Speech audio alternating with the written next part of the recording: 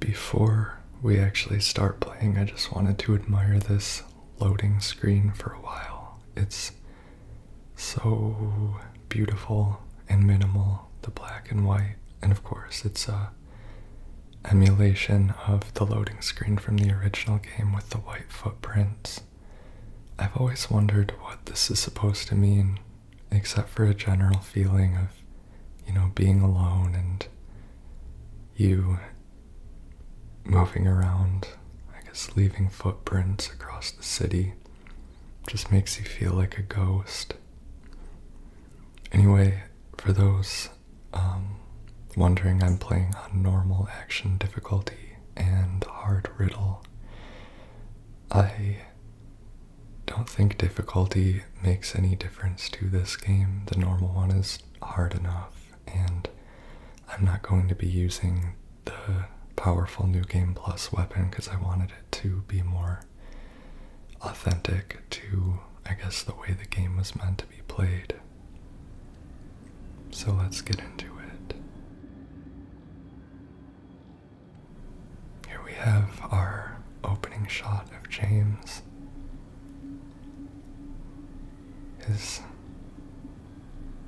I love his hands, the close-up on his face. I think they did a good job of making this scene a little more cinematic while not losing the eerie, quiet, sort of minimal feeling of the original opening cutscene. And the way they bring the music in like that, just perfect. They recreated this. This scene, this shot is taken directly from the original game, and it was already perfect. And I'm really happy they emulated it like this. And used the lighting technology to make the room brighter. You just start this game wondering, who is this person? And I think to an extent he's wondering that himself. Mary, could you really be in this town?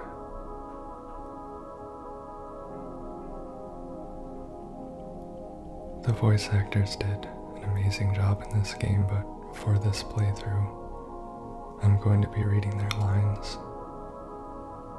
I find that voiceovers in ASMR gameplay can be a little obtrusive to the soundscape.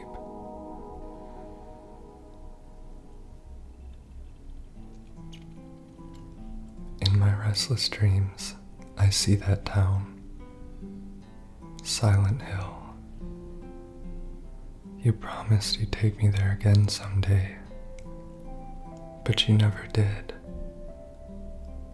Well, I'm alone there now, in our special place, waiting for you.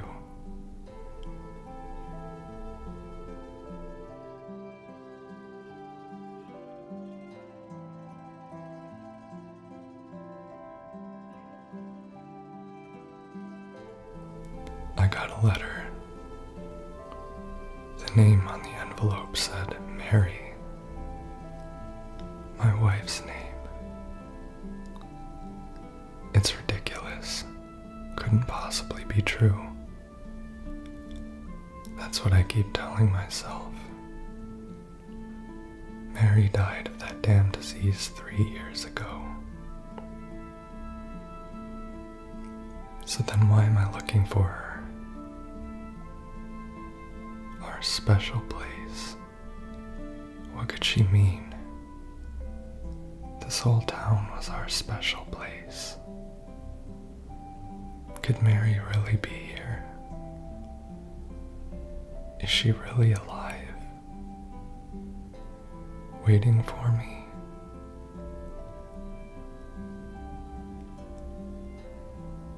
And now we take control of our protagonist.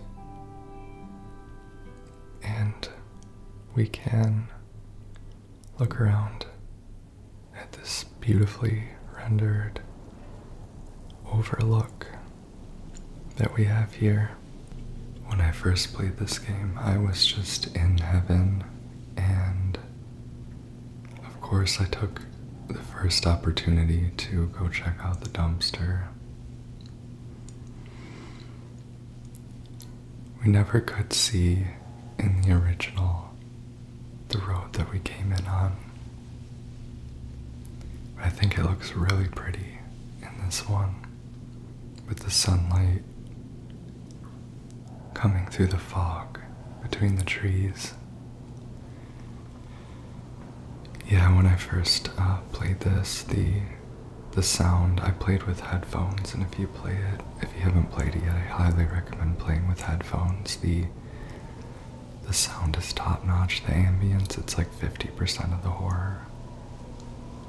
They have the sign for Paleville and Old Silent Hill and such up there. And then our mysterious white van from the original. So we're gonna run to James's car because it has one of our most important items in it, the map. An interesting secret was actually discovered in James's car by people using a camera mod, and then I think it's also in the game, but I saw posts from people using a camera mod. I wouldn't look that up. I would only look up secrets and stuff after you beat this game if you haven't.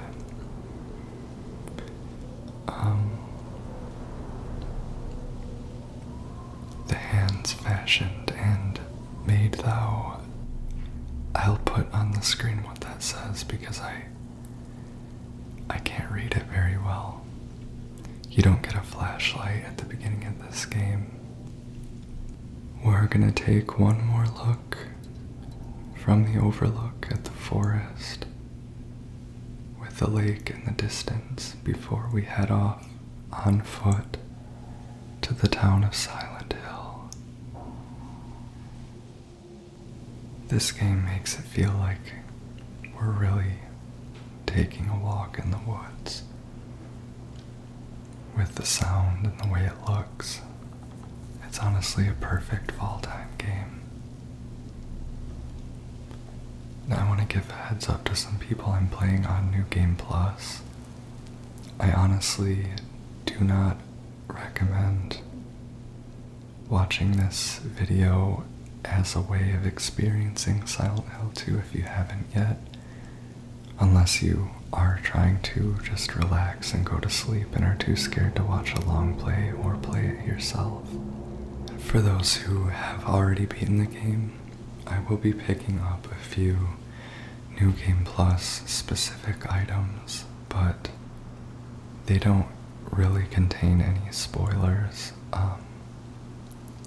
They don't really tell you anything, so they're just interesting and cool, and I really think they should be considered part of the complete experience. So here's something I didn't notice on my first playthrough. A note on a picnic table. Grave truths lost to the mind shall flow white into a void chalice. So the life of red shall commence. There is a motif of the colors red and white in this remake that is much more noticeable to me than in the original. I don't remember there being a pronounced motif of red and white as colors specifically, but it's very interesting.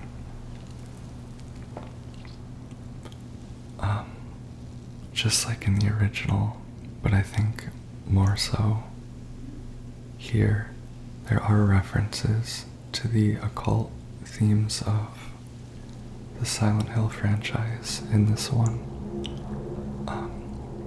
but they're subtle and mysterious, but they still feel purposeful and interesting. Now we see the red glow coming from the well.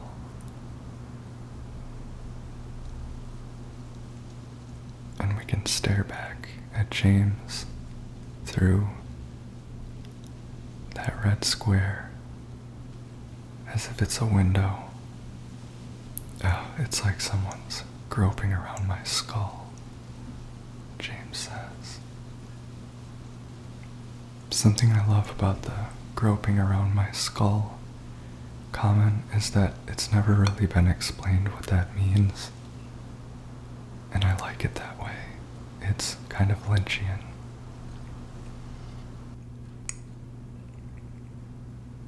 Here we meet our young woman.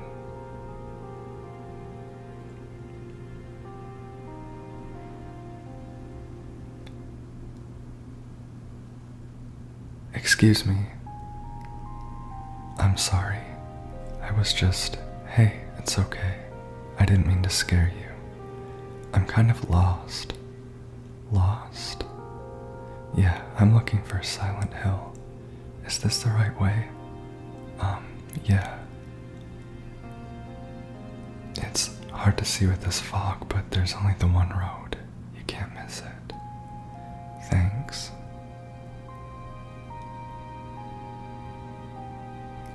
I think you should stay away. This town, there's something wrong with it. And it's not just the fog either. Is it dangerous? Maybe. It's kind of hard to explain, but I'll be careful. I'm not lying. No, I believe you. It's just, I guess I don't really care if it's dangerous or not. I'm going either way. But why? I'm looking for someone. Someone very important to me. Me too. I'm looking for my mama. My mother. It's been so long since I've seen her. I thought my father and brother were here too, but I can't find them either.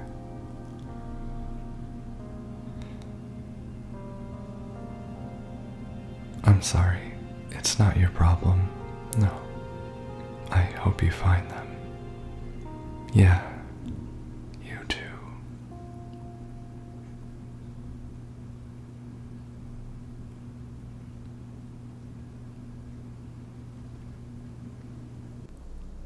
So there we have our first encounter with this apparently kind of uncomfortable young woman who also seems a little bit lost the way that we are. And over here is an item, Crimson Ceremony, that you can find after beating the game once. And it contributes to one of the endings.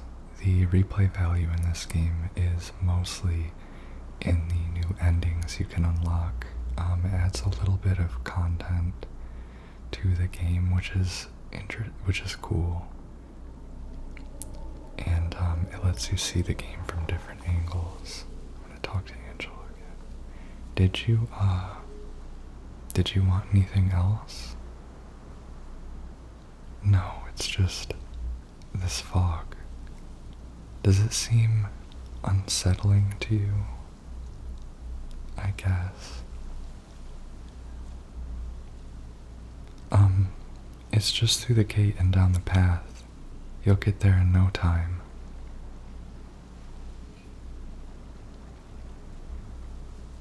Good luck finding the one you're looking for. Yeah, I should probably get going. I love how James ends that conversation on a note of social awkwardness. It's just such a good nuance to that bit of dialogue there.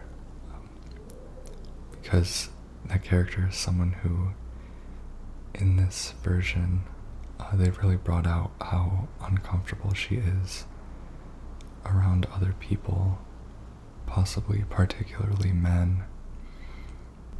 I want to check out this environmental detail over here on this chapel door. There's scratched onto there, it says, have sinned and fall short of God's glory. That's a thing that many people will not notice, and there are a lot of details in this game that you really have to look closely for. And I really appreciate the attention to detail that Bloober Team gave. Now we're passing the Silent Hill Ranch.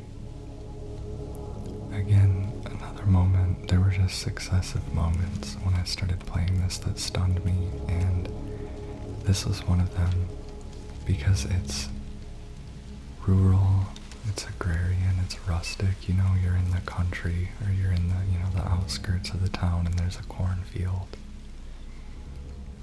And apparently some lumber and trees, and in the original game, you pass Silent Hill Ranch and you're on a dirt trail, but in this generation of gaming, you can add so much detail.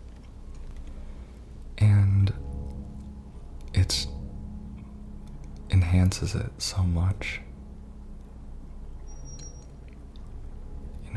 Because in Silent Hill, you usually think of like a town, a downtown and shops and such, and in the original, you never saw much of Silent Hill Ranch. You just basically passed the sign and saw there was a dirt field, and if you look up there, there's a silo and a scarecrow and like a barn, I think a greenhouse, things like that. And I worried that this game has the original Silent Hill 2 has such a particular atmosphere rooted in the minimalism of the PS2 graphics and just all of the visual and cinematic choices they made. I was worried that adding detail would become gimmicky. So here, I'm gonna read this note. Went to town to get the window fixed. Spare keys in the drawer. Hello, anyone here? Says James. We trespass in the auto shop. I had such a nice time recording the ambience and music in this game for the background sound. I wanted there to be I wanted to honor the amazing sound design in this game. Of course, there's nothing like actually playing it. But I wanted to honor the sound design and make something pleasant to listen to by just using, you can adjust the volume levels so that there can be nothing but the ambience and the music as separate elements, which is cool. So I did that. For the background sound, you're hearing things that I recorded from standing around in different locations in the auto shop just there. We got that amazing water dripping with the spooky music. And right here is our first instance of something from the original game, a throwback there. Silent Hill. We see the name. So this beginning part of Silent Hill 2 is very long. It's mostly just walking. And it builds anticipation and makes you feel like you're kind of going down the rabbit hole. You're going down this long passage into a place that you can't escape. It is preserved from how the beginning of the original game was. And I think it's pretty bold to have done that. Of course, Bloober Team went to a lot of effort to please fans, but I don't think that just pleasing fans should be seen as the basis of the creative choices they made in this game. Because there's a reason that people are fans of the original. And that's because, one, it exemplifies so much of the best of survival horror, but two, because it places the psychological horror feeling and the atmosphere and ultimately the themes of the game first through most of it. And the gameplay is just a medium for that. The gameplay really is the unique medium for that in video games, and I think the way to do a great video game is to use the medium in a way that no other medium can.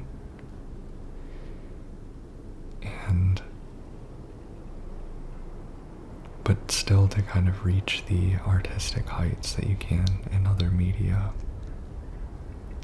That flower shop from the original, you can now go inside. It's full of wilted plants.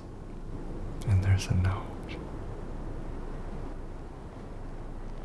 Miss Cassandra, a customer came in today, ordered a mixed bouquet, red and white. I tried to explain it's bad luck, but he couldn't decide on just one. He seemed a bit off. Looked at me like I wasn't even there. He just left, said he'd be back to pick him up later. I wanted to let you know, since I might be gone by then.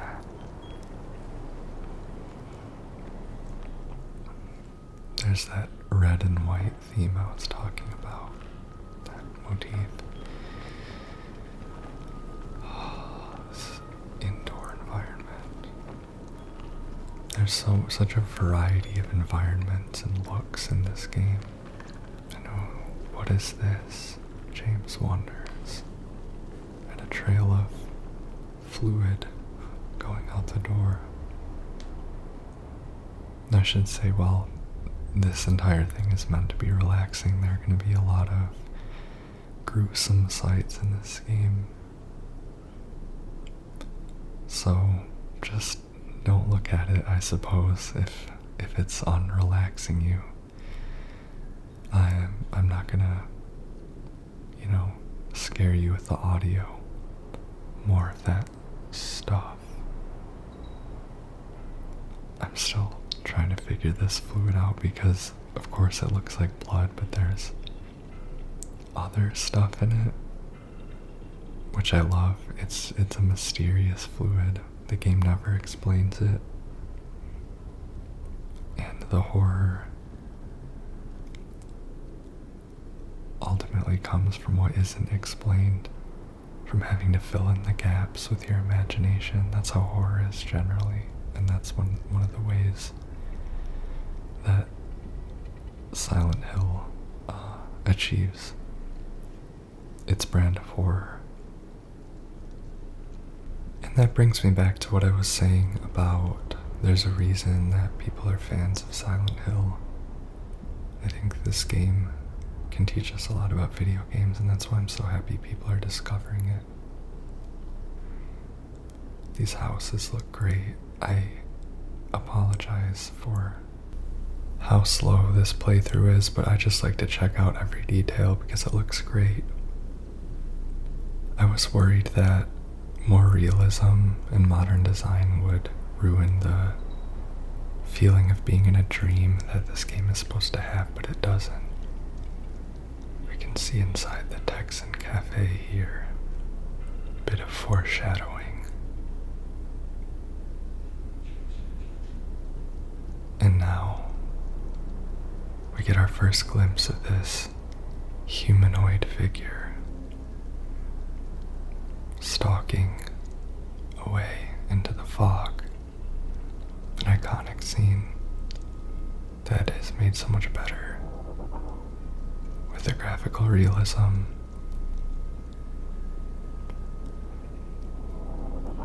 Over here is another one of those memories. Pretty cool. I'd like to see what's beyond here. Another dirt trail. Look at that barbed wire and fences. In the real world of Silent Hill, I like how there's a lot of chain link and you see that connection in the other world. What happened to this town? A street collapsed for no reason. Another great Silent Hill thing. And then more of this mysterious fluid leading down around the side of this house.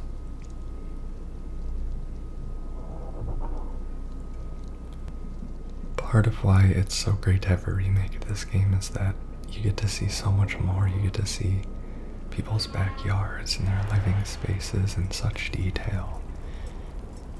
And it really feels like a living city without feeling like, you're in the real world, without spoiling the atmosphere. It reminds me a lot of The Last of Us, the way that you traverse these abandoned urban environments and such. And also this game has sort of a similar rhythm to the gameplay in The Last of Us, and combat, especially the melee combat, which is a good thing to me. I just equipped the chainsaw real quick. I'm not using it in this playthrough, but I don't remember why I even equipped the chainsaw.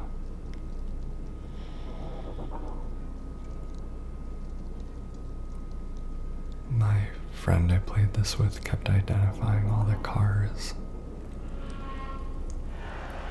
Here, he's a mechanic. I guess we're following the trail of blood into the garage. I know it's common in horror to make dumb decisions, go places you shouldn't go, but Silent Hill can kind of justify that. Because you're already in a dream, you're not literally in a dream, but nothing may as well surprise you anymore. And it kind of works with the strange, terrifying determination that James has to find his wife, that when you follow a blood trail into a house, it's because you are willing to go down into hell to find Mary. It's really cool how it turns that horror trope on its head and makes it work. Also, I apologize if you hear the occasional honk of a car. I live in a city and I've completely given up. There's no time of the day where there isn't city noises happening in the background. The radio emitting its unnerving static. Why is this thing on? What is it telling me? And here's the figure we saw earlier wandering into the fog. What is it? I watched some streamers who'd never played a Silent Hill game playing this, and I loved their reaction to this creature. They're just like, what is this? The creatures in Silent Hill really don't justify or explain themselves. People were like, is there gonna be a zombie? And there's really no explanation for what these things are. We finish it off. Is this what I saw in the fog? Whatever it is, it's not human. I feel like in most horror media and games you kind of have an idea what the monsters are. There's an explanation, there's a story. Sometimes it's science fiction, sometimes it's, supernatural. Silent Hill never really explains its monsters. It's a mystery. Of course there is an explanation, obviously, but it's very abstract and it's not the point. You're not meant to scientifically explain what the monsters are. That's how they feel, that's how they're supposed to feel. You can know what they are, but you can't really know what they are. That's what I love.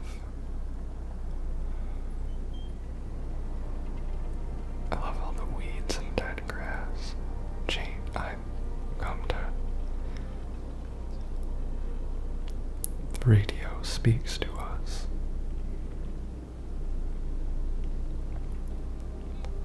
Tingf. Tingf. Ijuk. Ijuk.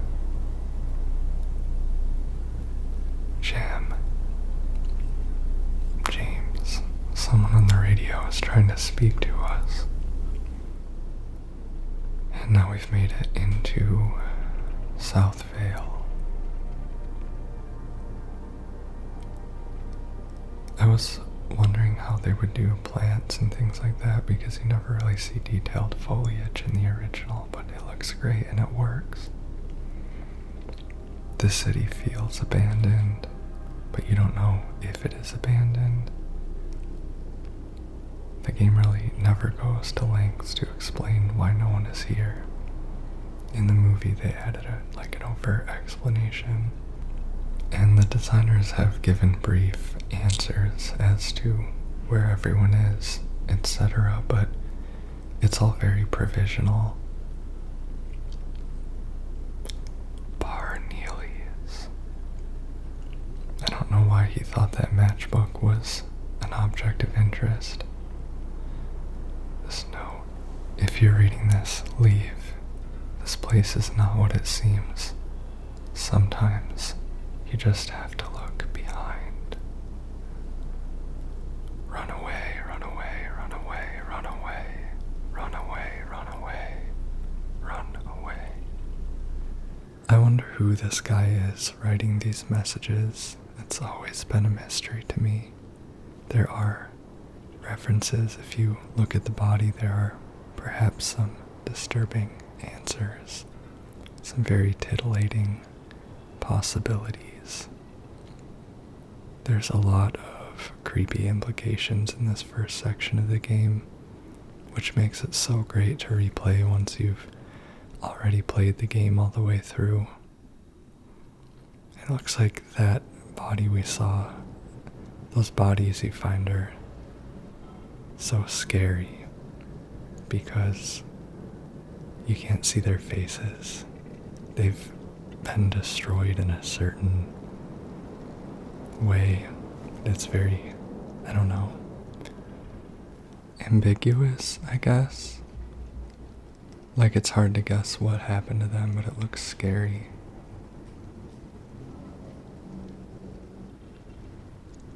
Now we can start exploring buildings, which is my favorite part of the beginning of this game. So I'm just gonna bust in the window to this barber shop and go see what's inside. And all we find is this note. This ominous note. I saw him again, or at least I think so. He says he didn't, but I don't know anymore. I'm tired. Can't find it. Doesn't matter. That scraping noise again. That note is a bit of foreshadowing for us, with the scissors and the contents of the note themselves. Has to do with actually a very important, very famous character in this game. And they still got the lying figures that hide under cars and come out and are terrifying and erratic. They're a little less annoying to fight in this game than the original, which I appreciate once you figure out their pattern. And here's Texan Cafe, another location I find very comfy in this game.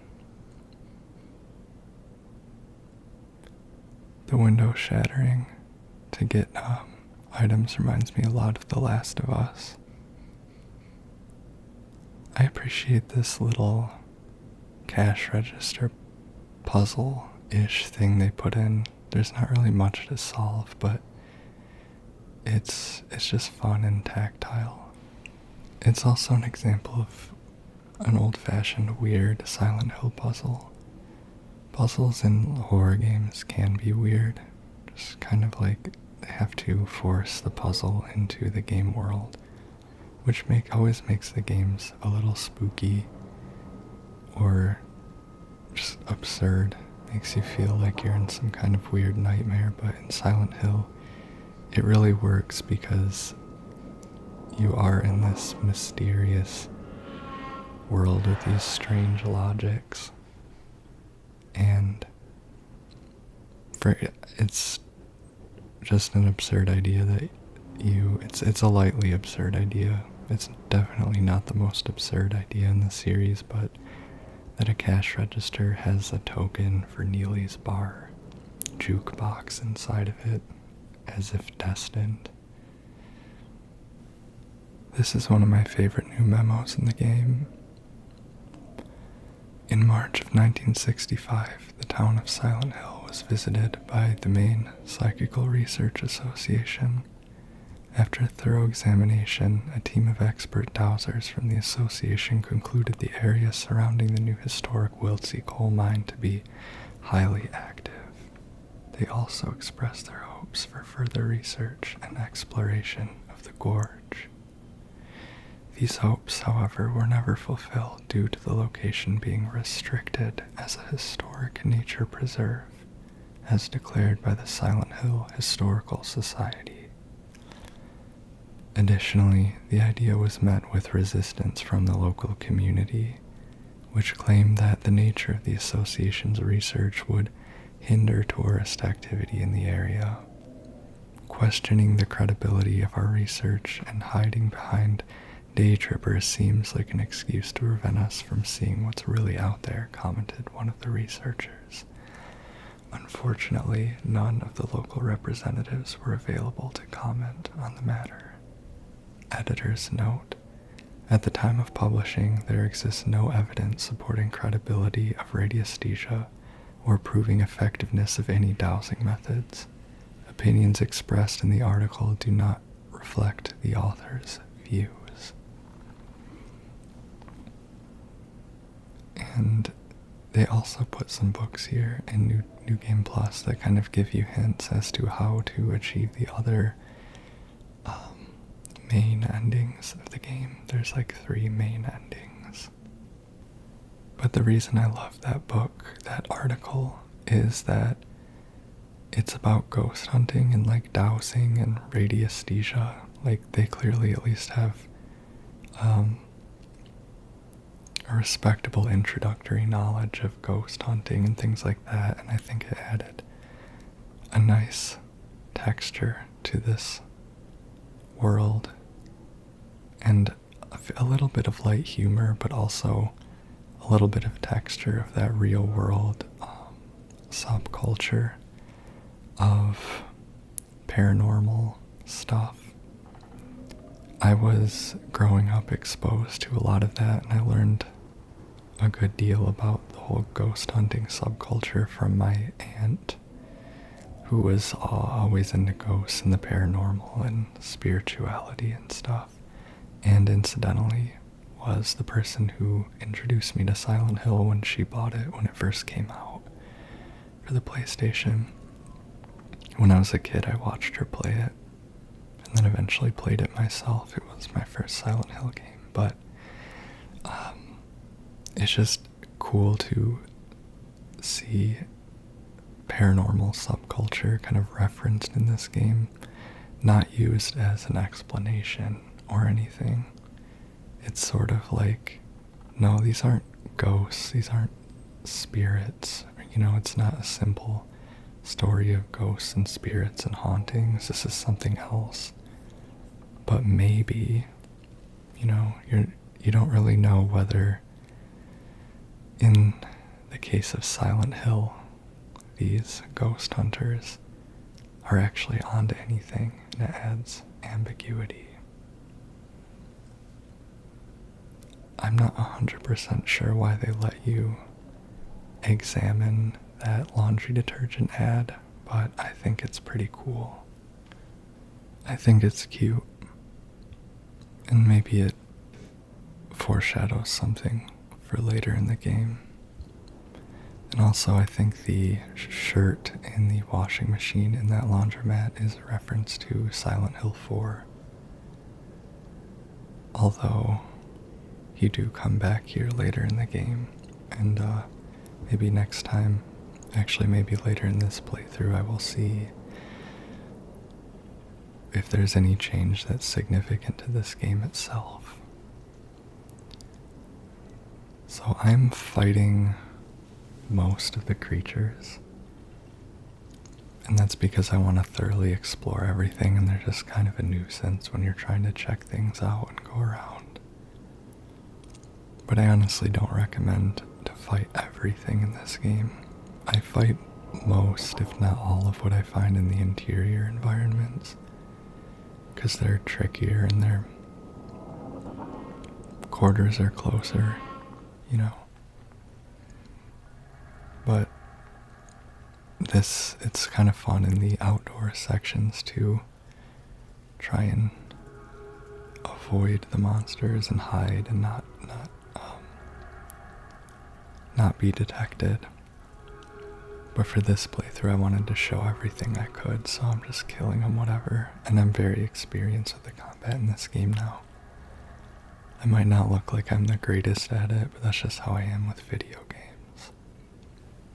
So I'm not going to read this to you because it's a New Game Plus thing related to a joke ending, but your new best friend, if you want to take a look at the cute poster, that thing gives you hints. There is a note on the diner table. That man was here again. I told him he'd been warned not to come here. He acted like he didn't know what I was talking about. Anyway, he got up and left. He didn't make any sort of fuss, but there's something about him that gives me the creeps. When I look at his face, it's like I'm staring at a mask, and there's something underneath waiting to get out. I don't want to be there when that happens. Creepy. There's this narrative going in all these notes we're finding about some weird man, some panicking man, some possibly delusional man, or something who's creeping everyone out. That's the narrative of this area. Something I love about the original game and about this one as well is the way that stories of people you never meet are told through the documents and notes that you find throughout the town. And in this one, in most of the areas, there's sort of a narrative that you can follow of specific people through those notes. I hope you are enjoying the ambient sound of the game I put in. I really like the wind blowing and the sound of the outside in the game. I wouldn't have envisioned it this way, but there's always the sound of the wind as if the fog has a voice or something like that. The fog obviously is iconic, but the sound design of the original games couldn't really do justice to what the town would sound like. It is a really good sounding game even if you turn the music off. Although the music is excellent, you should really play this game with headphones and appreciate the music. It keeps the unnerving ambient music of the original. The music in Silent Hill is just horrifying. It is hands down the scariest music in any video game. It's scarier than almost any music I've heard in a movie. Possibly any. It's the scariest music ever. Nothing comes close. Akira Yamaoka it's a masterpiece. And I'm not just talking about like the soundtrack music. I'm talking about like the ambient music that doesn't make it on the soundtrack but plays in the background of certain environments or rooms. And speaking of music, here we are in Groovy Music Shop. Cute location. Although I cannot stand the two lying figures in this room at the beginning of the game when all you have is a stick to fight with. They're a real pain, but I guess they teach you a lesson about fighting smartly. Get broken vinyl record and vinyl glue. I hate defiling this shop by breaking the windows, but there's resources in them. And resources are very precious early in this game. What's our note here say? The record store note. I must have decided to... yeah. So the monsters in the record store respawn, so I ran out here to read it. The janitor came in the other day, drunk and in tears. Had half a record with him. Kept yelling, "We gotta fix it somehow." I was willing to do it just to shut him up, so I got up to get the glue from the cabinet, but then he realized that he only had one half, so he ran out. Can't do much about the record. Maybe ask around at Neely's next time you're there. Might be one of theirs. So this person that we're hearing of is a janitor at Groovy Music? I don't know. Groovy Music is one of those things that I find so comfy about this game. Just all these little shops and stuff. Some of them have scary things inside, but they are, I don't know, so nice. Here we have some posters that teach us about the different attractions in Silent Hill. Toluca Lake. Enjoy almost 60 acres of a picturesque retreat. It's the perfect romantic getaway. Lakeside Amusement Park. Spend a magical evening with Robbie the Rabbit, Kathy the Kitty, Huey the Horse, and Dawn the Duck. Fun times await. Lighthouse. Take in the view. Let it take your breath away. Old Silent Hill. Venture off the beaten path and discover the hidden gems of Silent Hill, such as the beautifully preserved Balkan Church. Old Silent Hill is actually the main location where the first game takes place. A different district or area of Silent Hill. How Silent Hill is described can be a little bit confusing because sometimes they call the areas towns in the game, but as I understand it, it's all one town that's connected. In any case, it's all Silent Hill. It's all part of the same place in some way. Check my map. I guess now it would be a good time to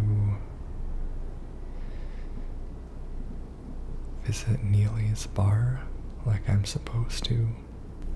People keep driving by my apartment, blasting music out of their car as I live on such a busy street, it's driving me insane. I'm all for enjoying music, but when I'm recording ASMR, I get very curmudgeonly about how people live. It doesn't help that this microphone could pick up like a mouse sneezing in the neighbor's house, but I'm trying to remain serene so I can keep you serene with my voiceover. I'm gonna do what needs to be done to this cop car. I always do maximum damage to that thing when I walk by it in my few times playing this introductory section.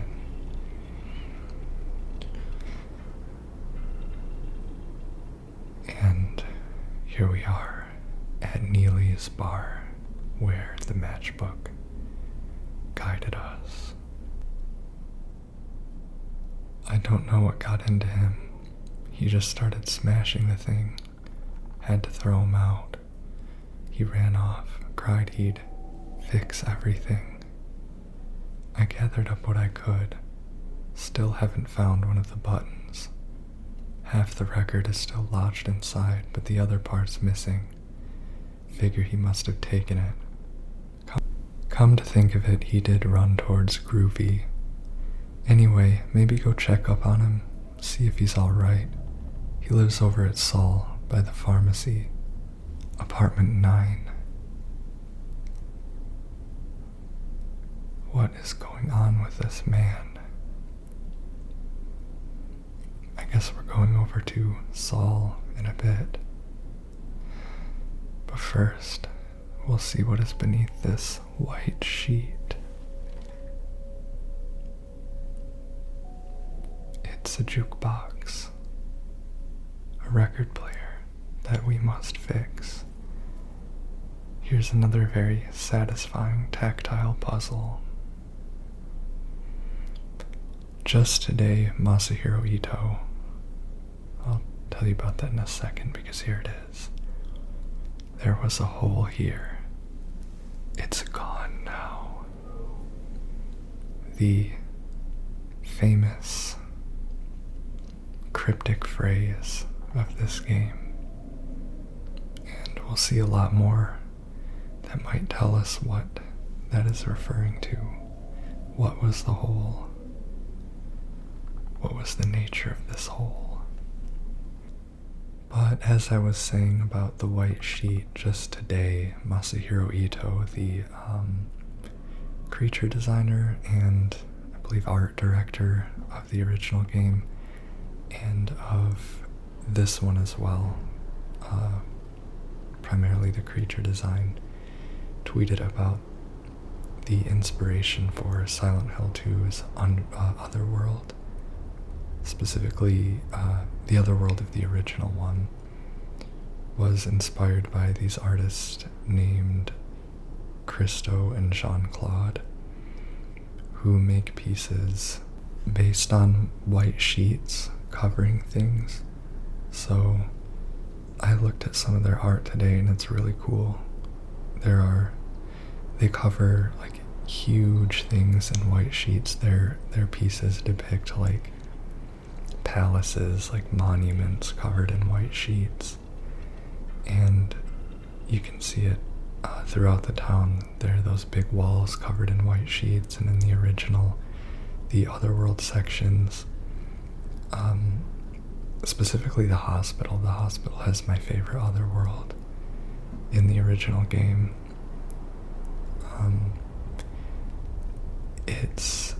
It's very muted. It's not the typical rusty brown thing, but rather white sheets covering the walls. There's a note on the ground. You will see sooner or later. You will see, with a bloody drawing on the back, finger painted. This one says checked from 0000 to 4013. Took almost 2 hours. Had to run. Checked from 4014 to 4439. Had to run again. I feel like I'm so close. I just know it. So whoever that dead person was there against the truck, leaving his own cryptic notes just like the other one, seems to have been manically attempting to get into some lock with a 4-digit combination.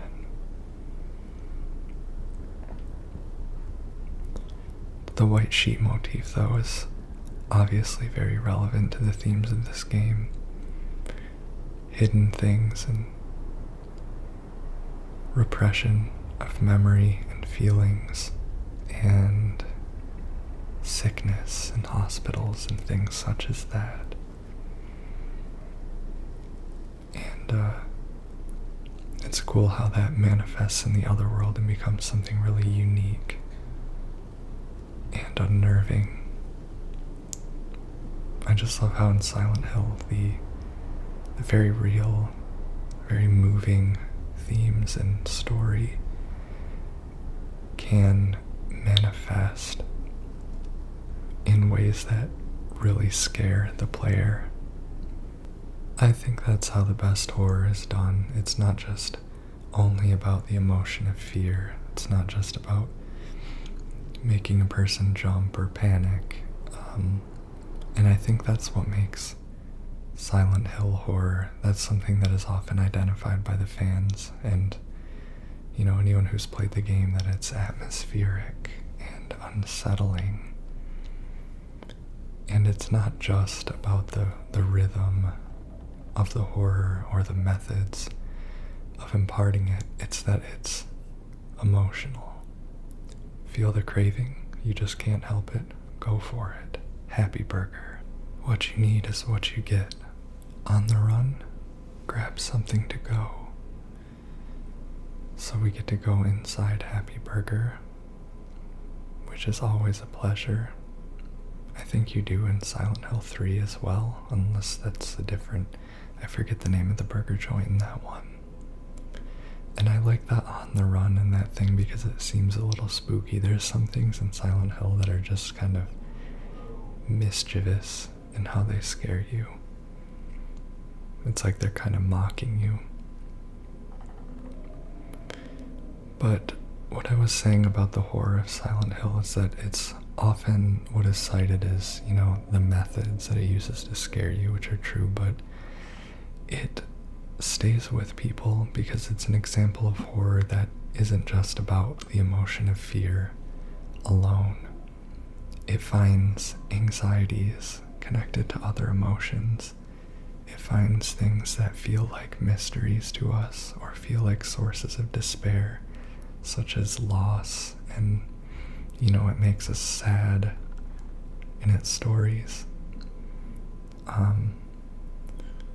And so it's really about the subject of the fear, the texture of the fear, and finding where fear lies in your psyche and what it's connected to. That's why when I play a Silent Hill game, I get terrified, of course. But it's not... I want to play it for... what I leave Silent Hill feeling is different than... I don't look back on a Silent Hill game and just think, whew, that scared me. That was a stressful, scary experience. I guess I've said before that I kind of feel a sort of comfort in an interesting way. I feel like I've had some sort of emotional journey. And I think that's why Silent Hill touches a lot of people.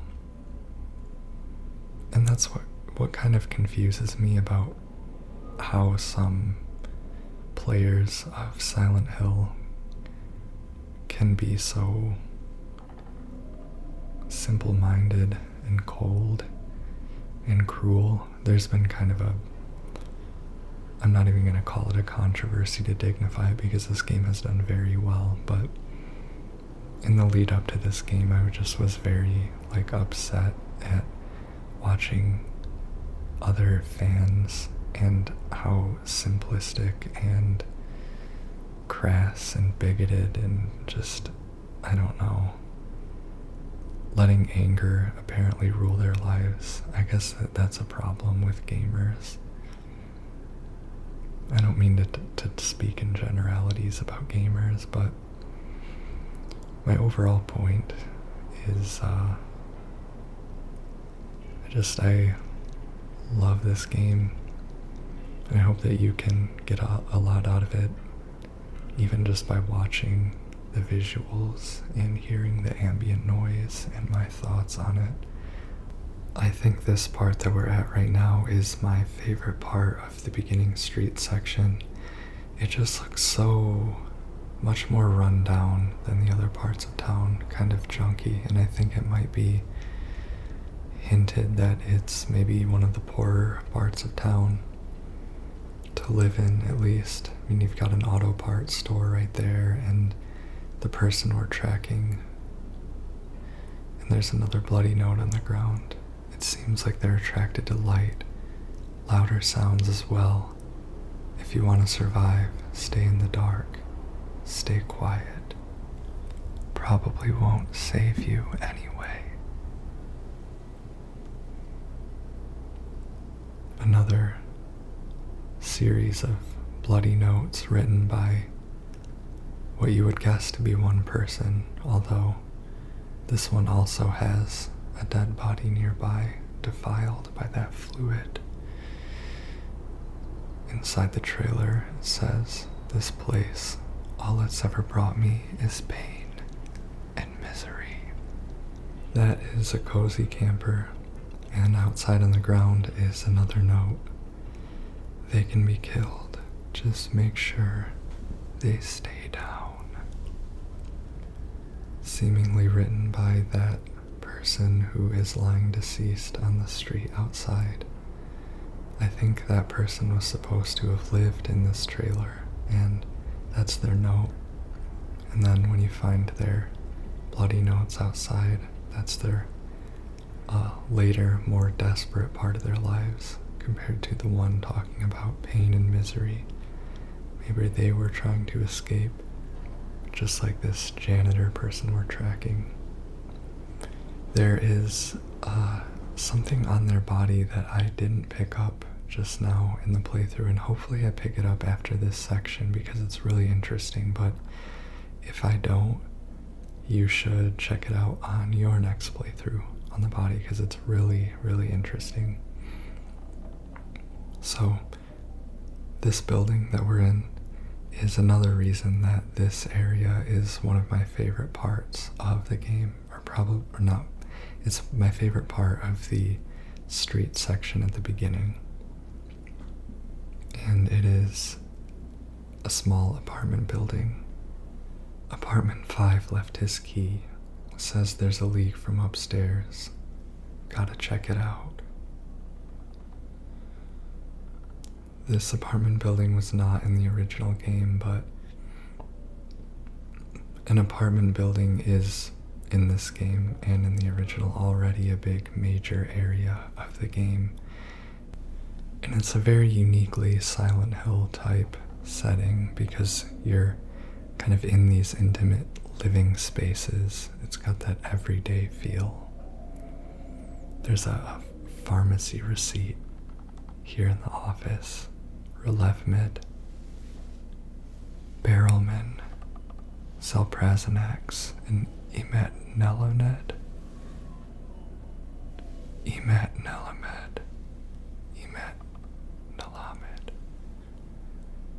I want to look up what, I really don't know what those medication names have to do with anything. I truly don't know what that receipt has to do with anything, but another one of those awesome mysteries, and I'm pretty sure the names have some sort of significance because they sound like Hebrew or something. And I know there's Hebrew later in the game, and that Jewish mysticism contributed a lot to the occult lore in Silent Hill. The Gaming Muse has a pretty cool video on that. But yeah, Emetnelamid sounds Hebrew to me, vaguely at least. I don't know Hebrew. But I like that they added yet another apartment building because it's, I mean, of course, there's more than just 2 apartment buildings in any given city. Like, lots of people have to live there, and so it's like they're giving you another small apartment building. It just kind of makes the city feel even more lived in, literally. And it just reiterates the themes and the mood, I guess. It's interesting. Like, to find this item to go on, you have to enter someone's private residence while they're gone, while it's abandoned. I love the view off this balcony. I was stunned by this when I first played it. Especially when you climb up here. The way those telephone poles are, or those power lines are towering over the fog and you can't even see the ground through that thick fog. My favorite place to admire the beautiful fog in this game. Game, just practically speaking, in terms of cinematically speaking, this is a great area. There's a note here, and then she came and washed it all away. It all started to make sense again. It's this place. I can't fight it. Gotta get my head straight. Quick stop at Texan. Then we're going. It's cinematically great because the way that the balcony just fell behind you and it's your first like interior Silent Hill moment. This building is your first serious Silent Hill moment, I think. The rest was just set up.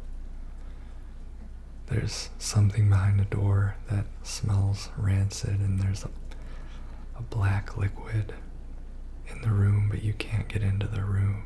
And so you have to go around the corner into the adjacent bathroom with the sunlight beautifully streaming in, and reach your hand into this hole,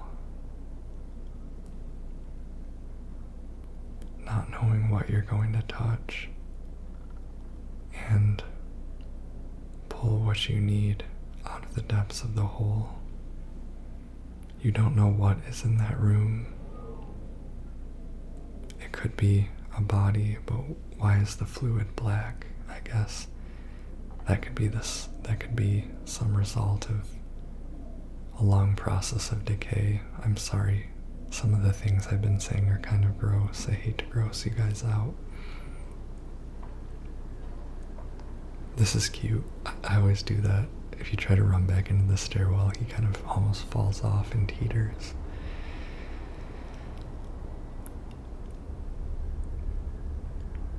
But this was another instance of just the absurd things you have to do to traverse a Silent Hill game, and they are iterations of the kind of weird, circuitous route that survival horror games send you down as an excuse to have you do puzzles and challenges, to give you challenges to overcome. But in Silent Hill, it's fused so seamlessly with the story and reality and world of the game, where that survival horror game, those survival horror gameplay quirks elevate the experience on a deeper, elevate the, emotional experience and the thrills and the sense of the surreal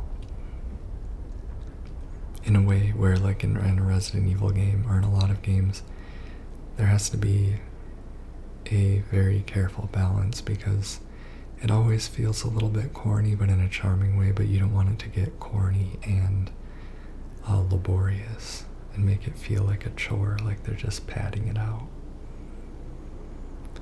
And I've heard some reviewers say that this game has some padding, and I see what they mean, although to me it never feels like padding. But in some games, like in BioShock, for example, I remember there's parts where it's like, okay, you just added an obstruction in my path so that you had more things for me to do to get around that obstruction.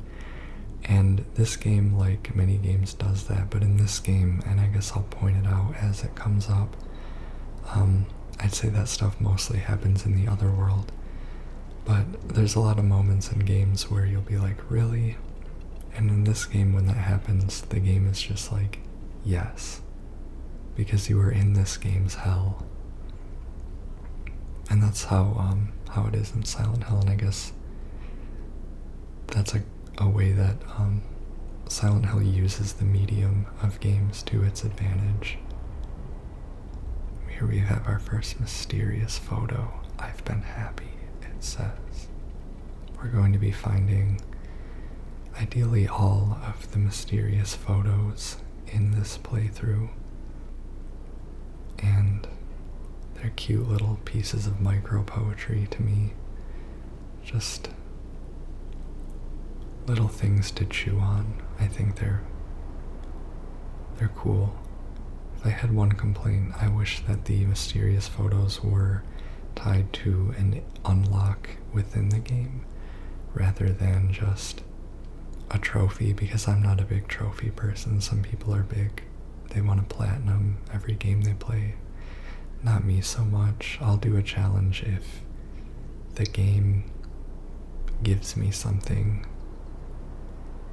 in return, whether it be in the form of some kind of unlockable or, I don't know, ending or story or anything. If it works into the logic of the game.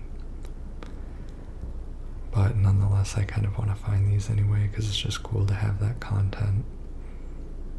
And it's a nice part of the, sort of nice things to look at and read of an ASMR relaxing playthrough. I'm in the pet shop now. I really enjoyed being able to visit this pet shop. Let's read what it says. We caught it near cats. We should have never brought it here. I don't know what to do. I know it's there, sitting and staring. Can't let it out. Can't walk away. Won't let me go. Don't look at it.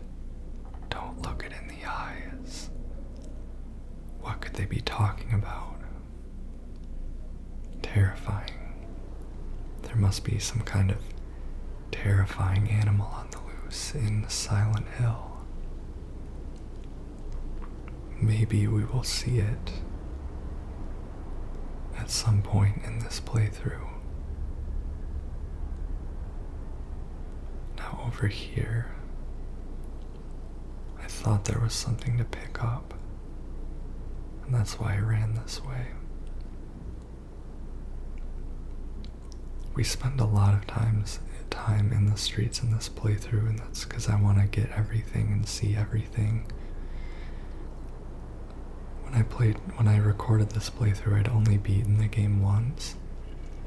So this playthrough is maybe slower than a playthrough of a game I've beaten more times, like one of the original Silent Hills, because while I was playing this, I was still discovering new things, whereas in those ones I was, very familiar with them and only intentionally stopped to look at things that I thought might be interesting to viewers or that I wanted to comment on. Now we can do, honestly, it's so early in the game, but this is one of my favorite puzzles in the game because of the storytelling involved. So we've got this grocery store, and we got this note earlier about this man frantically trying different keypad combinations, 0000, and on, until he gets to 4439 and has to give up, but he knows he's so close, so we continue the work for him. 4443, 4444, 4445, 4446. That's the one. I love that puzzle. When I figured it out, I was so excited because it's based just on the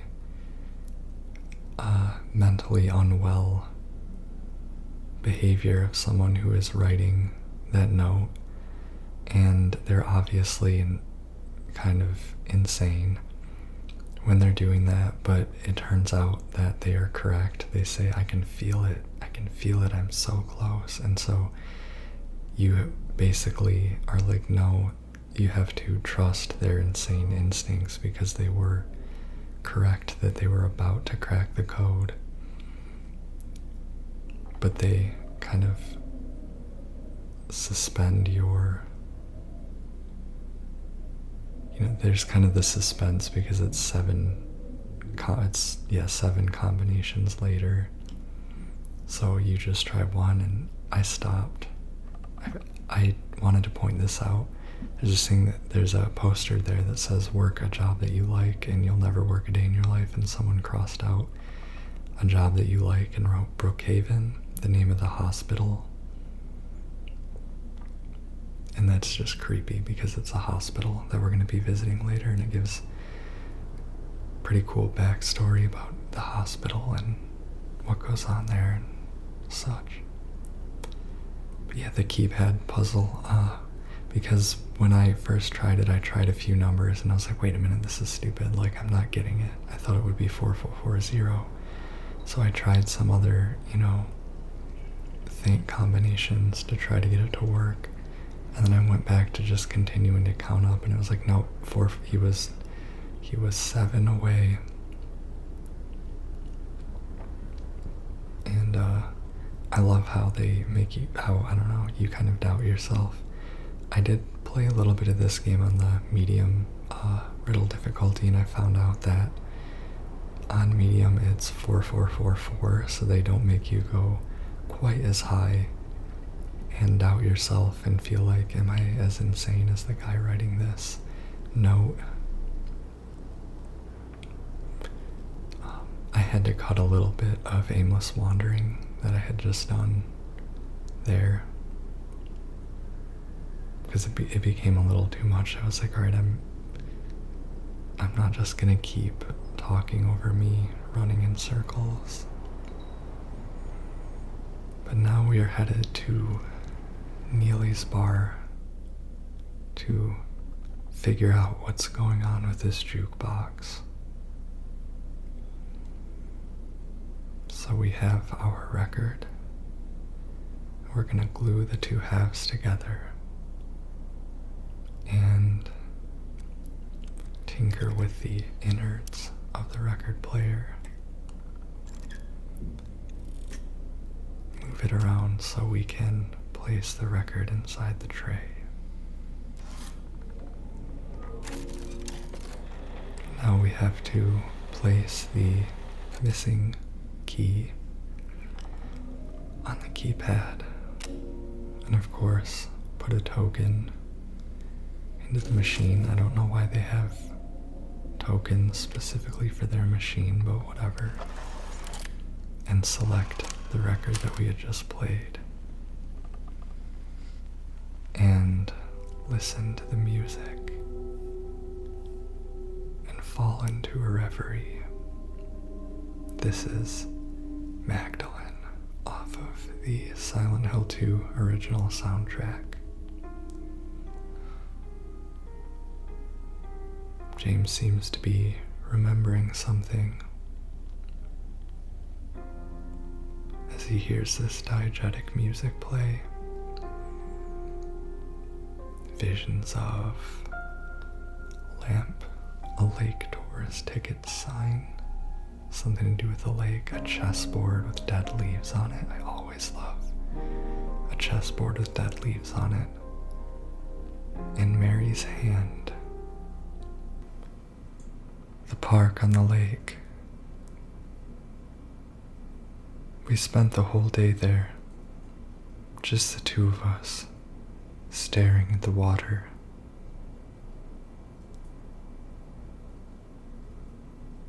And then, as if God is guiding the jukebox, the record starts to scratch, and the machine breaks down and spits out a key to exactly where we need to go. The back of Neely's bar. So we're gonna head back there and find what we need to continue in our search for Mary, which seems to be set up for us by some other power. I haven't really done my YouTuber shtick or just talked to you guys yet, but if you're listening right now, I'd love to see your comments, hear what you have to say. Have you played this game? Are you interested in playing this game? How do you feel about it? How do you feel about this kind of video? I made this more for me than I did for, my YouTube brand or whatever. Let's read this note. Backroom letter. He came back after you left. It's fine, he didn't try anything. He just seemed sad. Mumbled something about getting out of town with someone. I wasn't gonna let him drive in his condition, so I locked him out. His car should be out back. Maybe check if it's there by morning. It's the greenish blue one.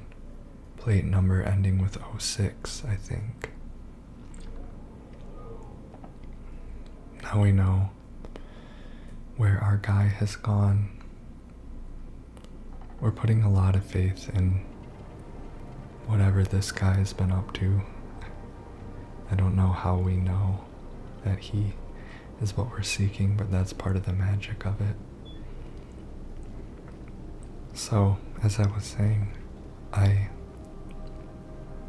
made this video as a passion project. I know that my other 3 Silent Hill Let's Plays have been well received by some, but not the most asked for thing or anything, but I'm really happy that I can make these and at least some people care. And I guess I hope that this video, more than anyone, I hope that this video does something or is enjoyed by people who are brand new as fans to Silent Hill. If this was their first Silent Hill game and they fell in love or even just liked it enough to want to fall asleep to it. Because when I played this, I might have already said this, but I wished that I think I would have loved it if I had never played a Silent Hill game. I think it's a really special introduction to the series, and if any old heads are being elitist towards you, with this being your first Silent Hill game, you can tell them I approve, because the original Silent Hill 2 is my favorite game of all time and has been since 2002, and I have been playing Silent Hill since 1999 when the first one came out. Not that I think that's a brag in itself, but I approve. I have high expectations for this game, and it matters a lot to me. I think this is an excellent Silent Hill game, and I'm most excited because we haven't had a Silent Hill game since, 2012, and that was a totally different time, and also those games the game that came out that year, Downpour, didn't feel like Silent Hill to me. And this feels like now we know what classic Silent Hill would feel like if it were coming out today, and it feels relevant again, and we get to live it with all that we've gained in video game technology in the intervening years. I feel that James is not nearly curious enough about things like this crumpled, dirty green jacket he finds on the ground. Although apparently he's not supposed to be. Now, this section made a big impression on me as well in my first playthrough.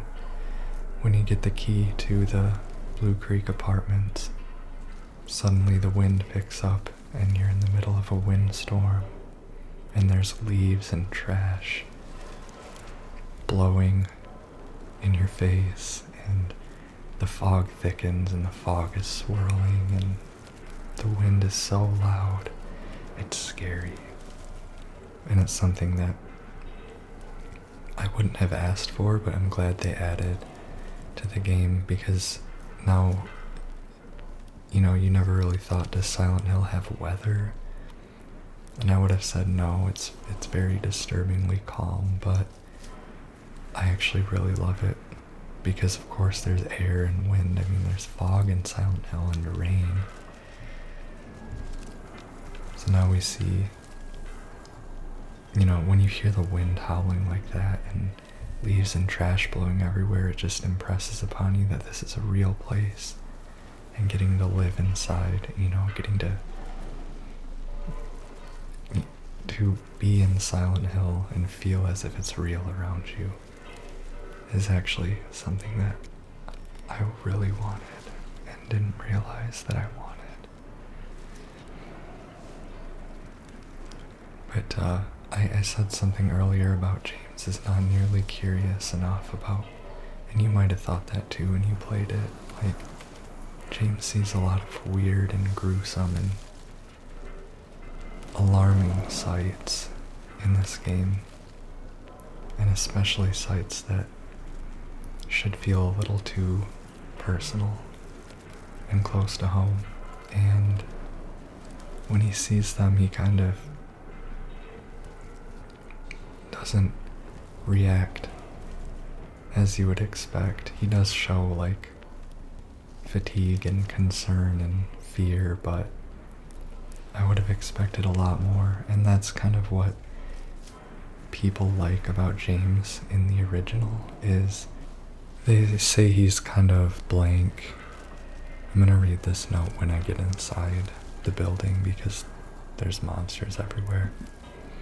They say he's kind of blank and he's not very emotional,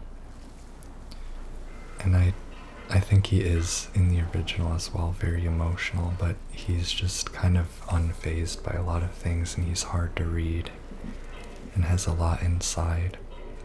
He's the opposite. He's the furthest thing from apathetic, but I think they handled that very well in this game.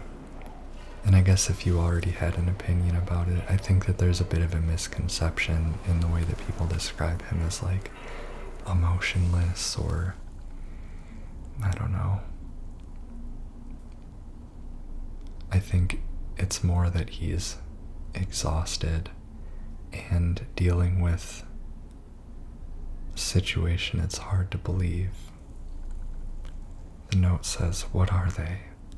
I shouldn't go through. I don't know why. I won't. They don't stink, but it feels like they do. No smell at all." That's one of my favorite notes in the game, because what the hell does that mean? They don't stink, but it feels like they should. I think the writers did a phenomenal job in this game. The English regionalizers / Bloober team is Polish and they all speak English, so maybe I shouldn't assume. But now I'm gonna sound ignorant, but I need to stop like pausing and re-recording. Bloober team did an excellent job writing this game, and anyone who worked on the writing nailed it. We are in the Blue Creek apartments now, reception office, and James is pulling the sheet off of yet another structure, another piece of furniture or appliance or what have you, and this time there are 5 holes, and we will be coming back to this, and I'll read the riddle and we'll solve that together. This music in the apartment office is one of my favorite pieces of chill music in the game.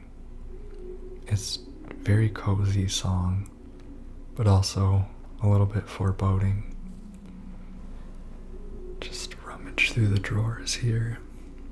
You'll see what I mean when I say that this game is sort of like The Last of Us. There's a lot of rummaging. People have complained about the rummaging, but that didn't stop The Last of Us from winning over 100 Game of the Year awards. There's a note here. "Dear Madam, in response to your complaint regarding the gunshots coming from apartment 217, we have paid a visit to the tenant and he assured us that he does not own any firearms. He was fully cooperative and granted us access to this apartment. True to his words, we did not find any weapons or traces of using one. Should the noises persist, please inform the janitor. Sincerely, Woodside Apartments Administration." What is the janitor gonna do about gunshots? I don't know.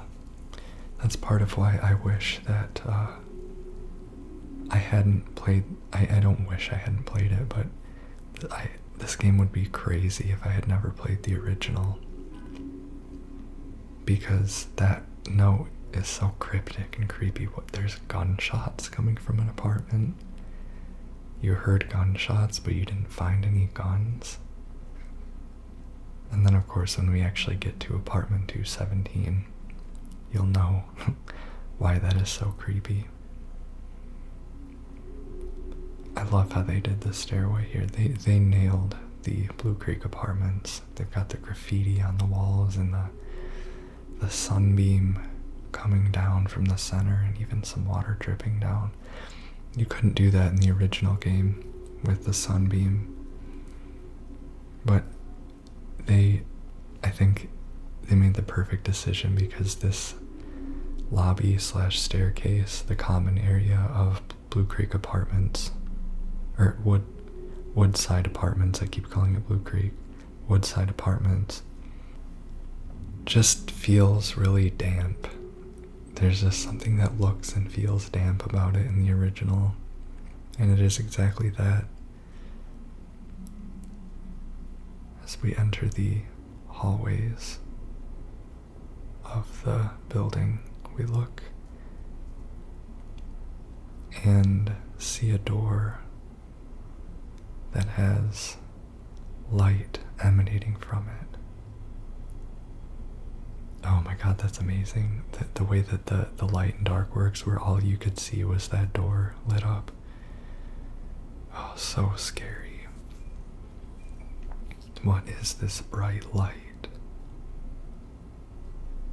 And here, our first mannequin. I've been having a lot of fun watching streamers who've never played Silent Hill 2 encounter this creature, the mannequin. Just hearing them be like, what the hell is that? And no, it's a mannequin, but I don't know, you'll see them fight it. And then I was watching one of this girl who plays with her mom, and James says these clothes, the clothes that mannequin is wearing, are very familiar to James. I was watching a streamer play this game with her mom, and they got ways into the apartment, but then they looked down at one of the mannequins that they'd defeated, and they were like, what is that thing wearing? Like a onesie? Like, they really looked at it. They were like, it has bare feet. It's funny. It's got legs for arms. And that same streamer and some other people, I just love watching them, hearing them play this and see all the monsters and be like, what are these things? Like, just completely puzzled about what the monsters even are. It must be so fun and scary. I suppose if I were playing this now, the one risk would be just completely losing me. Like, I don't know nearly enough about what's going on. I figure that might be a little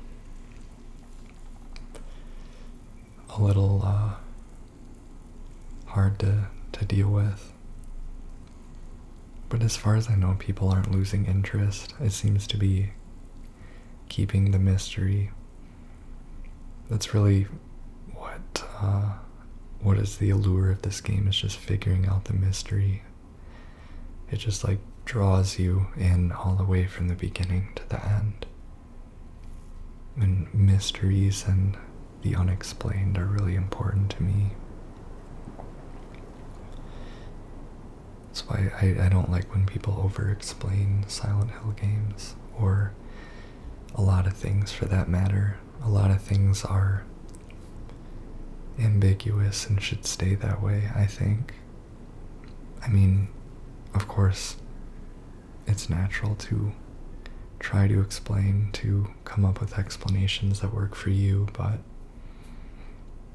also sometimes it's not about what is happening, it's about what you feel about what's happening.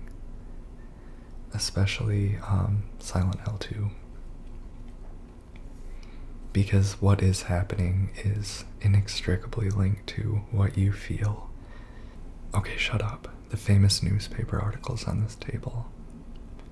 Locane siblings murder, perpetrator commits suicide in custody.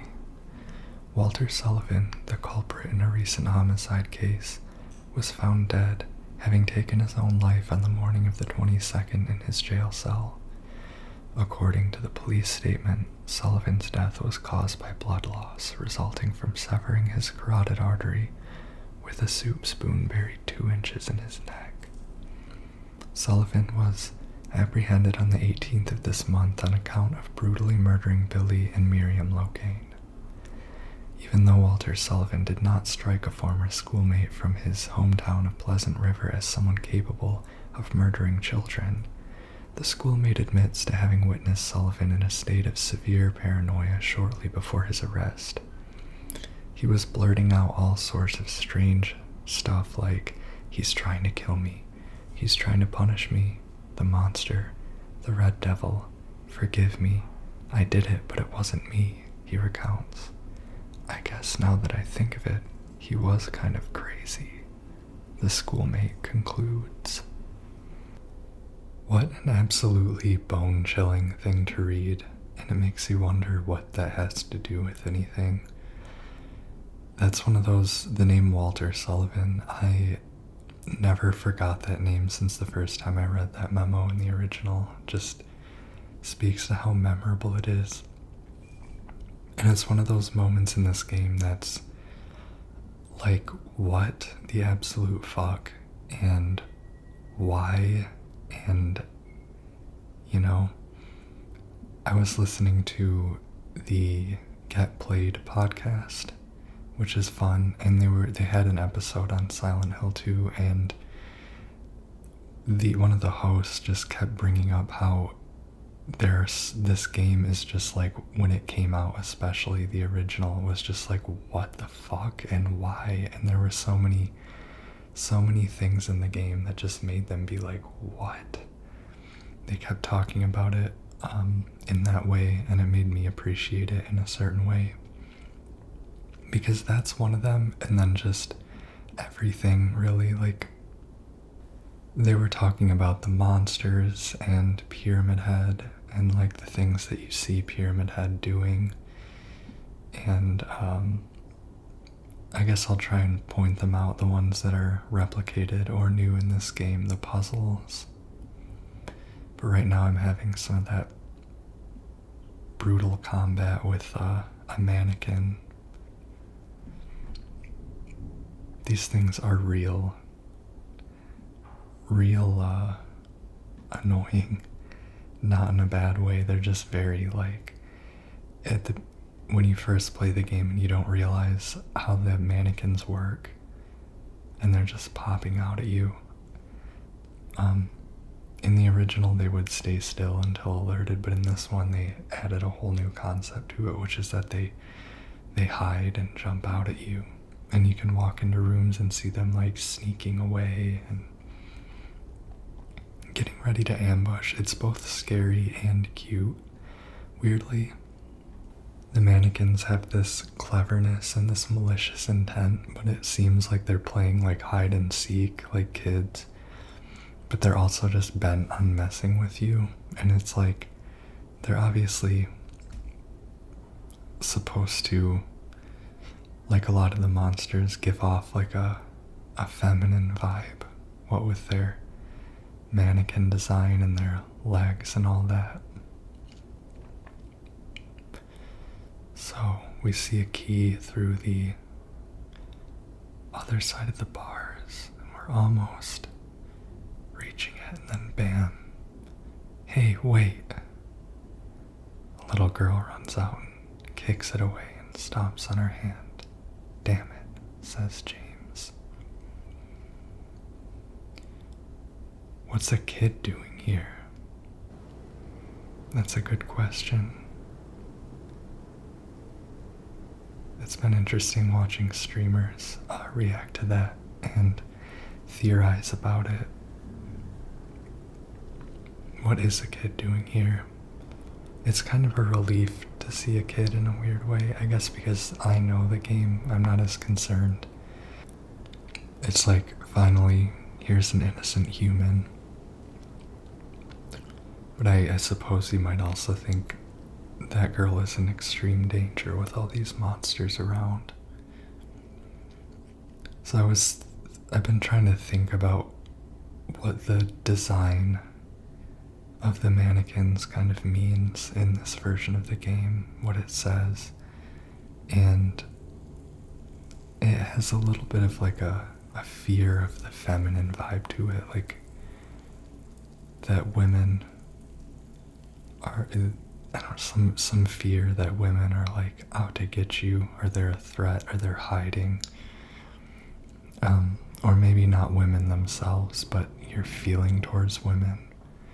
Maybe there's some sort of, you feel guilty and you're afraid, or you're anticipating being subject to revenge or something like that.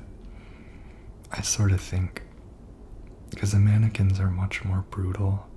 In the original, they were kind of, I think in both versions, they're kind of graceful and confident seeming, and like the other monsters seem like they're in pain and angry, and the mannequins do seem angry, but they seem confident, and sort of they seem like they feel like they have the upper hand.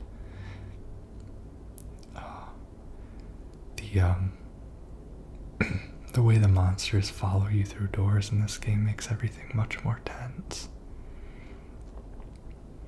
I didn't really explore that room much just now. I think I didn't need much out of it. In my further playthroughs of this game, I've been experimenting with the possibilities for stealth and for avoiding confrontations. There were a few times in my first playthrough in this game that I kept the light off and kind of walked. And it was actually a better idea to do that because there's certain scenarios and monsters in this game where it seems like you can just avoid combat, and that's much safer by using the darkness to your advantage. Here's the room that little girl was. There is sheet music on the bench of the piano. The song is called Ein Sim Blumen, and it looks like she's an artist. Huh, quite the artist, James says. She really likes to draw rabbits. This room is like a place of respite. I think it just seems like it's associated with peace, like with her, with the little girl that you see. There's no monsters or anything, it's just like a safe space. It's the room she ran out of. And I guess that's part of what seems so calming about seeing a little girl around. I'm wondering what this piano room kind of means. Not what it means, but if there's something I've been missing when I play it, because I don't know if it's just that as simple as the person who lived in this room was a musician, but this room comes back later and sort of repeats the sheet music. I'll point it out when it comes. This is one game, if you notice how the flashlight works with the darkness, usually it really irritates me to have such a narrow range of vision due to dark and light dynamics. In this game, and of course because I was having a great time, but in this game I love it and it never bothers me. There are times when I can't see anything except the circle illuminated by my flashlight. I listened to a podcast episode today about this game, and someone described it as claustrophobic. The darkness feels very imposing and makes you feel claustrophobic.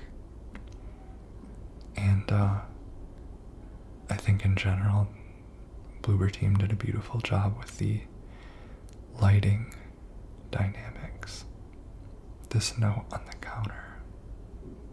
This room is sad and touching, and seems to tell a sweet, touching story about the people who lived here. I wanted to clear out the creepers, the bugs, before, and, loot some handgun bullets before I read the note over there, but that's a standout moment for me in the game. Please deliver these to Mrs. Millie from 102. I'm really worried about her. She's been cooped up all alone with his belongings for days on end. She won't even move them, and God forbid anyone else touch anything. It's breaking my heart just thinking about it.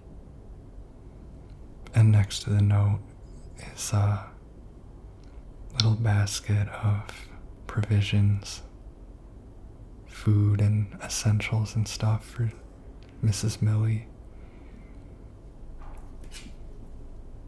It reminds me of my own grandma, because my grandma is my whole life, I remember she kind of takes it upon herself to take care of people.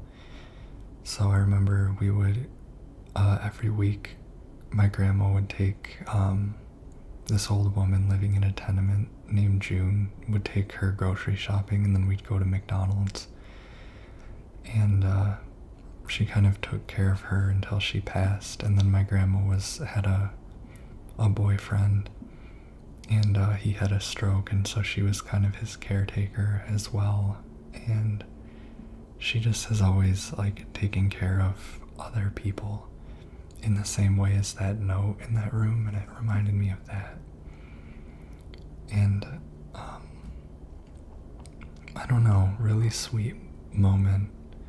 Part of the apartments area of this game is just kind of seeing life, seeing glimpses of life and everyday life for people, and kind of being alone in it, and it feels desolate, and you're seeing the traces of them, but you're seeing life. Over here, I love this little moment. It's not even a puzzle, but they have you go into a menu and select that handle, and you hear the special noise and everything. And there's a good haptics on the controller vibrating. And that white dress in there is actually a reference to the first Silent Hill game. That's the dress that the incubator wears. If you haven't played Silent Hill 1, I'll say no more, but it's a pretty cool reference. I wonder if it has any relevance to the lore of Silent Hill, or whether it's just there as a nod. To continue what I was saying, I think that it's good it's good how the exploration and things in this game kind of richen the mood and make you think about general things like caring for others, and what people value, and what love means, and showing love to people even if you don't quote unquote love them, because this game is about love and all the complexities associated with it. And that makes me think, this game, you're literally going through hell for love or closure. You're both a fool for love, and you're just devoted, and I don't know, the whole thing is like a fool's errand. At the beginning, at least, it feels that way. And it makes me think about, I've said this before, but because there's been a lot of discourse about, people who've been kind of fallen prey to culty grifters on YouTube and such. there's been a lot of discourse about how this remake supposedly imposes certain values or whatever, which is, I mean, it's insane. It's very culty, and I feel bad even bringing it up, but especially because it affects one of the actors. There's an actor of one of the characters in this game who we've heard very little from, I think, to avoid exposing her to harassment. So, as we step forward into the darkness, we see something in front of us behind the bars. Some person with a strange helmet just standing, staring, washed in red light, and we get our first glimpse of Pyramid Head. That is another iconic moment from both versions of this game. And here is a classic puzzle from the original, the coin down the garbage chute. My best friend, we played this game, this remake together. He flew into my city to play it with me because we had beaten it together as kids in the year 2002, actually. And he always tells the story of the first time he played this. He played it with his mom, and when they saw Pyramid Head standing behind the bars, his mom emptied every bullet in James's gun into Pyramid Head and had no ammo, and then found herself kind of in a bad spot a little bit later in the game because she'd used all her ammo trying to kill Pyramid Head. Many people bring that up as just a terrifying, surprising moment, very memorable. This here is a reference to the clock puzzle in the original, which is still here in a new form in this game. Back to what I was saying before Pyramid Head, is that I think that Silent Hill is a series where you see the complex side of men, the part of men that we're often punished for showing, that we think, that we're told is not masculine, and, you know, the side that loves and cares and is willing to be vulnerable, okay with being hurt, and not afraid to love. We have Harry Mason in the first game, and James in this one. And, you know, James, the original one, is kind of made fun of lovingly for being sensitive, and I mean, he is in this one too. But besides that, I don't think, besides that, obviously, the small amount of very vocal, angry people about this game, calling it quote-unquote woke, and, you know, who believe agendas are being, who basically believe conspiracy theories that, like, people are trying to make video games gay and transgender and make women ugly or whatever. I think that they could benefit from the ideas that are already in the Silent Hill games and looking at, like, yes, men do suffer too, because a lot of people who complain about feminism sort of misunderstand feminism or kind of cherry pick certain feminists.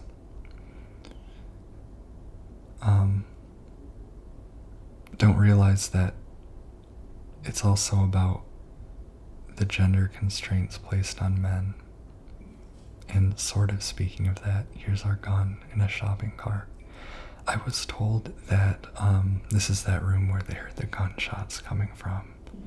Now I'm wondering if the apartment is covering this up or something, because this room is covered in bullet holes. It's pockmarked in bullet holes. As he said in the original, this guy was clearly shooting hundreds of bullets in his room.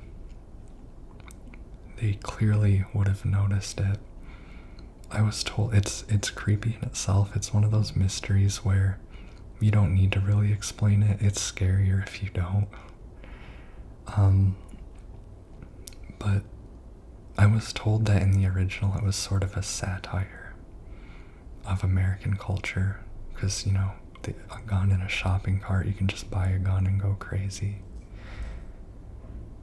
We come back to this room, and there's something in the chair. The television is on, blaring static.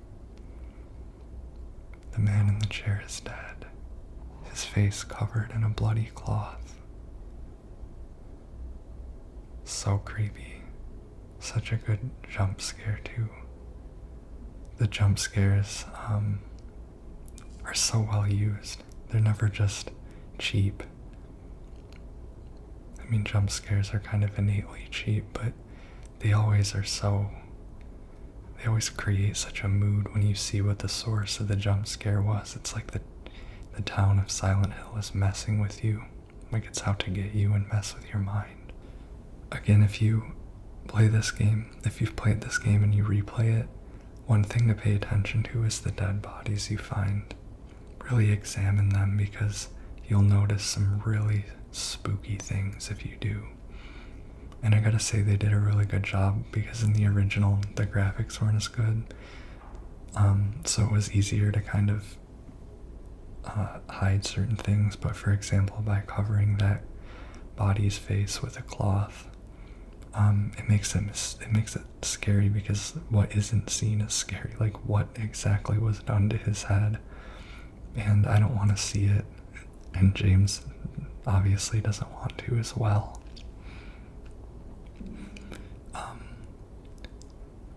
And who did that and whatever, and you just will never really know. You can guess that it's Pyramid Head because he was standing there, but all you can do is theorize. The gun in the shopping cart is one of those moments as well. It's just such a weird thing. It's, you know, you can theorize, did the apartment cover it up? Or was it hidden or something? But even if you know, like, what does that have to do with anything? That's what's so great. You'll notice how slowly I proceed into every room I enter. This game really puts you on edge with the monsters, and it kind of makes you go slower and look for more details, because I like that about the game. This is not a game you can marathon. I did marathon it, but it's not a game I recommend marathoning, because it really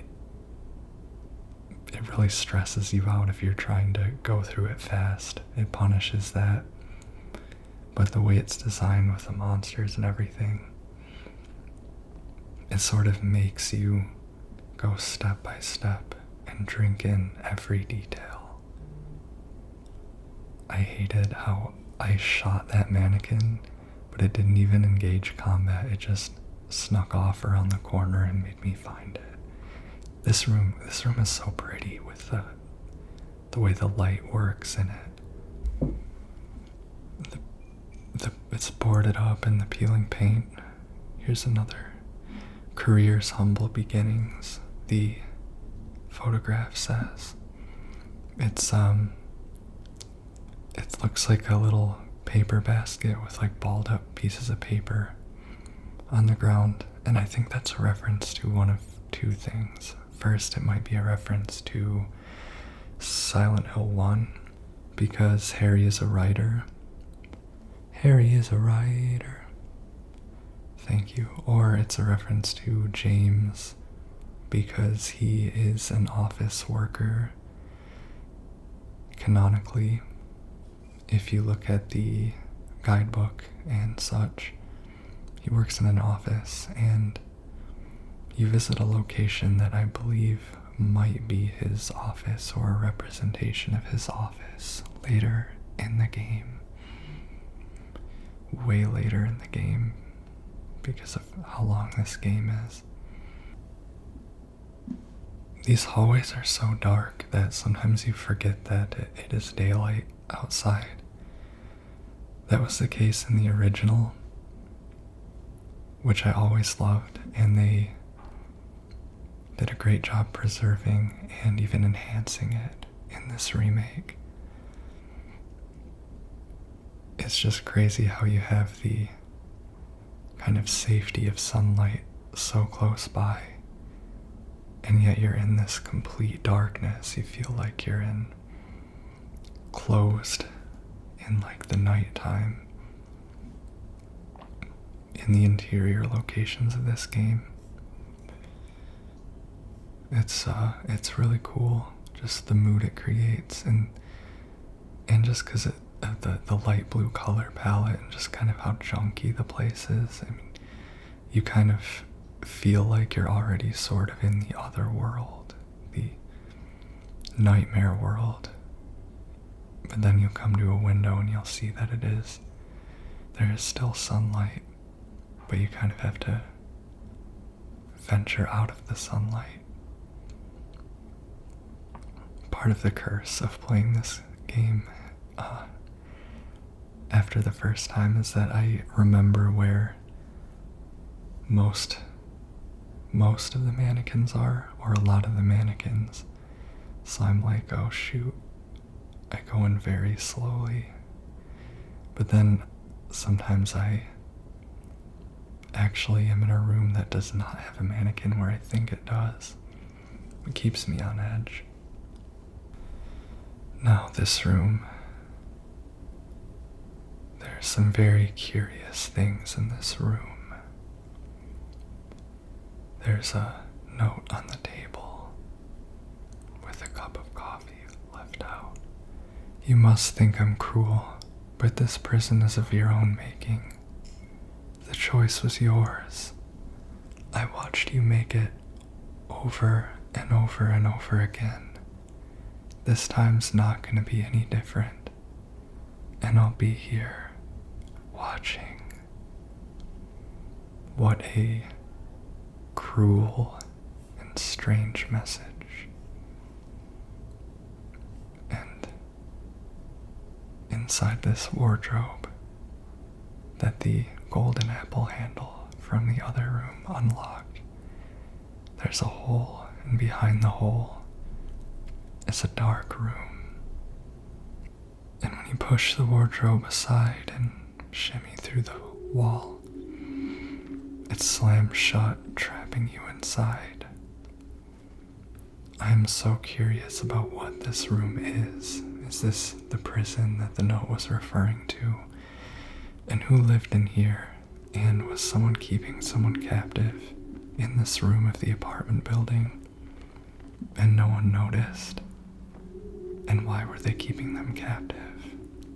And why were they blaming them for their own imprisonment? An inscription on the wall, right where the rooftops pierce through the night. Left are homebound footprints, with no owner in sight. But has he found home, oh please pray tell, or a river of memories leading right to his hell? So there's a riddle on the wall that gives us a clue. That dim bulb. This whole thing is such a shift in tone. So we see the houses up on the ceiling with a number beside them. We need to find the clues from the poem. The rooftops piercing through the night. The footprints leading home. And the river that leads right to someone's hell. It looks like someone was in here just going insane, scribbling and scrawling all over the walls. I just can't decide whether this room is real or whether it's a figment of a nightmare. But it is really spooky. There we go, there's the river 11.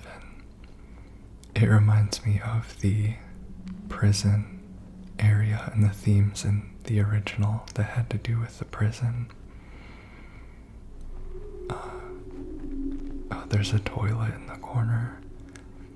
It's so gross. There's a toilet in the corner. There's like a bed on the ground, like a dirty mattress, and then some food trays. Like someone was held captive in here. But it reminds me of the prison in the original with the themes of, imprisonment and, being locked up and punished, the theme of punishment. And then it's just very similar. Don't look if you don't want to be grossed out right now. I'll talk about this later, of course, but I much prefer how the prison was in the original. It was much more tight and contemplative and sort of focused on the themes, whereas this one is just crazy and there's some plot going on in the background, a story told through notes. But this room is like the original prison from the original game to me, dank and wet. The floor is all wet, and there's this creepy note about being locked up and punished. I feel like if this is supposed to be something that existed in real life, this is some insane true crime type shit. Like an absolutely insane story you would hear, but ultimately it just seems implausible to me. And I don't like the suggestion. I've never felt like the real life of this game is supposed to be implausible. I feel like you're supposed to encounter implausible things. I don't know. It also kind of reminds me of the movie Saw, where they're captive in that room. And if you're a Silent Hill fan and you've played the first one, this room is also a lot like one of the rooms at the end of the game. Okay, left 13, right 7, I forget, left 11. There's the old man coin and the key out of here. Oh, that's such a beautiful visual. I'm really enjoying doing this just so I can look at the graphics of this game. It's gorgeous. And there's, if you notice the 9 white chalk squares on the door there, a bit of foreshadowing. I kind of want to know, or just think about kind of what the intention behind that was. I guess it's like nascent things, a nascent pattern that hasn't come into being yet. But I wonder what they were thinking when they did those 9 white squares, because that's sort of something that comes to fruition at the end of the game. And then in the middle of the room, there's a chair sitting on some plastic tarp, or one of those pads that dogs, relieve themselves on. Inside of a house. That's so creepy too. It reminds me of really dark things.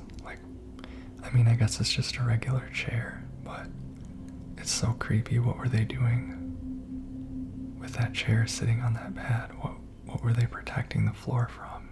And there's a big dirty blotch in the middle. I don't know. Sorry guys. I know this is supposed to be relaxing, but I can't help but talk about some disturbing and creepy things. But literally the biggest, my most popular videos are all scary story readings, so I know most of you guys are cool with it.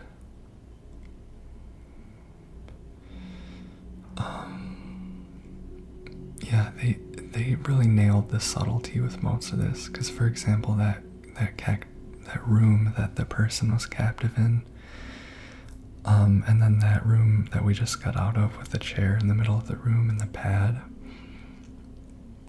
it's suggestive of some really, really creepy things, but it doesn't go to lengths to explain, and it doesn't make them like,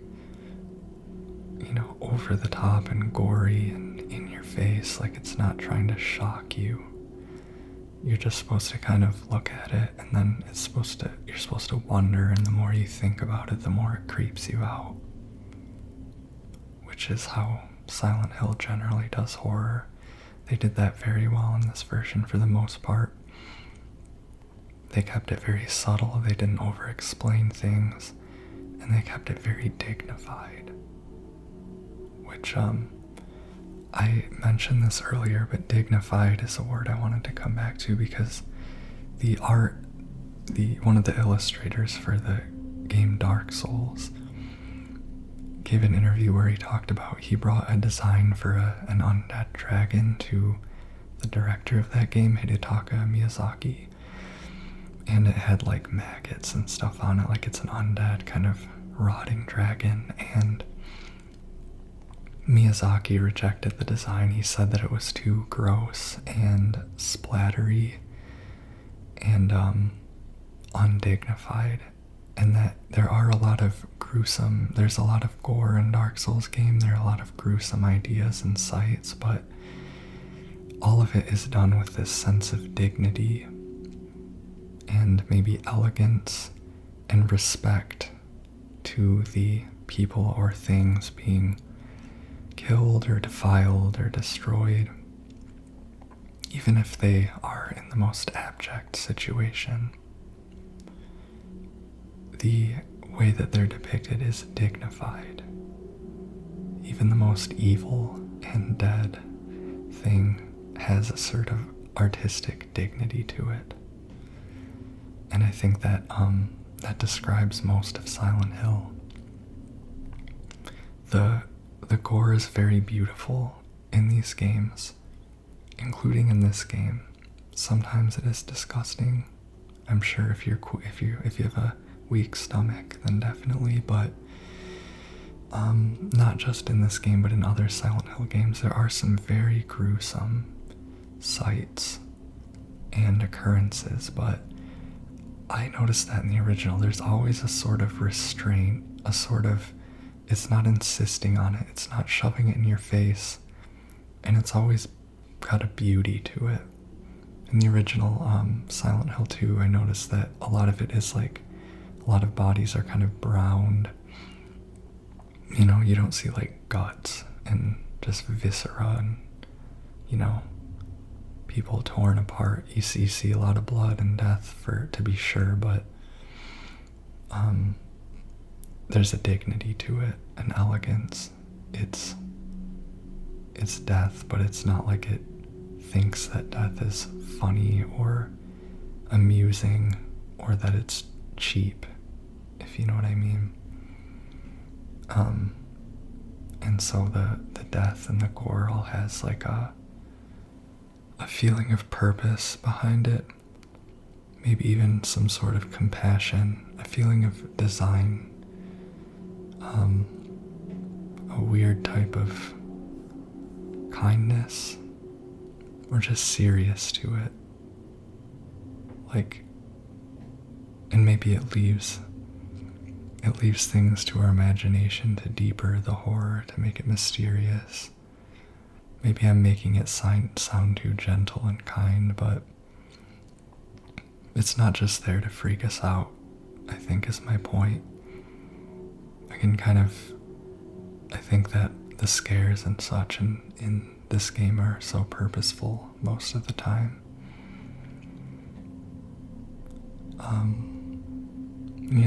Everything just kind of connects in the aesthetic and the story and the themes and in the emotional experience of fear,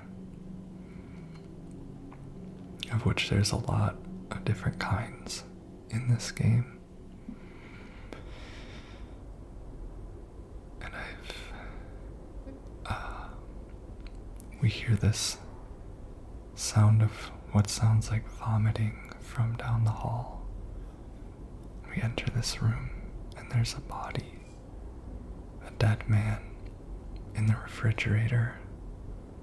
Seemingly, his upper half of his body is concealed by the contents of the refrigerator, and someone is in here. Who's there? It wasn't me. I didn't do it. I didn't do it. I swear. Hey, you okay? I didn't do anything. It was like that when I got here. Oh, you mean that man back there in the kitchen? I didn't do it. I swear I didn't kill him. Yeah, it's alright. I'm not saying you did. Look, my name's James. James Sunderland. Eddie.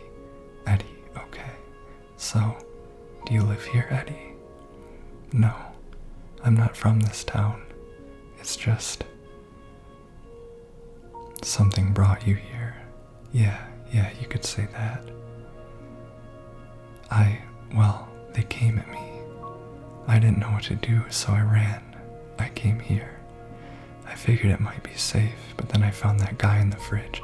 Easy, deep breaths. Look, this place, it's not safe. These things, this whole town. There's something wrong with it. Might be best if you just get out of here. Yeah, you're right. You want to come with? Maybe together we can find a way out of this town. Sorry, but I can't leave. Not yet. I need to find someone. Oh. And Eddie, be careful.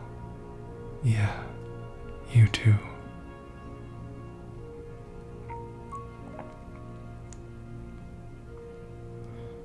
We shut the door, leaving Eddie inside. We can, if we check out this room, we see there's some graffiti, and there's a lot of sports, football, paraphernalia in the room. Seems like this person was a football fan, or maybe a football player.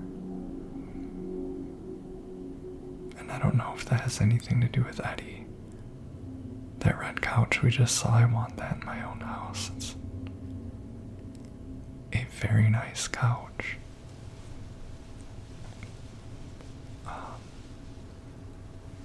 So this is the apartment courtyard where there's a pool. I wonder what that pool would be like to swim in a place like this. Come to think of it, there are a couple pools in this game. Definitely not pools that I would want to swim in. And I had to take care of these lying figures. I did a pretty good job conserving ammo. The basic rhythm is to shoot a couple times, maybe try and get them on their knees, and then use melee to save ammo. The pool. I'm going to lead the creatures out of the pool so I don't have to use a bunch of my ammo and health items. Does it say Woodside Apartments? There's that pretty ivy on the door, and if you look closely, so the pool has a baby carriage in the middle of it, which is kind of alarming. A pool is not somewhere where you want to have a baby inside of. Not safe. I never really thought too much, but what is the baby carriage doing in the pool? Why did they decide on a baby carriage? It could just be that it's a kind of awkward thing and it piques your interest and you go in and find the snake coin that you need to progress. It's another thing I can't really explain other than that it's vaguely hazardous in a very everyday way, you know. Eddie, are you gonna be okay? Yeah, I guess. And then he continues, he's been throwing up for a while. I like how they let you get extra dialogue from people after their cutscenes. But yeah, the baby carriage in the pool, it kind of is suggestive of just like everyday hazards. And you're in an apartment building. There's certainly families who live here who have kids and stuff, and it just feels very grounded in sort of normal life and the fears and anxieties that accompany it, like those that accompany being a parent. I don't know, I can't exactly explain the baby carriage in the pool, but that's kind of how it makes me feel and what it makes me think. So, now on the 3rd floor, we see a lot of this white sheet, white plastic, white tarp covering motif in the game. It did originally, it's very ominous, very foreboding as you enter the 3rd floor to see everything covered up like this. Of course, the grounded explanation is that there was construction going on up here, but it's also the same thing you were seeing in town with the giant walls covered in white plastic stopping you from moving by. It's that motif of sheets and white plastic covering things that Masahiro Ito brought it up the other day. It has like a thematic meaning. To me, it conceals, it hides. There are things hiding under it. There's so many damn mannequins on this floor too. This is the most heart-racing part of the Woodside apartments. Yeah, the white sheets, they're symbolic of shrouding, covering, concealing, hiding, repressing. You think about like bodies in morgues are covered in sheets. Messes, things are covered in sheets to protect them from construction and kind of don't know what's under them. And then, of course, hospital beds and bed sheets generally, the bedroom being a very private place, full of complex feelings. And, private things. It just has a lot of connotations and such. This room is also very beautiful. I don't know what the construction is that was going on up here, but yeah, I like the variation in the environments, in the looks of the environments, even within the same kind of zone. And then the way that kind of mixes up the gameplay and combat. The combat can, there aren't that many monsters. There isn't that much variety in the types of monsters and the way you fight, but they do add a good amount of variety in like the kind of setup of the combat scenarios, what space you're in, how many monsters and where you gotta go and things like that. I think that this game, if it has any flaws, it kind of hit a limit in what it can do with combat scenarios. But they did their best, and I have no real complaints at the end of the day. It is pretty creepy how the mannequins set up shop on this 3rd floor, formed a colony in it. It seems, because there's so many mannequins up here, because it was closed for renovations or something. It's like they came up here to live and hide. I don't think that's literally what happened in the game world, but that's just how it feels. Something about this kind of rundown area feels like home to them. I wonder who knocked all these holes in the wall, or why. Oh, the grab attack is so frustrating.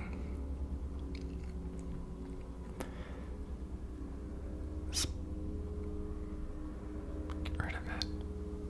So over here at the end of this hall is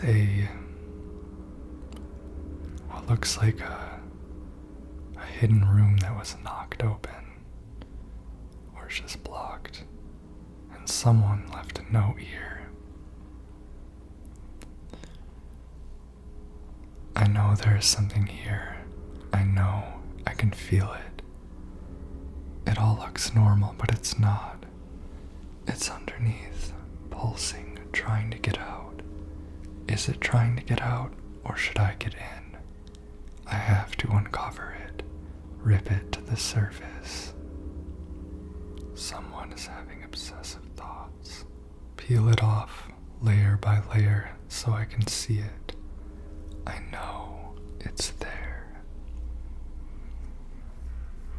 There are so many people leaving notes in this town with these paranoid, scared, obsessive thoughts, feeling like something is wrong, or they need to get somewhere, find something. Maybe it's the same person from the opening area of the game, or some of the same people, or maybe it's someone else, but we seem to find notes from these same type of people. With this game, you kind of get forced through the areas of the town that just aren't so beautiful. The apartments, the hospital, stuff like that, things that James probably never saw or never thought of when he visited here. He visited the resort areas, and it's like he is kind of being forced to go through these private and less glamorous and less peaceful places, as if seeing inside living spaces or everyday spaces or practical spaces kind of is revealing the levels of reality for him in a way, kind of peeling back his illusion, something like that. That's how it feels. I don't know if it's explicitly planned that way, but that's kind of like, those are kind of the elements of the game. And again, I like Silent Hill generally just because it's about so many private and casual places, and you always play as like an everyman of some sort. It's not the only game to be like that, but it also is like that in such a muted and sort of undecorated way, unglamorous way, and I've always appreciated that.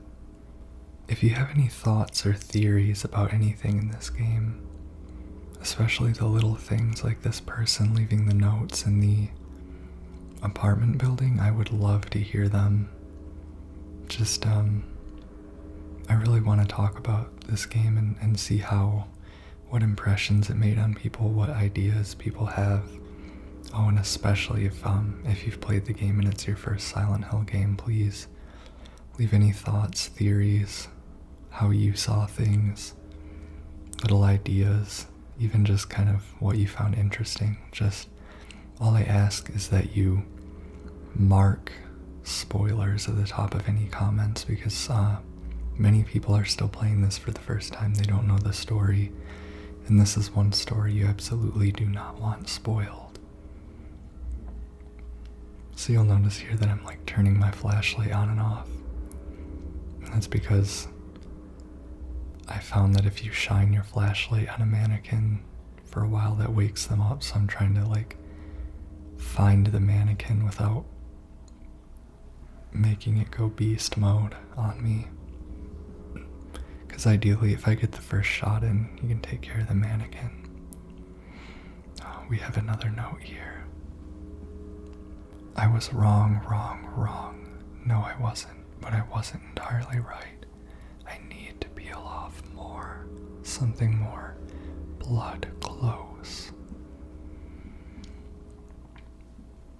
Blood close.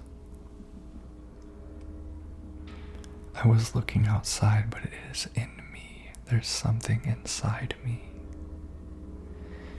That phrase, blood close, is poetry. As someone who used to write poetry, blood close is a wonderful combination of words. I love that. It sounds great, blood close. It sounds not entirely sure what it means, as close as blood inside you. So it seems like this peeling thing he's talking about, or she, I don't know why I keep assuming it's a guy, but this peeling thing is like maybe literally referring to the walls, because it looks like the walls are kind of getting worked on and broken open, and maybe someone was going wild and breaking all the walls open, I don't know, but there's also this feeling that there's something inside of someone that's wrong, something covered up that they need to find, you know, maybe a memory, or maybe like a demon or something. But yeah, blood close, it sounds a little bit like a Gerard Manley Hopkins type thing. Gerard Manley Hopkins has this no man fathomed thing. So we're throwing the canned juice down the garbage chute.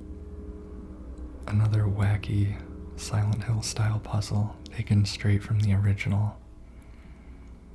And the garbage falls out. Finally, and we can get our coin. The original version of that puzzle was devilish because you just find the juice like somewhere random in the apartment building, and you're supposed to put two and two together and know that if you drop juice down the chute, that's what you're supposed to do. There was a jump scare in that room. You're not going to notice most of the jump scares if you're watching this because I don't keep the audio in, because you're supposed to be relaxing or sleeping. I don't want you to be jump scared. Maybe you'll be scared if you're looking at the screen, but yeah, Bloober Team added some scares to this game, which is cool, and they're not just cheap ones, you know. They added some, Silent Hill 3, for example, has like some of the craziest jump scares in the series, but the scares are just scares, like they don't initiate combat or anything, they're just like, what the hell was that? And you get scared and you look and you think and you like try to figure out what was that and why. But in the laundry room there, you hear something like rattling, like it's trying to get out of the washing machine. It scared the crap out of me. When I first played this, I thought I thought something was gonna pop out, but no. And it's like, it's better to me when nothing pops out and you're just kind of left with the silence to wonder, or to be kind of indefinitely anticipating some kind of threat. But yeah, it kind of leaves you feeling haunted. The fog is like steam. Like I was thinking while playing this that like real life fog doesn't look like that. It looks really beautiful, but the fog is so thick, it's like not actual fog, which I think is cool. It's like its own type of thing, or smoke or steam or something. Now we get to do the coin puzzle, my favorite. 3 bright coins, 3 actors in play, yet within the shade not one doth remain. The one once so gallant has fled from day's sheen, as far as he could from the icon of sin. The one whom he swore to shield in her life now lays in a grave, away from his sight. I spent maybe 30 minutes to an hour solving this my first time through, so I think I remembered that the man was there, and the woman is there, and she's in a grave, so you flip her over to reveal the grave, and she can't be under the tree because nothing is under the tree, and he fled from day's sheen, so he needs to be on the moonlight side, the left side, and then as far as you can from the icon of sin, so the snake is all the way over there. His blade strikes that which from the roots doth rise, followed by guilt and the mark of demise. The life he once had he has left behind, where once there was love, now a stone resides. So I've solved this puzzle like 3 times, because I've done a few incomplete playthroughs, and I always get stumped by this section. I always forget exactly how it goes. But the man you flip over to reveal the sword, because it's his blade. And then there's that which from the roots doth rise, which I forget if it's the tree or if it's the flower that is on the other side of the snake coin. But where once there was love, now a stone resides, I believe is the stone, the gravestone of the woman. So I think that the sword goes beside the flower on the other side of the snake coin, or that here I am trying to remember it, but this time as I watch I'm gonna memorize it for good. So his blade is striking either the tree, and I was thinking, does it go under the tree or next to the tree? But it's that which from the roots doth rise, so it's whatever is coming out of the roots.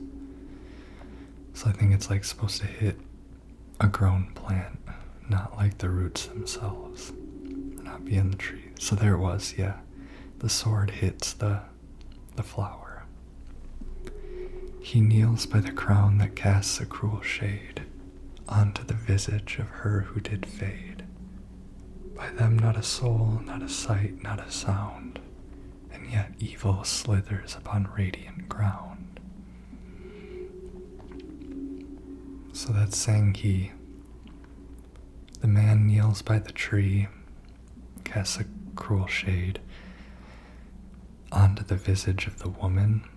So I think it's the sunlight casts a shadow onto the woman, and he's beside her. Yeah, and then the snake slithers under the sun. Now this part is my favorite. The beast that from death and decay had spawned, he who has failed, she who's now beyond. Now you pass the judgment on figures of play, and choose where the burden of sin doth lay. So at the end of this puzzle, I've played this a few times, and I've tried 2 different things, and confirmed that you get to choose which coin goes into the top slot at this part of the puzzle. That is, you get to choose who has done wrong, who is to be judged. And I would guess that this affects the ending. We get the room key, room 201 key. I believe that I would guess that it affects the ending because you're choosing who's guilty, who is to be judged. My first playthrough I chose the snake because in my mind it was hate the sin, not the sinner. And it's on hard riddle difficulty, it's complex, it's hard to tell, but I think it's suggesting that the man killed. The man did something wrong to the woman in the riddle, and the snake is kind of ever present. And I was thinking I kind of believe in forgiveness and understanding when it comes to this game, and I wanted the leave ending, so I was thinking like maybe we pass judgment onto the snake, the Satan, the serpent, the enemy of God, the icon of sin, and not the man and whatever he did wrong. It's not entirely clear to me. On regular riddle difficulty it is, but take a good look at this room. This is a very interesting room, very important room, but you don't realize it on your first playthrough. This is a nice looking apartment. This is one of the better kept apartments that we've been to in here. The other ones were a little bit, well, until we get to this strange door. This red door was such a cool addition to this game, because when I got here I felt genuinely confused and surprised. Why does it have a diagonal window? It's just designed to look kind of off, I think.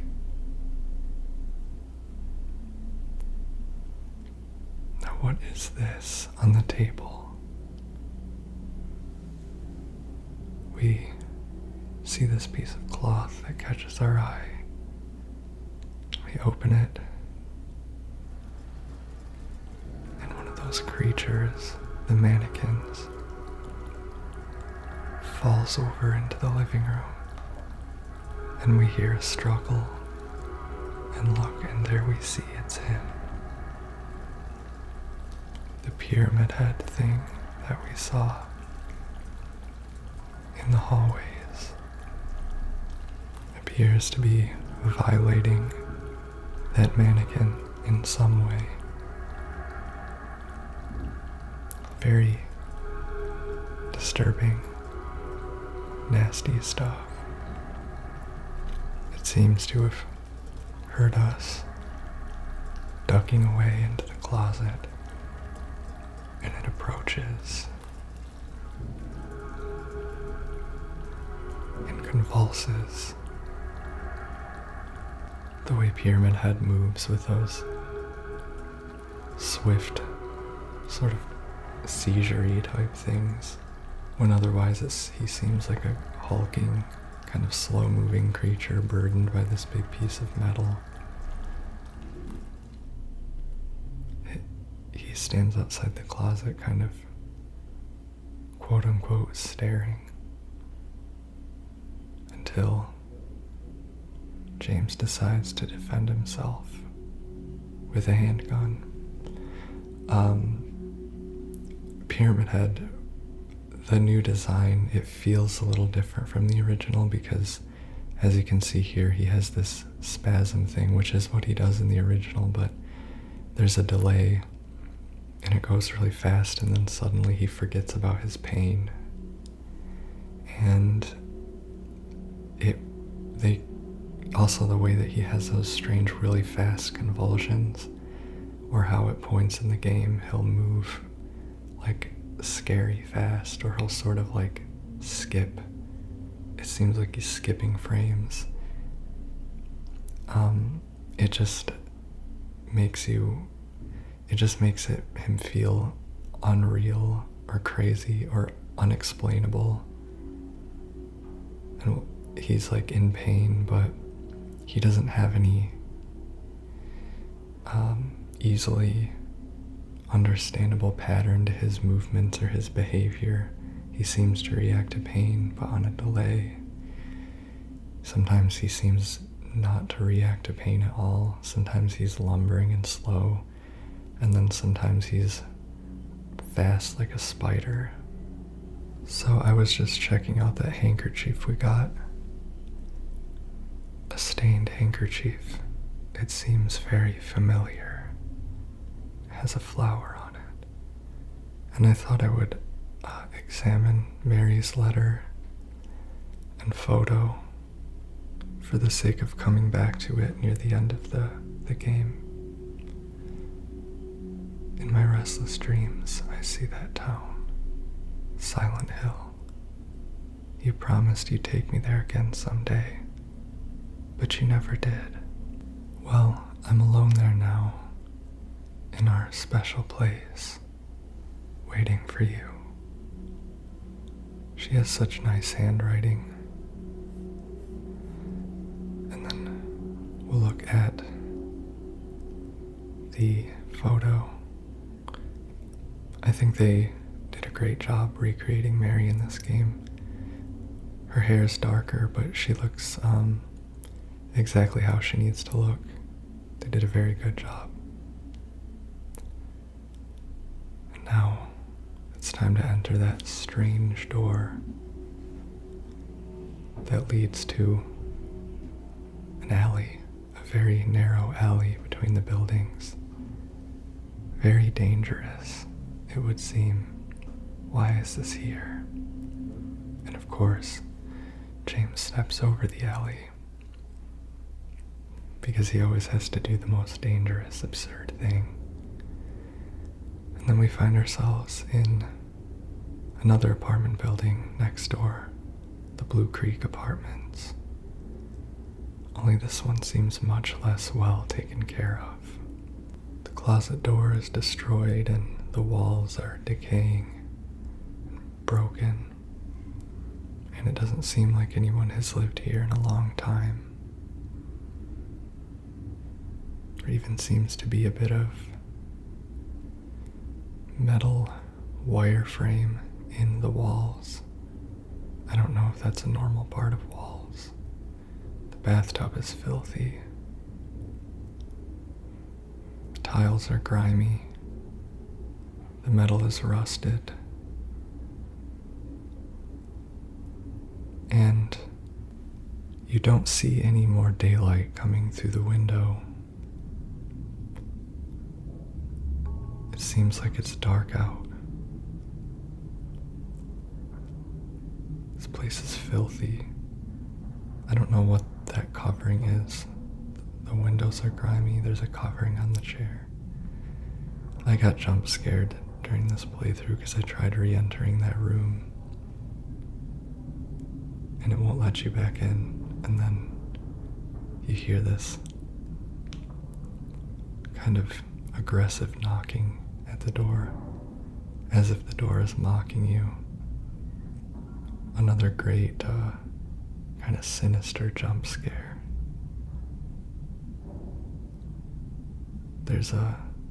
You see the map lit up ahead of you. They did a great job. The way they use lighting, darkness and lighting, they would use like lit up areas to guide you to the next place. Now we see ahead of us a seemingly familiar monster. It seems to go down more easily than the others, but when it does, it explodes, releasing a cloud of disgusting gas and more of that acid stuff they spray.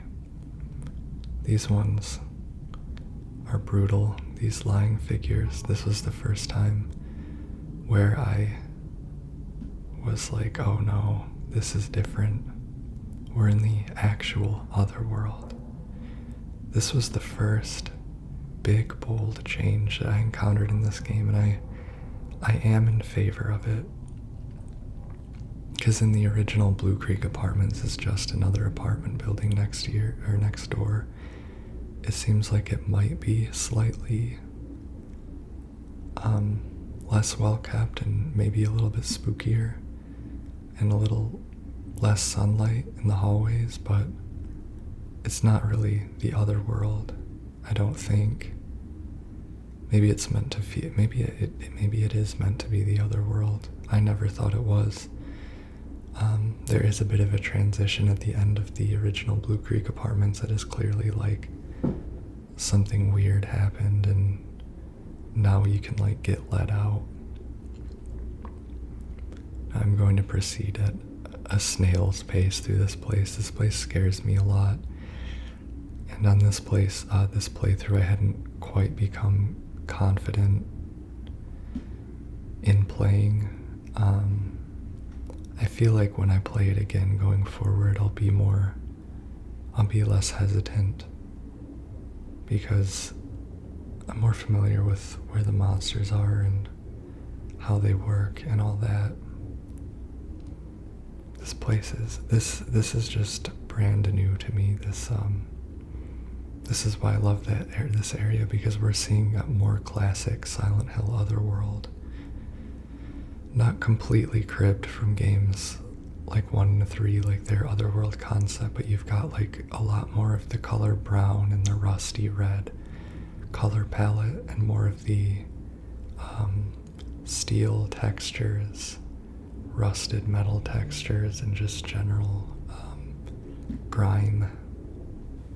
I really like the Otherworld color palette and style of the old one, and this one does have that in many places, but they also introduce some more kind of classically Silent Hill looking elements to it and made the Otherworld sections very intense. And as you can see, even added one. And I'm happy about it as generally a Silent Hill fan and just a fan of horror games, because the Otherworld section, for example, here is very, very scary, and it adds a good change of pace to the game. It adds a lot of scares, and also because this is our first survival horror Silent Hill that we've had in this console generation. We haven't had Silent Hill in over a decade, and a lot of people kind of know what it looks like and what the deal is. They've maybe seen images of the Otherworld, but we've never seen Silent Hill. It's been over a decade, and we haven't seen Silent Hill done in anything near to the type of graphics, graphical fidelity, and just the technological sophistication, the realism ultimately. Like, you can play games these days and the level of realism is generally so much higher than what you would see the last time a Silent Hill game came out. So, I don't know, this game is like, even if the Otherworld goes further than it does in the original,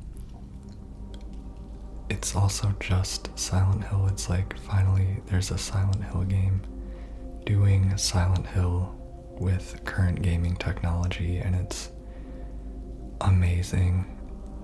I'm so happy for anyone who's experiencing it for the first time, because, I don't know, this should have been around a long time ago, but just, I feel like experiencing a Silent Hill game for the first time, which this is a perfect intro, would be just amazing in 2024. The wall is blank, but it's peeling away. And under this dirty sheet is a grandfather clock, missing its hands. We must figure out something to do. The note on the table reads, "First comes their leader, most crucial his quest. His pace slow but steady, he's now heading west. The nimblest one climbed, stumbled through the air. He's not fallen yet, but he's halfway there. The one that remains can't make up her mind, 25 steps ahead, or 5 steps behind." So, this little ditty is about the hands of the clock, which it will be up to us to bring home. This puzzle is a greatly expanded puzzle from the original. Originally, there's an H on that door. I wonder what that stands for. I'm leaving it out, but when you try to open it, there's like a pounding on it from the other side. Sort of, it's scary, but it's also sort of like, hey, knock it off. I'm trying to sleep here. originally the clock puzzle was just a one and done thing. You had to open up the clock and put the hands in the right place, and there was a really easy clue on the wall. That's actually the wall we examined would be that.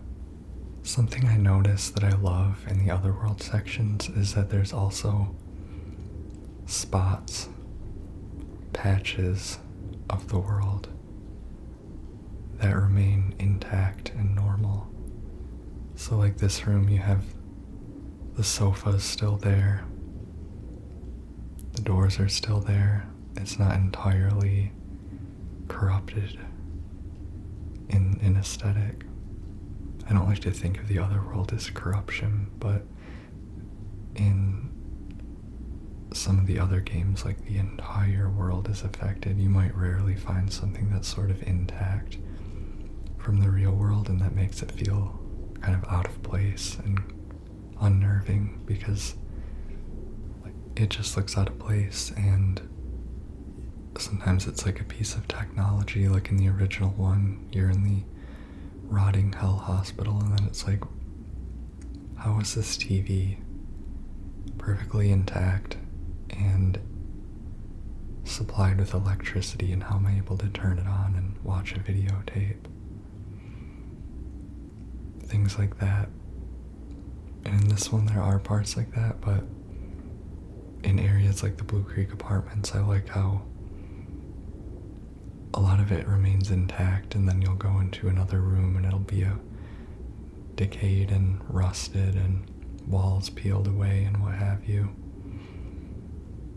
This room, come to think of it, this room is kind of weird. It has nothing but a baby carriage in it, and then like a destroyed piece of the wall.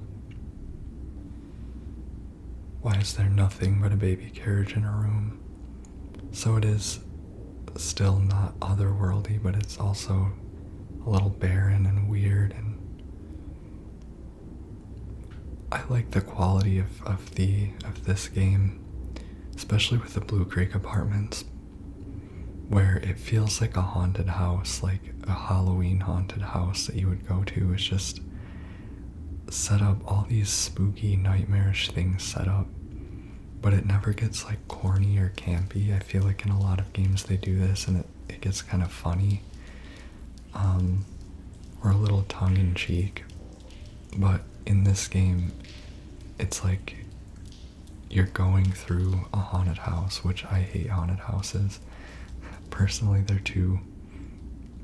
It's funny, I have a lot of trouble playing horror games, but in this game it's like you're going through this just gauntlet, this dense gauntlet of scares, and a lot of them are just kind of sinister, like sort of like the world is laughing at you, the world of the game, Silent Hill, you know, like it's setting up a terrifying experience for you, but it goes all in. It takes itself seriously. It doesn't give you a moment to laugh, if you know what I mean. That's what I like. I suppose that's what playing this compared to other horror games that have come out in the past 8 years, since Resident Evil 7, since around that time, basically this current generation of graphical fidelity in the AAA space, which I use that term just to refer to like doing the most that you can with your budget and technology. So we haven't had a game that strikes the balance with intentionally trying to scare you and getting the player to take it completely seriously, and the story in the way that this one has. I keep beating these monsters' dead bodies with my stick, which is a futile endeavor because it's not going to kill them anymore and they're still going to come back to life later. There's all these dead monsters throughout Blue Creek Apartments, which are basically there to come back to life and threaten you at different times as you progress through the Blue Creek apartments and return to this area. So this room that I just went into is so creepy. It's 3 red armchairs that are kind of placed facing a wheelchair with a sheet on it. It's so creepy. Like, what are they doing? Are they like just watching a disabled person or a sick person? They're just kind of sitting there and observing him or observing them, because I'm guessing actually that it's meant to be a woman, but it's just so creepy. Like, it has that feeling of like, what? You know, when you play Silent Hill games, that's what you should look at, is like, what was that, you know? It's symbolic or metaphorical, and then it's also symbolic in a nightmare way, where it's kind of just things emerging out of the unconscious, and you can't come up with an exact explanation, but you can feel it. And so that scene in that room with the red armchairs facing the wheelchair, which I wish I'd lingered on longer so you could have seen it, is one of those things. It just feels creepy. I suppose if I wanted to be generous, I could say that they were just hanging out, but so our hand is trapped inside of that radio suspended from the ceiling, and we need to get into that thing somehow. So that's our current task. This is another room. The doors are chained. There are a lot of chains in the other world in this game. You have to break a lot of chains, and it lets you progress further through the hellish area that you're in. And I think it has symbolism for kind of unlocking things, unlocking knowledge, breaking through denial, or repression, repressed memories, etc. I think that's sort of what it symbolizes, because the other world is like sort of like a moral trial that you are being put through, or putting yourself through. It's like you're fighting your way out of all your coping mechanisms that you have in your mind, and all the lies and the fear. So as you break these chains, you sort of break free. You're slowly breaking free of this hellish place you're in, but at the same time, you're opening the way up to go deeper into hell. I think that's what they were going for with the level design of the other world, because there are a lot of chains. Every horror game has unlocking in it. Oh, this part scared me so bad when I first played it. Great jump scare. But every horror game has, you know, you gotta find keys to doors and do puzzles to unlock things. But the nature in which it's done in this one, where the world itself is chained up, and it's all very kinetic, bodily experience with how you unlock things in the other world. In this game, it helps on the PS5 with the haptics, but like, for example, what I just did, turn that valve to break the chain, you can feel it rumbling, and you can just feel, in the sound design, you can hear James like grunting, and the valve turning, and it's all this big labor, and then the chains break, and it's this loud noise. It's this big grand unlocking that both lets you through, that gets you closer to what you're looking for, but then often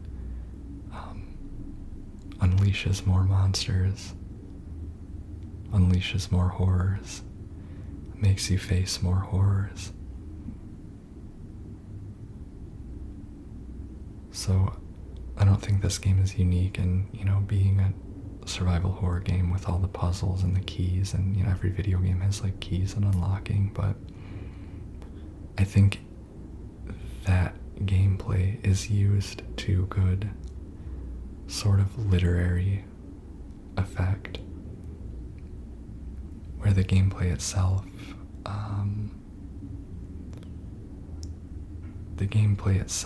is imbued with meaning, and it imbues other things with meaning. I really like that in video games. I just listened to that audio back and noticed my Midwest accent so hard. Video games. The Midwestern American I noticed that in video games. Speaking of that, where are you from? Where are you listening from? Tell me in the comments. I love how many different places people are in listening to my videos all over the world. It's really cool. Talking to people from far away from me, knowing that they're getting something out of this, that they're enjoying it, and we're connecting over the same thing. It's always cool. I love hearing from you guys. I haven't been active for a long time, and I may not have replied to all the comments I've gotten, which I apologize for. But I really will be reading and replying to all the comments I get on this video, because I'm just really excited to make this. These Silent Hill videos, these Silent Hill playthroughs, I like making ASMR. I've enjoyed this hobby, but these specific videos are really special to me. They're things that I'm glad that I've made and that I have on record. I don't know, they're important to me as far as what I do with my hobbies and stuff. And I'm glad I kind of have a catalog out there of hours of my thoughts on Silent Hill, just because it's nice too, and I have a lot to say about these games, and I hope that I help others appreciate it more, or even, in my dreams, in my restless dreams, the creator of a Silent Hill game might, listen to me and take some of my thoughts into account, understand what it means to me, and what I want out of a game, or kind of figure out what I don't know I want out of a game, or show me something I've never seen before, as long as it's good.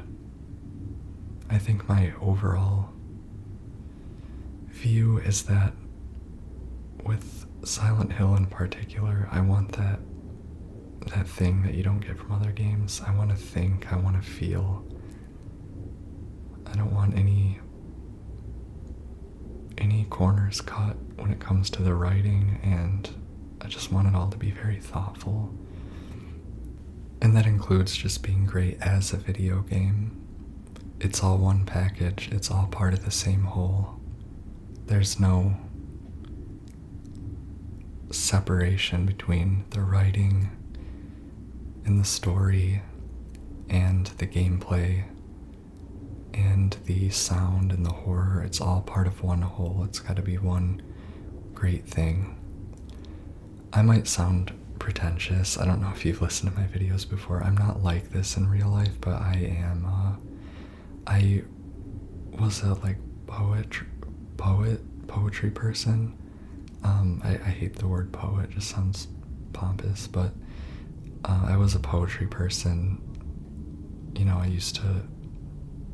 I think a lot about writing, and I put a very close critical eye to any type of writing, and all types of art, just because I have always held myself to that standard. And then I've made a little bit of music as a hobby, and now I make comedy, which if you listen to this, you might not think I'm an enjoyable stand-up comic to see, but I'm not like this in comedy in real life, but I am in my head, because I need to be, because I want to make things that matter to people and that, you know, make people laugh.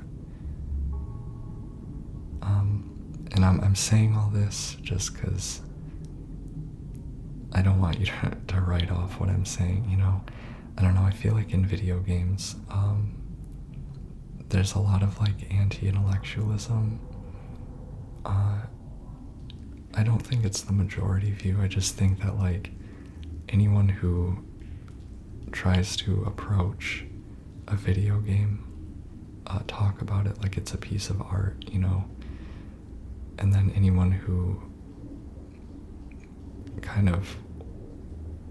anyone who wants to talk about it like it's a piece of art, or to think about it in a way other than just saying like, oh, it's good, bad,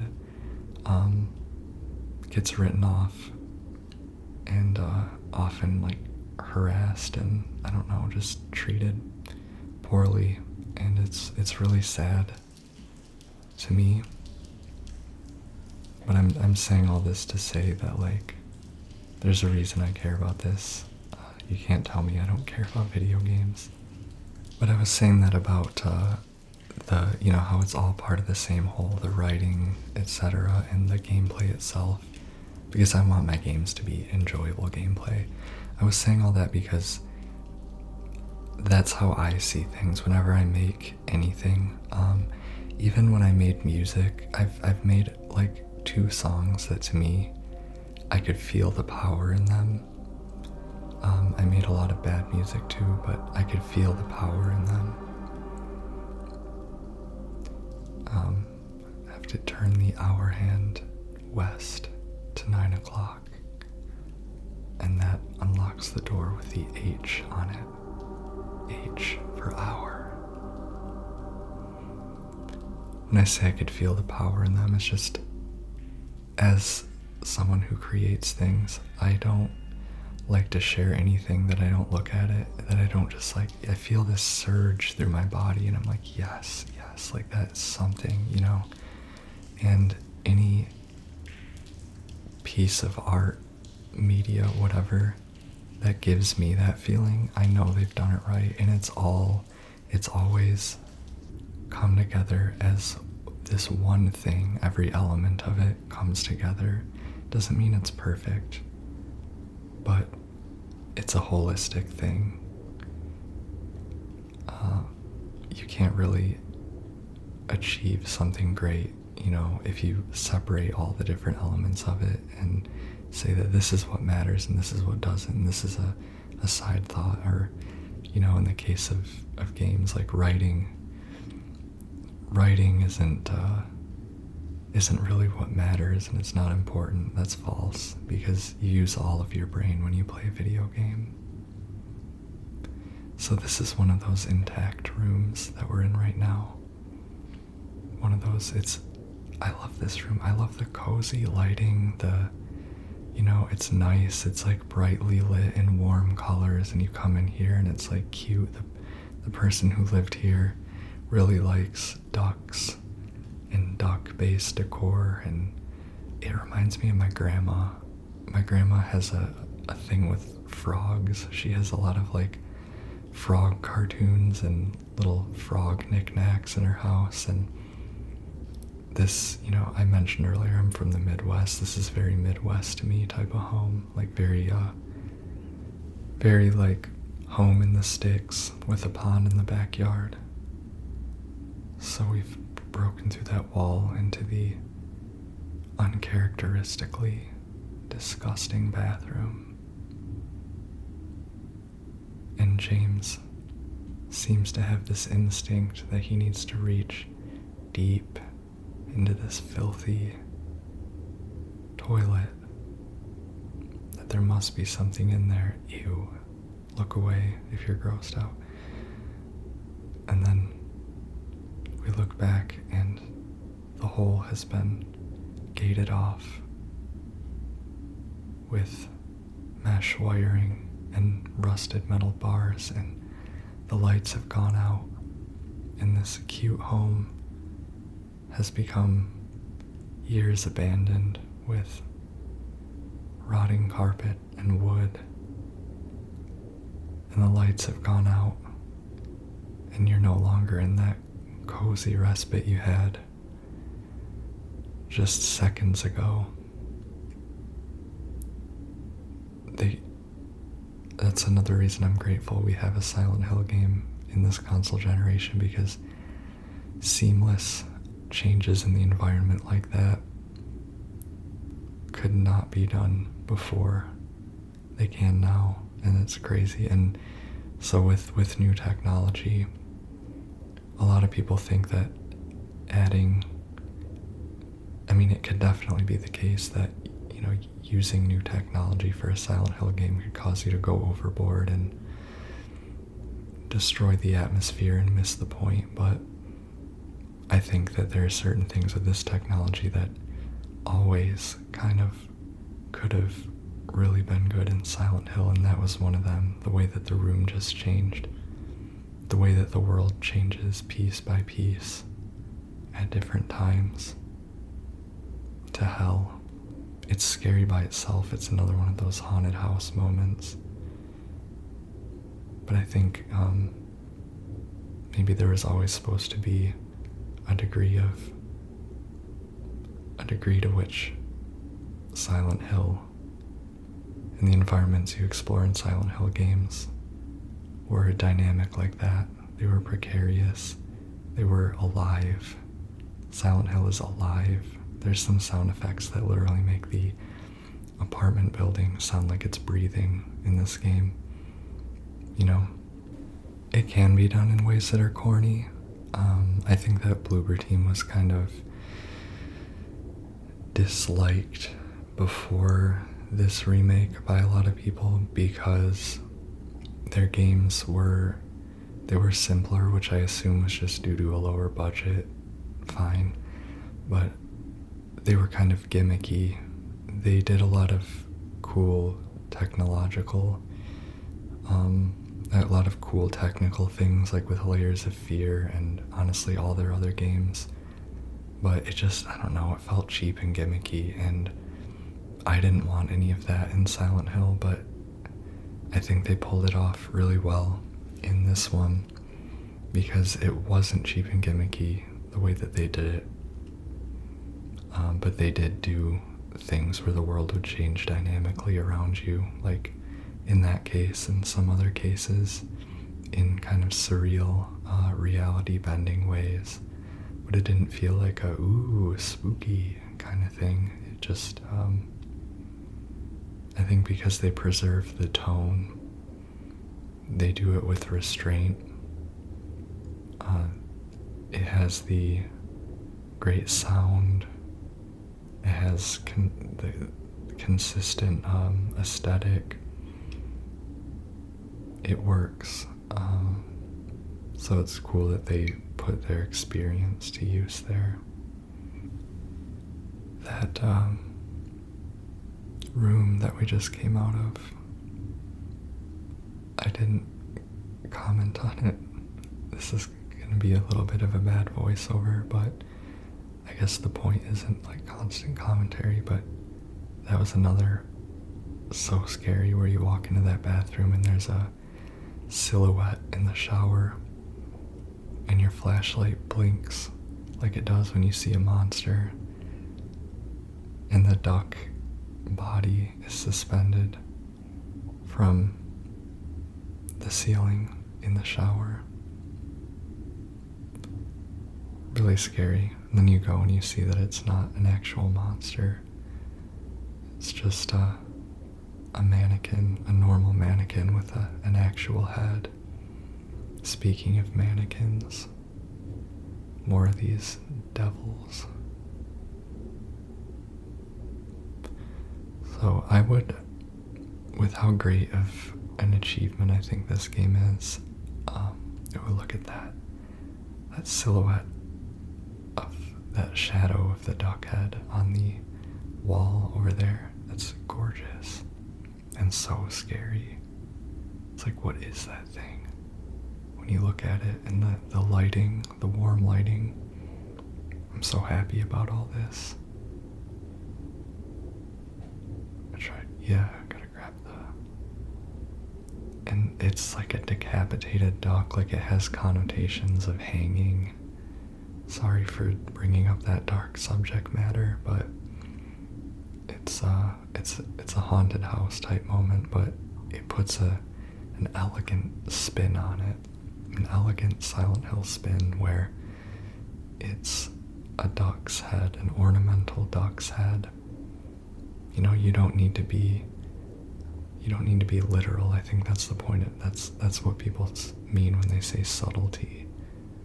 Suggestive, you know. So here's the duck's head, and then the duck has some mangled body that looks like it's made out of like wild roots. I don't know what that means.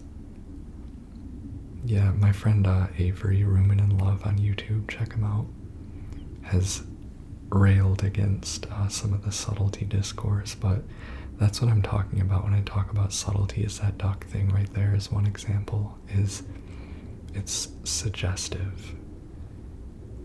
It doesn't try to tell you what it means. It trusts that you'll feel what it means to say. And then it also doesn't always know itself what it has to say, but it feels something. And it portrays it. You know, there's meaning that can't really be transmitted, but you can see the connections. Like I said, with how it looks like hanging. That's our old coin box. The coin puzzle was originally in the Blue Creek apartments. Like I said, how it was suggestive of hanging. But then you combine that with the scariness of the shadow, and then the ornamental duck imagery, which is it's, you know, knickknacks. It's so domestic, and also just the innocence of animals. You get what I'm saying? That's what I like. I think that's how psychological horror should be done. I love how the map becomes all stained and browned and bloody in the otherworld areas. And I also, my friend I played this with pointed out that it changes as you go through areas. I guess it's helpful to players, and then it also contains that idea of the world being alive. You know, it changes.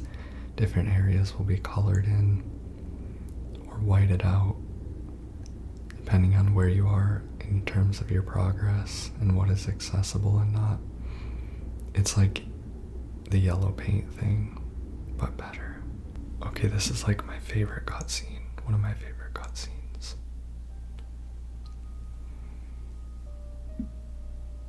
Oh, it's you. Yeah, I'm James. Angela. Okay. Look, I'm not sure what you're planning, but there's always another way. Really? What's the point? It's easier just to run. Maybe it's all we deserve. We, me, you, we're all the same. I'm not like you.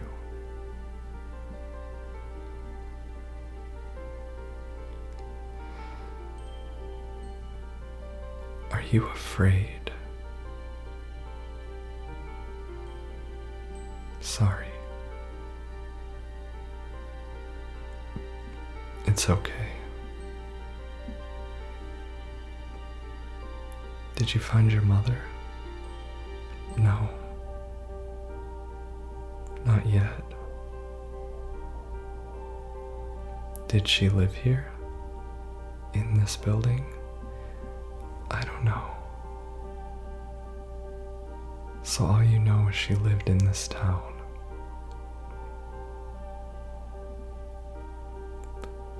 What?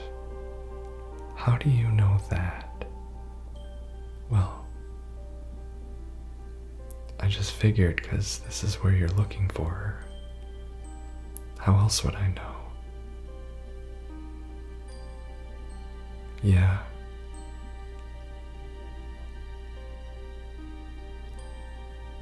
Sorry.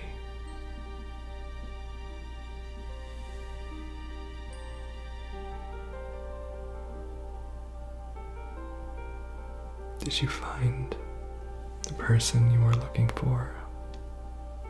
Not yet.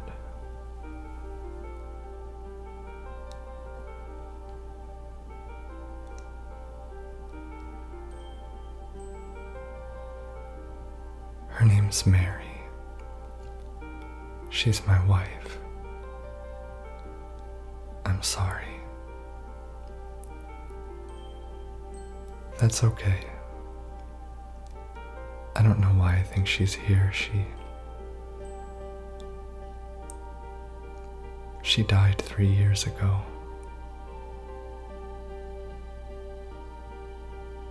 She's dead. Don't worry, I'm not crazy. At least, I don't think so. I have to find my mama. Should I go with you? This town really is dangerous.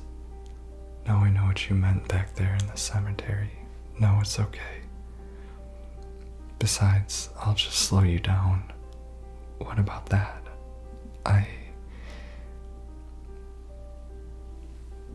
Will you hold it for me? Sure, no problem. If I kept it, I'm not sure what I might do.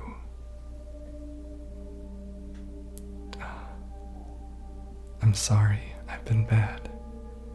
Please don't. And she bears the knife at him defensively, but also in fear. The way she sets that down, like she doesn't want him to come any closer, but she wants him to take it. She's clearly having a pretty strong trauma reaction. First thing I notice about Angela in that scene is that she's a chronic apologizer.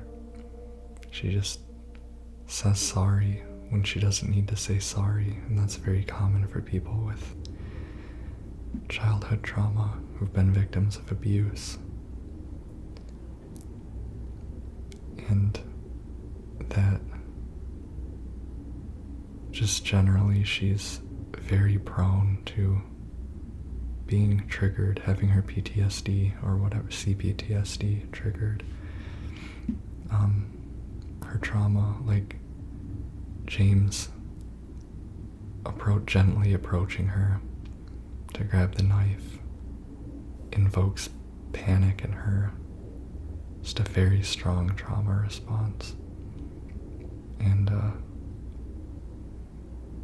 yeah, the way it's like she involuntarily is afraid of him, like she knows intellectually that he's not gonna hurt her and that he just is trying to take the knife to keep her safe, and so she's trying to give him the knife, but she's also pointing it at him like self-defensively. Like there's just two forces fighting inside of her.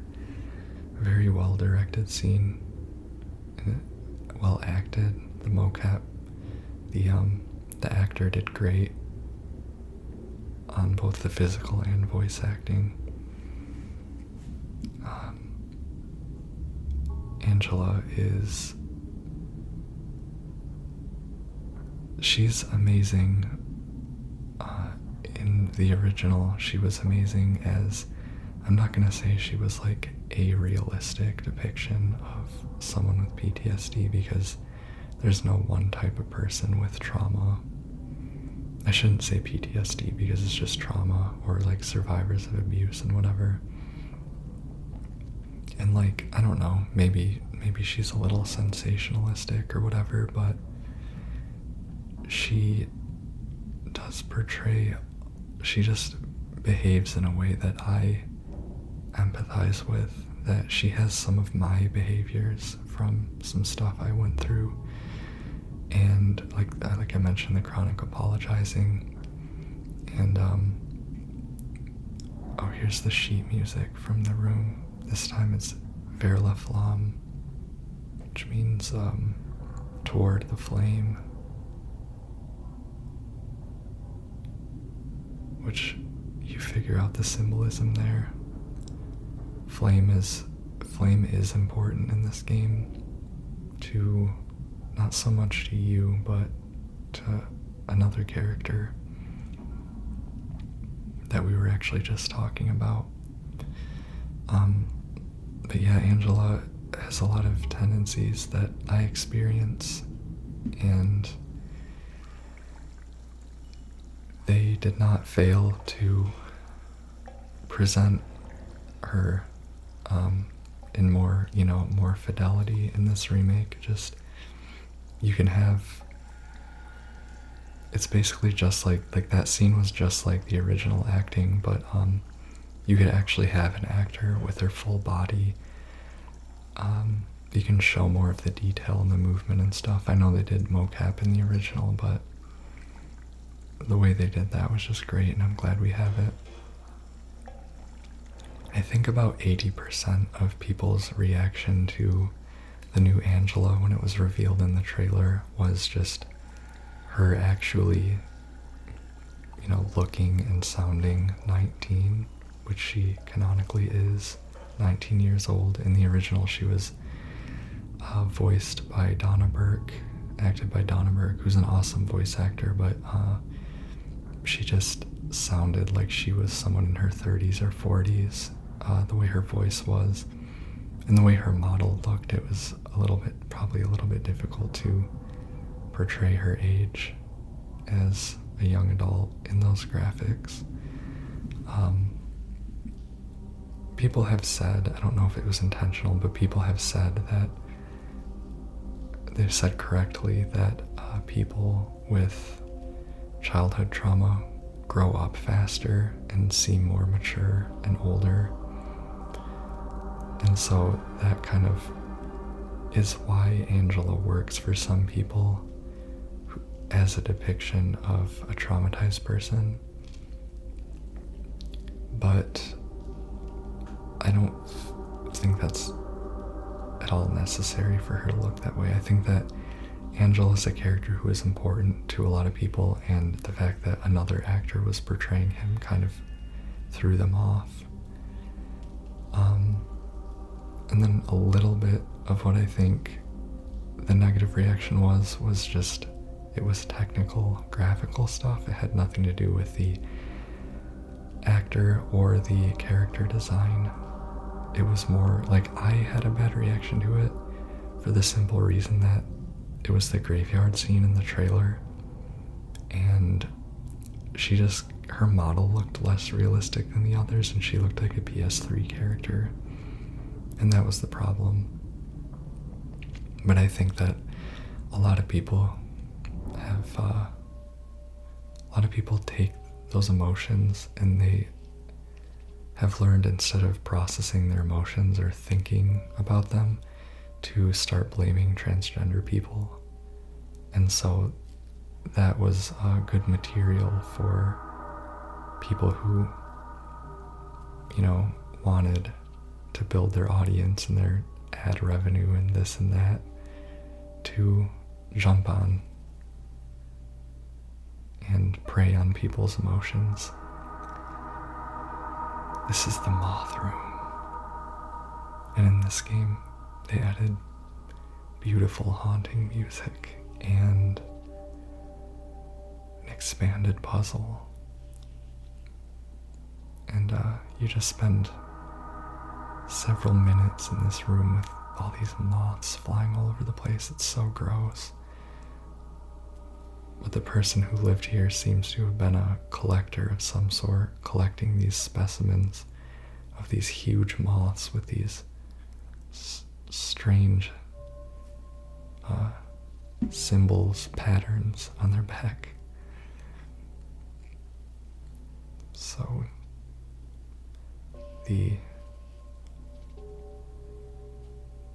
I would listen to this music to fall asleep. That's why I've put the music in it, to help you fall asleep. But the idea is here is that we need to count the total amount of each symbol that appears on the moth's back.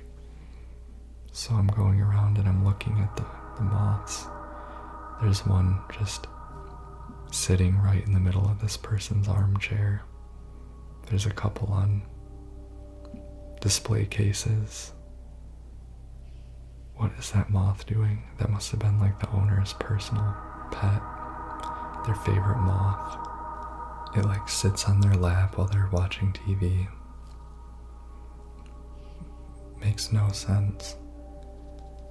So the solution here is there are little math problems written in the symbols, and the symbols represent the total number of that symbol in the room. So I believe there's 8 moons, 2 skulls, and 5 of those diamond-shaped things. My friend I played this with kept calling them nipples, and I don't want to be unladylike, so I'll just call them diamond-shaped things.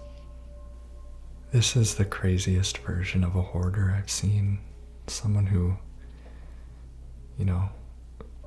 person who's kind of neglects everything in life to collect and tend to their obsession, this one being moths. Here's another unexplained hole with green fluid coming out. I always wonder what that green fluid is, and I guess I'll never know why that hole is there, what the hand of a clock is doing in it. Yeah, the apartments are part of the horror in the apartments is seeing people's private lives, and some of them seem very innocent, some of them seem very kind, and then some of them are very dark. And room 202 of Blue Creek Apartments is one of those where that person you may have never known that person was hoarding moths, or you may have known they were hoarding something, or that something was wrong, but just now you've gone in there and you've seen it. And Silent Hill is about the horror that goes on inside people's homes, I would say. The fourth one is about basically a haunted apartment and a whole bunch of other haunted places, kind of nightmare reimaginings of places. First and third one are pretty explicitly about like a religious cult in Silent Hill and its demons and gods and practices, but it's not really about that. It's again about the horror that goes on in people's homes behind closed doors or in private, the horror and abuse that happens behind closed doors, out of sight, because that's sort of what is the tragedy and the source of horror for what happens in those games and what motivates the characters and story. It isn't just, oh no, you summoned an evil demon, better kill the demon, better stop this. It's more than that. There's a reason they summoned it. There's arguably I've always had a sort of personal theory that because the other games and this game to an extent kind of suggest that the demons and gods of the cult are actually real beings, and the cult, through their beliefs, are actually summoning them. But I personally always kind of thought that the power doesn't come from the cult's beliefs itself, but from the power of Silent Hill manifesting what's in their mind, that the old gods are greater than them in their religious zeal, and that they have a partial or completely missing understanding of them.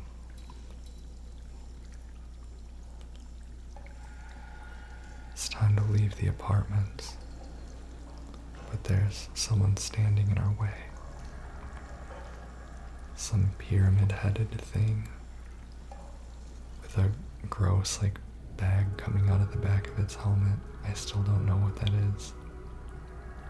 And a large knife that it drags along the ground. I love how they did the beginning of that sequence for Pyramid Head, where it has a lying figure's body in its hand. It just throws the figure. Pyramid Head just does violence to all the monsters. It's like the arch monster of the game. What makes it scary is it hates you, and it makes the other monsters look weak and helpless, when normally they're so menacing, like this thing. This thing is standing on business. Look at it. The flashlight, I didn't notice before that the flashlight blinks when you point it at Pyramid Head. This fight, they did a good job modernizing it. It growls and so they've added a thing to the boss fights where, and some of the common enemies later in the game, where they scream or growl or howl, and it kind of stuns James and it causes the environment to crumble. But it was a really good way of modernizing it, making these fights exhilarating and not boring, without sacrificing the mood and the quietness. If you know what I mean, it's not literally quiet, it's pretty loud, the way he slams that knife down. But in this fight, he moves fast without running or anything. He moves in this, again, kind of glitchy way, kind of stilted, stop and start way. In the original, he's kind of slow, and in this one, he doesn't feel he still feels slow, he's dragging this huge weight around with him, but he's menacing and fun to fight. And in the original, the fight basically ends when Pyramid Head just decides it's time to go. You can actually just wait out that fight. You don't have to attack him at all. I tried to attack him kind of sparingly because I like having a surplus of ammo.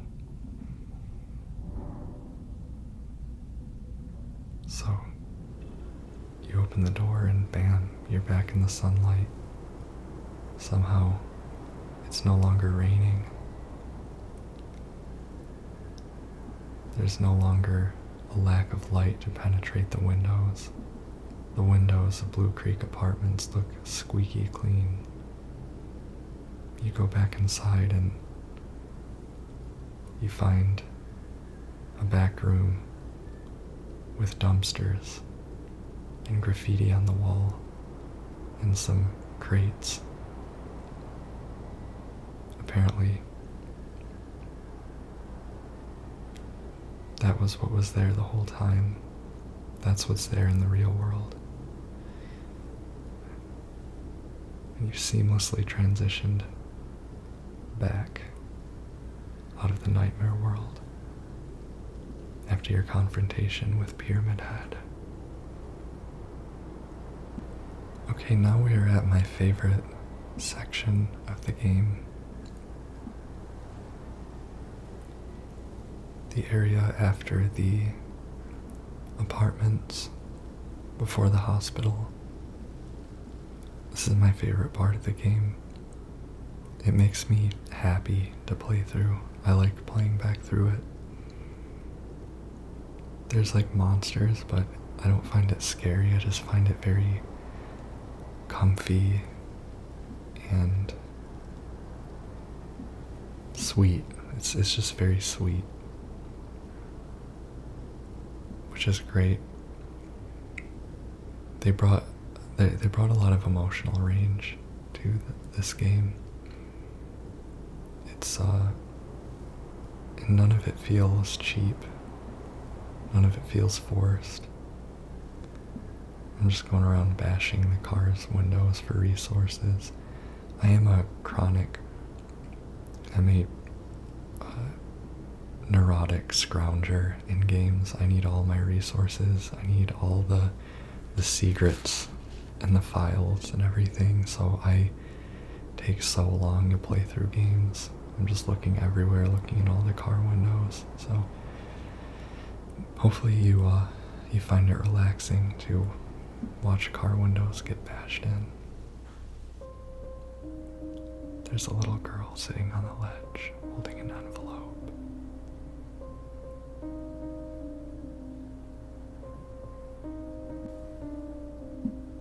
James approaches. Hey, it was you, wasn't it? You're the one who stepped on my hand. Maybe I did.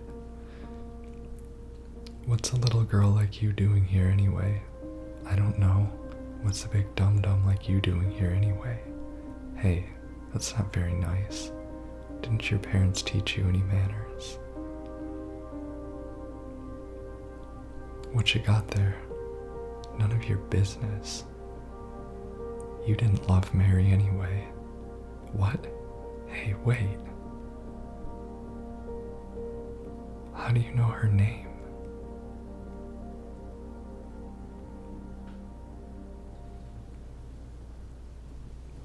What is this little girl doing in this town?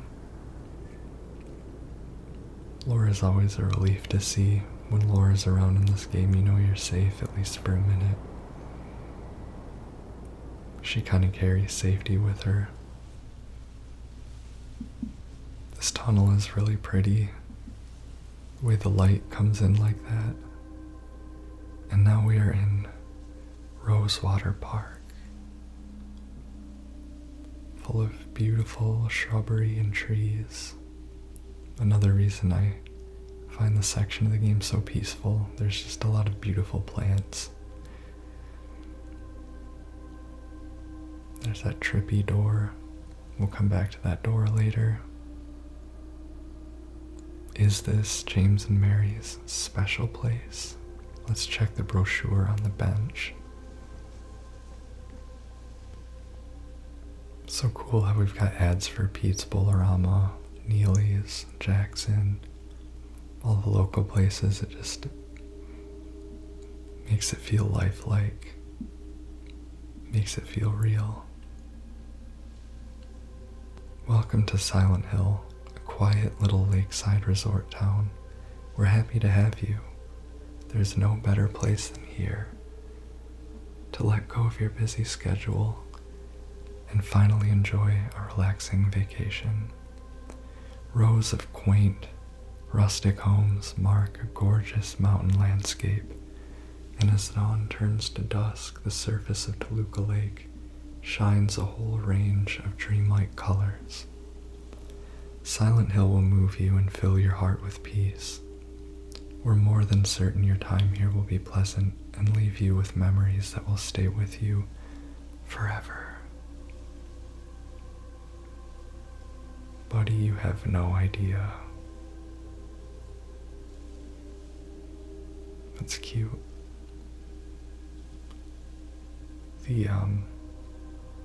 the chipped paint on the benches. Such a pretty detail. Yeah, I think Rosewater Park is a reason that this section is my favorite of the game. It's one reason. It's just so pretty. This is it. Mary, could you really be here? Statue reads, Patrick Chester, son of Edward. He fought and died for the people, for liberty, and for all of our tomorrows. His memory lives on. He and his horse seem to have been beheaded. I don't know what that means. The historical monuments in this game are one thing that their meaning eludes me. Besides that, it's just backed up, but interesting background information. The fact that it has that colonial history, the like old American history, I guess it just puts things in perspective or something. Just makes things feel real. This statue, for example, of two headless men shaking hands. Why are the men headless?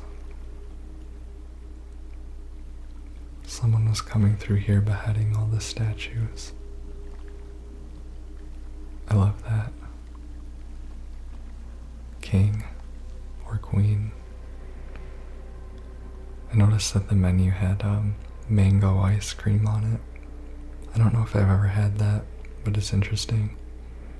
I didn't know mango was like a flavor that you'd find at a park. So we head out on the pier to the gazebo at the end, and we see a figure resting, looking out at the water.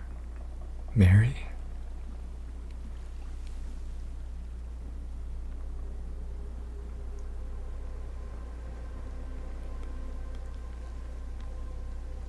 No, you're not. Do I look like your girlfriend? No, my late wife. I can't believe it. Your face, your voice. My name is Maria. I don't look like a ghost, do I? See? Warm. Sorry, I got confused. Hey, where are you going? I need to find Mary. Didn't you say she died? Oh. Yeah, 3 years ago. It's just, I got a letter from her. A letter? I know how it sounds. I'm not... Hey, it's okay. So what did the letter say?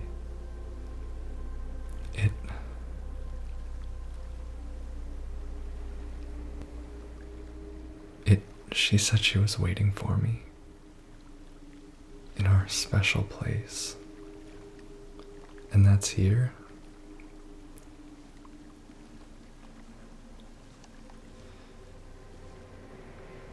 Anyway, I haven't seen her. Is this your only special place? I don't know anymore.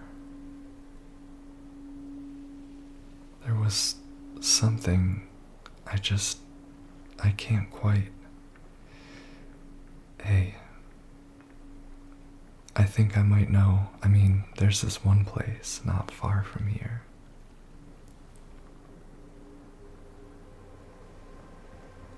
What kind of place? The kind two lovers might call special? I can show you if you want.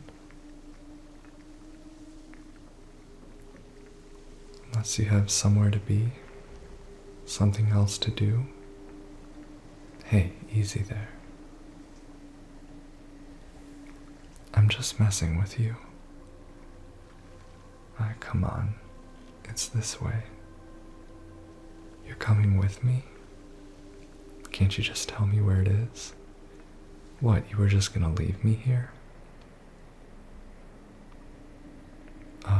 Alone with all these monsters around? No, is it because I remind you of her?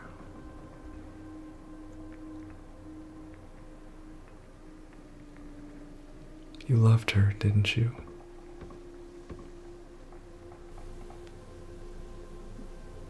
Didn't you? Alright, just... come on. So it's okay? Yeah.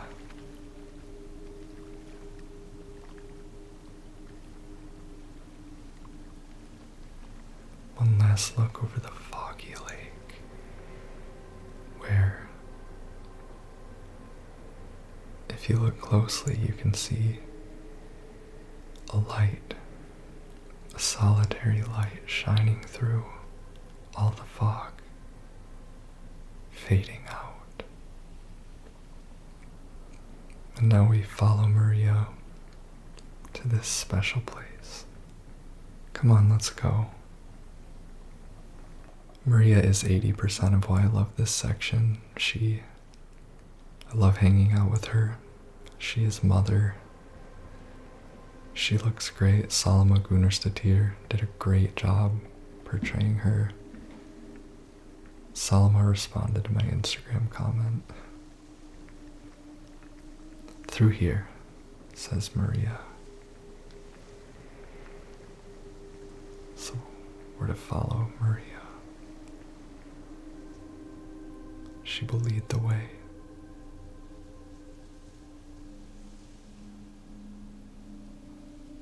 I want to go check out this bench over here. God, this place is so pretty.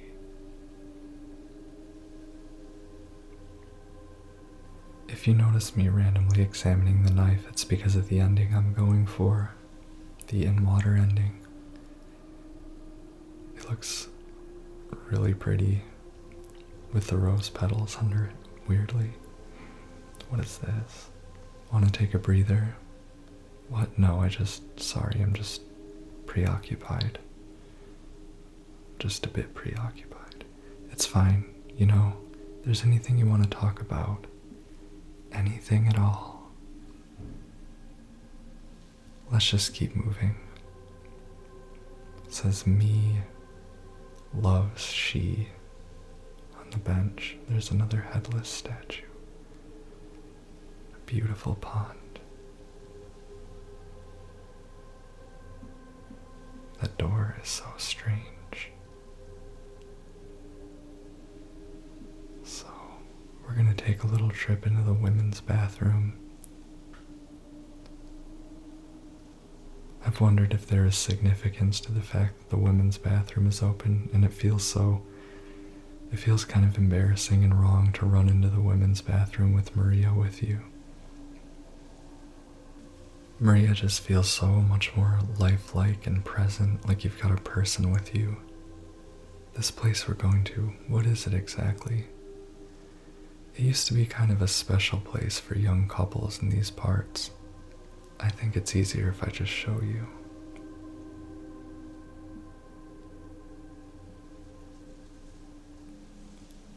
Beautiful pond.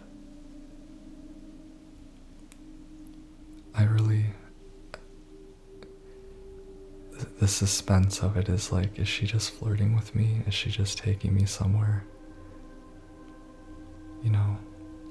Where she can try and get with me. Something like that. She flirts. She's good at flirting, and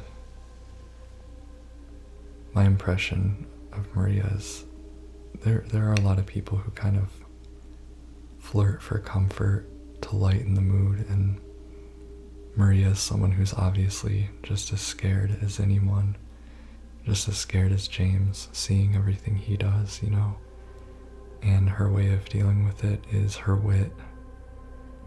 And flirting is a large part wit. So she kind of makes jokes, but she's not comic relief, which I appreciate. She's like just an actual human. There, we can go through the motel. She kind of wants you to follow her. Hey, why'd you do that? She says when you break a window. She reacts to all your window breaking. Kind of makes you feel guilty or stupid about it. Again, why she's so present.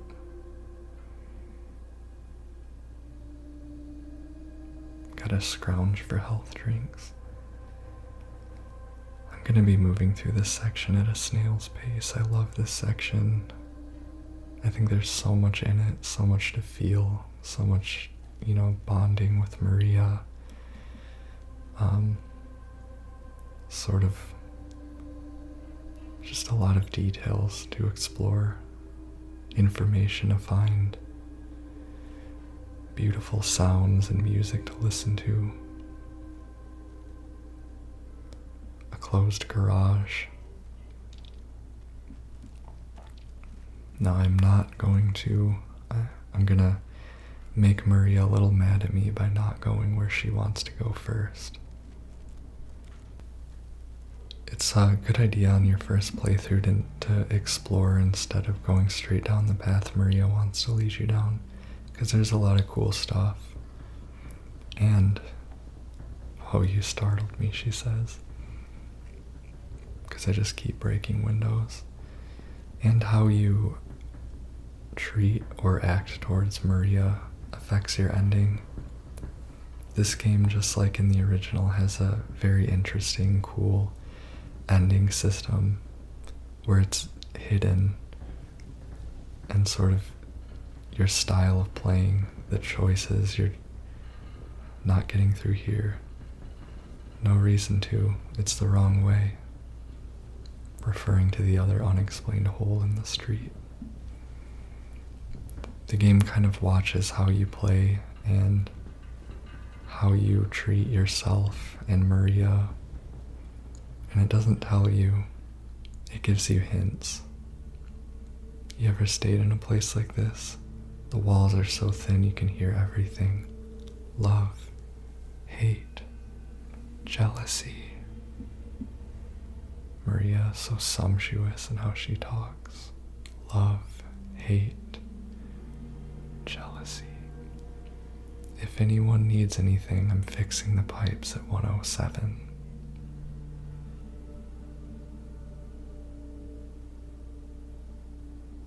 Here's the motel office. This game actually lets you go inside the motel. And we need to get into that safe.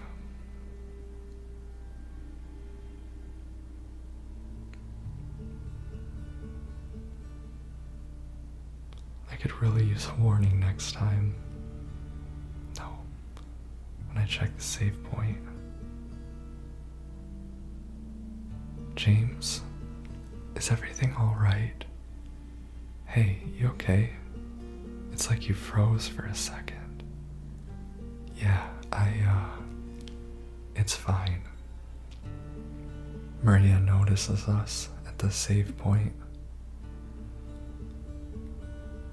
It's so eerie because you've been saving at these red squares alone the whole game so far, and then you have her around and she's kind of scared by it the way you are. Hey, wrong way. We already passed the motel.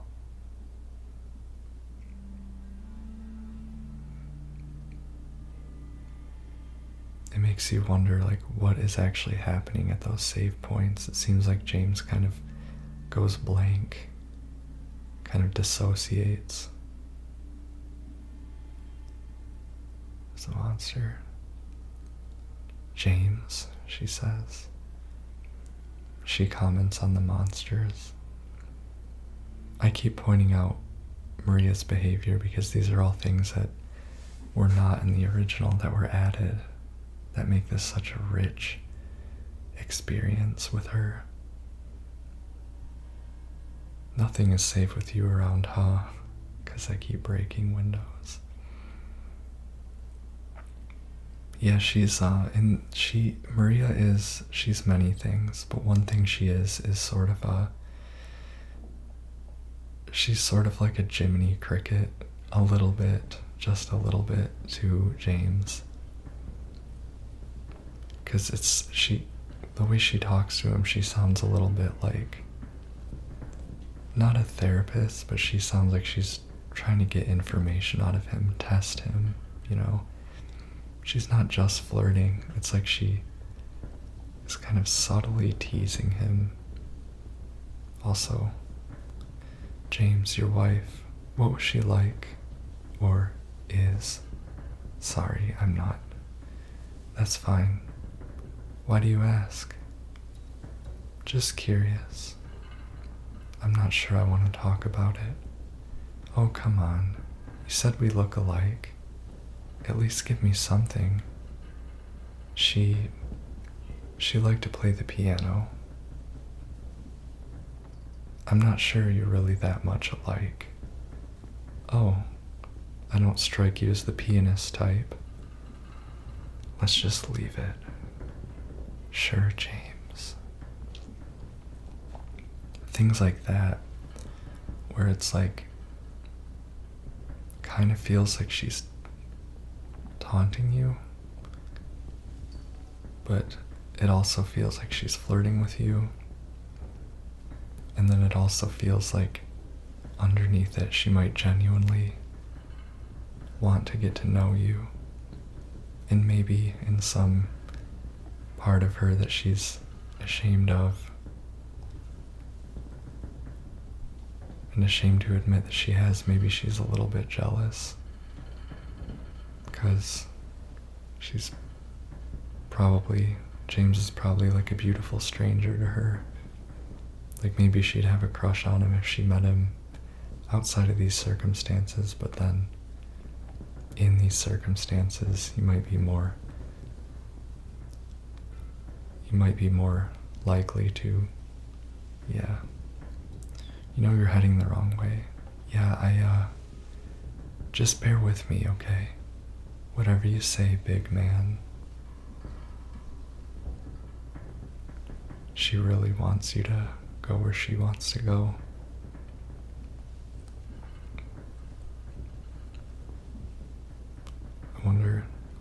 I think clearly she's trying to tease you and lead you where she wants you to go, but then also I feel like if I was her with this man I didn't know and he was just leading me places and not explaining when we'd agreed to go somewhere else, I might be a little sketched out. I don't know. I think it's a misconception. I think people misconceive Maria as being more simple than she is. I think that clearly she is an entire real person of her own, with her own brain and her own thoughts and feelings.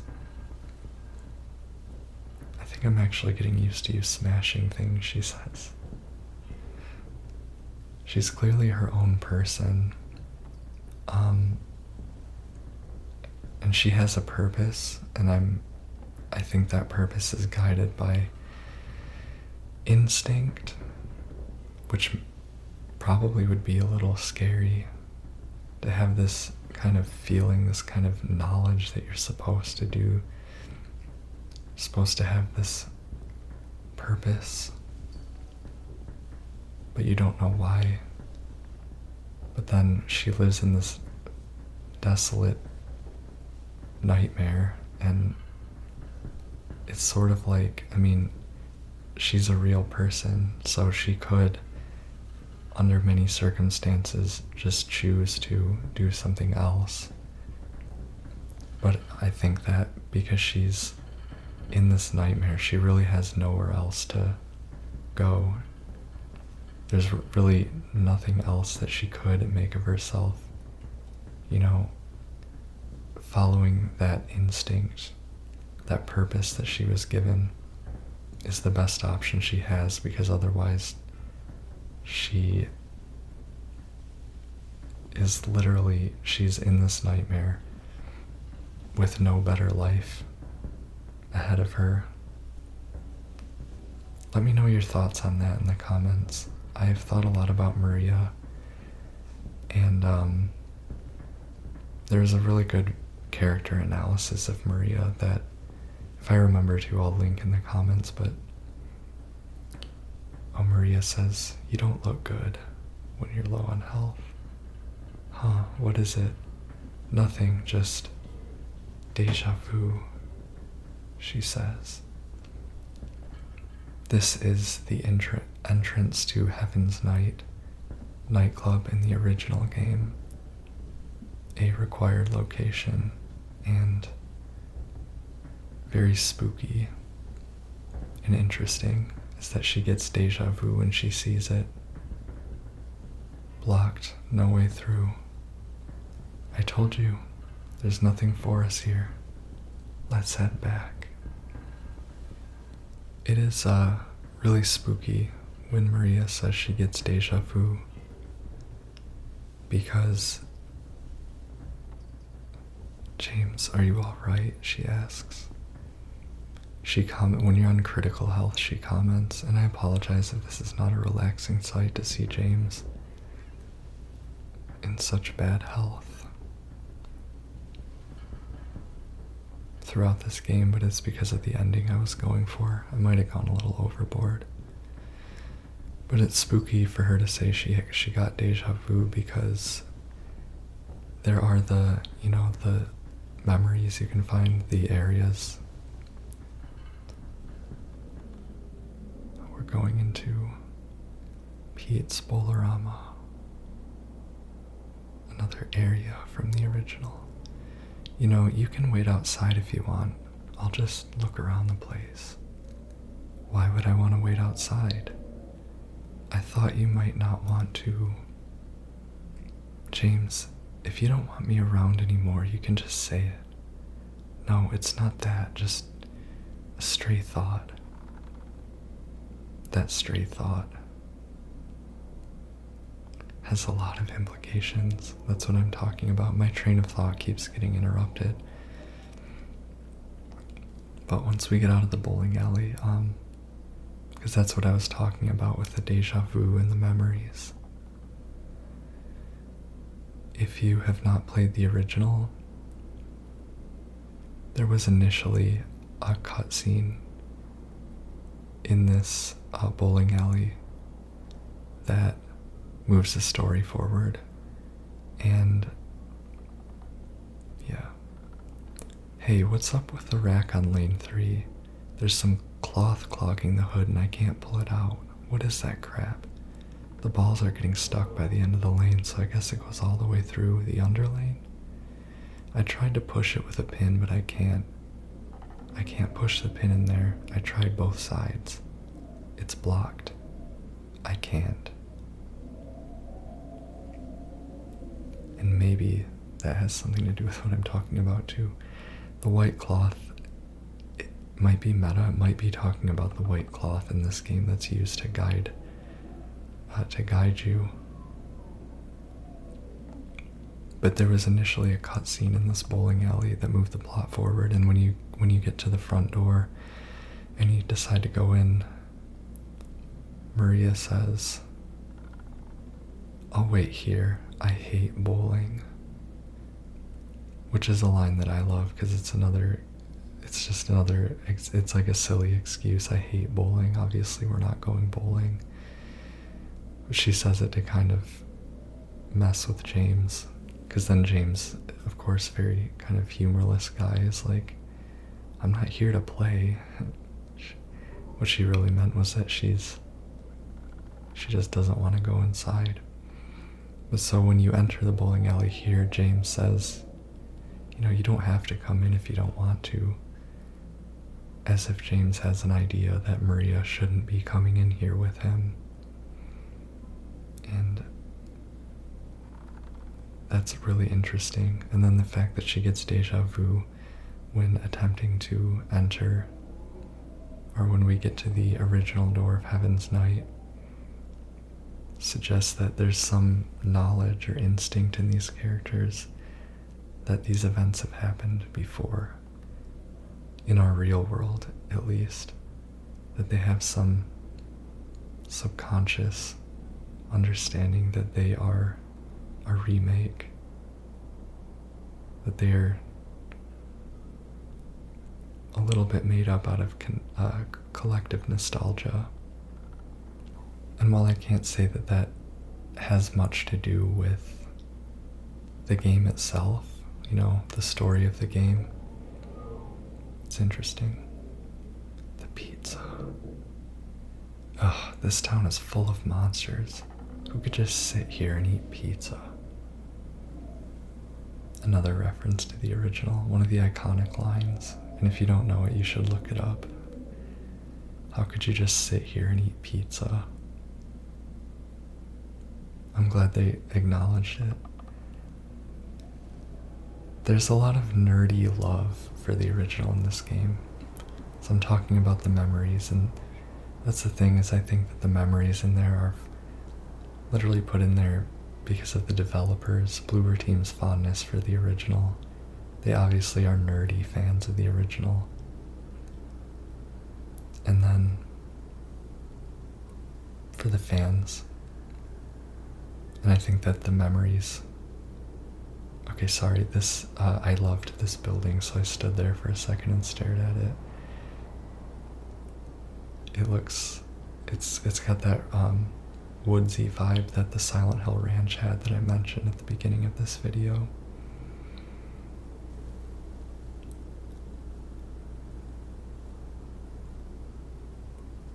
Maria says, hey, I'm all for taking the scenic route, but we're not getting any closer to where we want to be.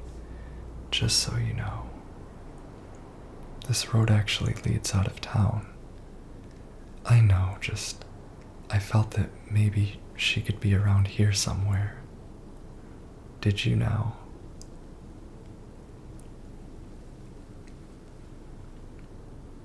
Yeah, this sort of one of those things that affects the ending.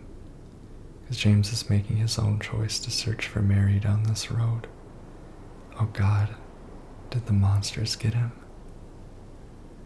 Maybe. Doesn't make much difference now. Yeah. The bloody note. I can leave by not leaving. I can only leave by not leaving. The deal is done. He said he left it for me. Where they once were. 1887. So, another one of those defiled bodies on the ground has a note next to it, indicating something about a way to leave, someone else who was trapped in this town. A cryptic note that has to do with an ending. A very interesting item. I loved the tiny side quests for the extra endings in this game as much as I love the endings themselves. This is the Silent Hill Historical Society, one of those small town museums that's in like an old house, a nice looking large old house. Maria just said James. I think she was saying that she didn't want me to go inside the Historical Society. It's again, much more lifelike than the original. It really feels like a quaint resort town. The way that they designed the Historical Society in the original, you don't really see it, but it's just like a small brick building. And in this one, it really feels like one of those kind of New England local institutions, historical institutions that takes itself very seriously in its work.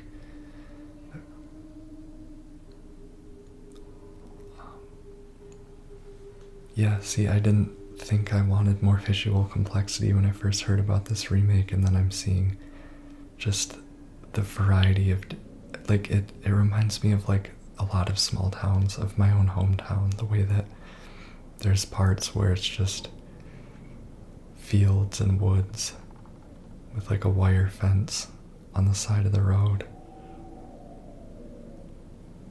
This is the combination that he gave, 1887, in the bloody note. Inside the safe is a rusted key and another note, a cryptic letter. I did not acquire it, nor will I be able to do so. However, I can direct you to where it is. You will find it in a place of care, an island of respite in a sea of suffering. I warned you before, this is a commitment. I hope you can see that now. Who is the letter to? Who is it from? I can't be entirely sure who it's from, and I can't be positive about who it's for. But the ending that that item is tied to, no spoilers, because I want you to experience it on your own. I actually got that ending today, and I was stunned. Like, I was like, whoa, I stopped for a second. It's a pretty interesting ending. Made me emotional, and I'm glad they added it.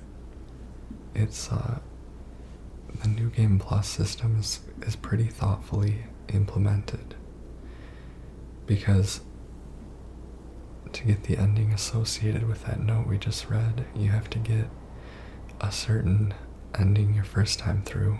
And so when you get that ending, if it were your ending the first time playing this game, you might be kind of like, what?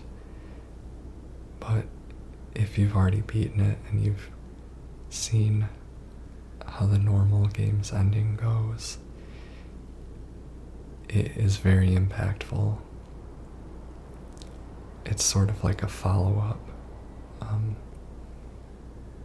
to the ending that you might get on your first playthrough, and it makes your second playthrough feel like part of your first. Again, none of what I'm saying gives you any clue about what happens in the ending, but it feels like far from the definitive ending of the game, but when you play it a second time, it just makes it all feel connected. And that's why a lot of people are theorizing like a time loop thing, only not corny. Like, time loop is corny, this isn't. We're going in the garage. You sure that's a good idea? Yeah, it's fine, just give me a minute. There's an issue with the main news. Hey, you okay in there? Can you let me in? Mass layoffs at Brookhaven Hospital threaten the institution's future. The layoffs we reported on last month are continuing.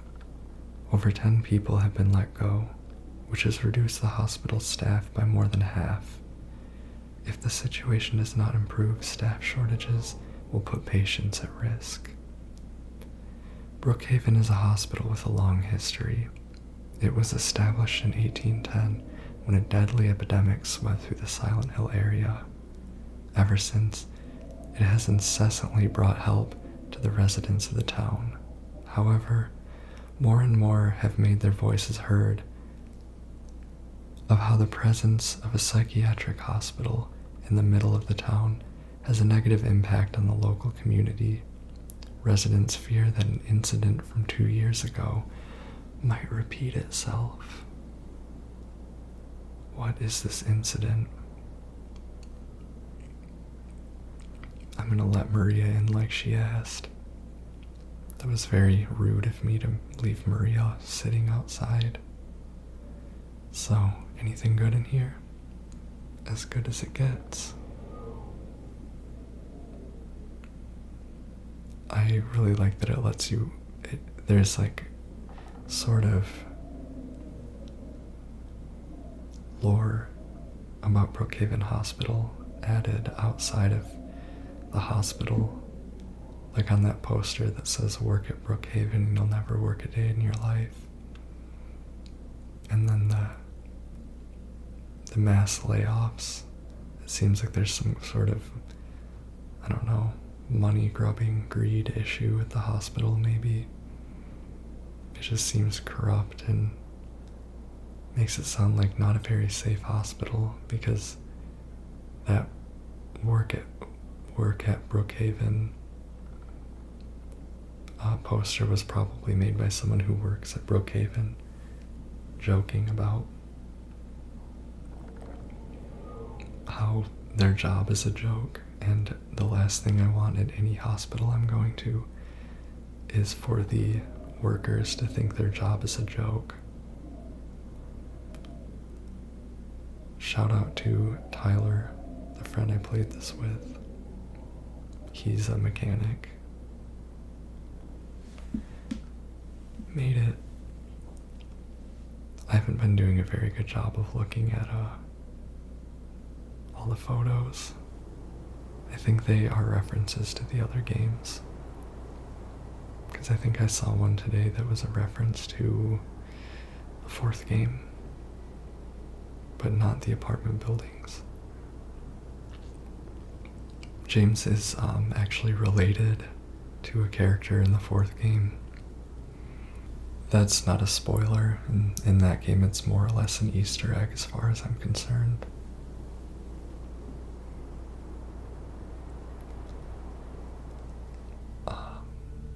So we're gonna go do our business at Jack's Inn, the motel that Maria so eagerly wants us to visit. I know she wants us to just kind of pass through, but you did it again, she says. It's like, I guess it's nothing. Let's go. We dissociated at the save point again. Cozy, she says. This room, there's something wrong with it. I think we should leave. Oh, loosen up, James. It sure beats running around with those monsters out there. I'm not so sure. I wonder what feels wrong about it to James. This room does appear in another Silent Hill game, but in a story that has nothing to do with James. But Maria, as you could see, was kind of trying to tempt us to maybe get in that hotel bed, maybe take a rest. We're breaking into this room. Can you let me in, she asks, while I go take a look around the bathroom, just check it out. I'm being kind of rude to Maria. If you look in that closet, you'll see a familiar outfit.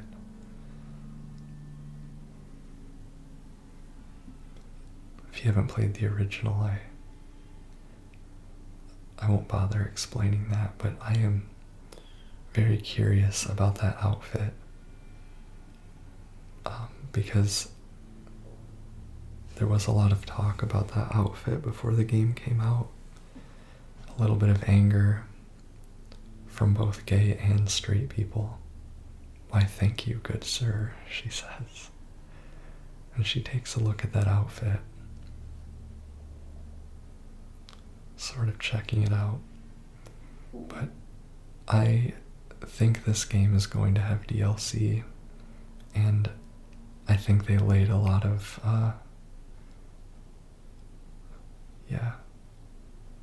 feels like we're stuck. She says it's gonna be fine, but the math don't lie. The numbers are all there. All rooms need to be refurnished. Then we gotta multiply that by the cost of labor. Then there's the plumbing in the room upstairs. I swear, there are times when I just want to give up. I'm not 33 anymore. If we can make it all add up, maybe there's hope for the 5 of us. There isn't much of a story to this note, it's just a math problem to give us the safe combination. But yeah, I'm pretty sure there's going to be DLC to this game, and they've already laid the groundwork for some interesting questions. They've already, interesting things to explore. What with that outfit, and with revisiting areas that are different, but Maria's seeming to have deja vu. Hey, you think I look good in this? Sure. Not quite the ringing endorsement, but hey, I'll take it. She seems to like that outfit. James doesn't want to be too eager to give her compliments. James definitely just clearly does not want to flirt back. But yeah, what with the deja vu and some things that are coming up, I'm really excited for the DLC I assume they're making, because they could do some very interesting things, and they could give a lot of fans a chance to eat crow, because maybe they had something up their sleeve the whole time. I think so. I hope so. It doesn't matter either way. So on hard difficulty, this puzzle took me so long, but all you have to do is take the capitalized words and then do math with them.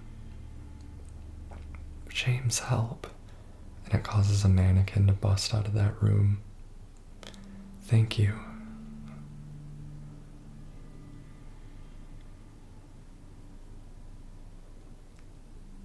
I think you just saved my life back there. Glad I did. Yeah, so am I.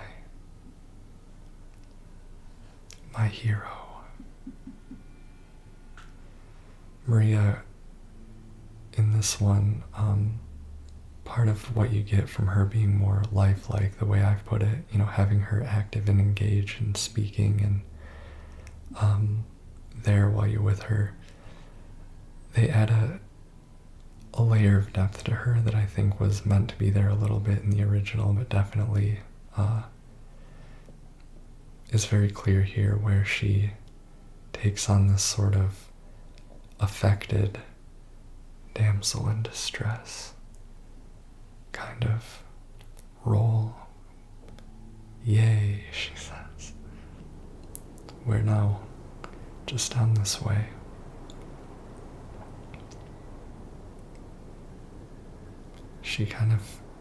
There are moments where she's in danger, but it seems like she's making a point of not helping herself. I love this bit of dialogue here. You think it'll stare back? If you look down into one of the chasms in the street, Maria will say, you think it'll stare back? Like the abyss staring back into you. Here's a familiar old house. Very beautiful, spooky, tall house. Maria's not coming in. Here's the white chrism, another thing needed for one of the New Game Plus endings. No spoilers. That liquid. What is that? Mysterious.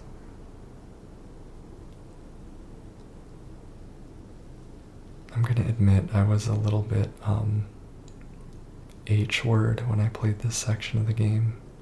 I took an herbal gummy, so I played very slow. I was like scrounging around here. The gameplay will kind of drag on here because I was just, very chill. Is everything alright? James asks. Yeah, it's just This place, it just gives me the creeps. Not sure why. You ever been here? I'm not sure. It does feel familiar. Somehow. Like a bad memory. It's nothing, really. And you'll notice that the door into the yard has that rotated rectangle on it, like we saw earlier. That memory comment that Maria made, I think definitely hints that there will be a DLC. They wouldn't put that there and then just not give us what we want. It's definitely like a tease. And not just a tease, like it is also just a really moving moment for Maria. It's sad and it's touching to see her kind of in this bewildered state where she seems to have it all so together. So, James, 3 years, that's a long time. What will you tell her if, when you find her, that I love her? Well then, lucky her. What's that supposed to mean? Nothing. Like I said, 3 years is a long time. See, she seems so kind of together and collected and, confident, and she seems to know who she is, and then you hit these moments where she seems kind of bewildered and lost, and she can't remember things, she has feelings she doesn't understand, and she's existentially afraid.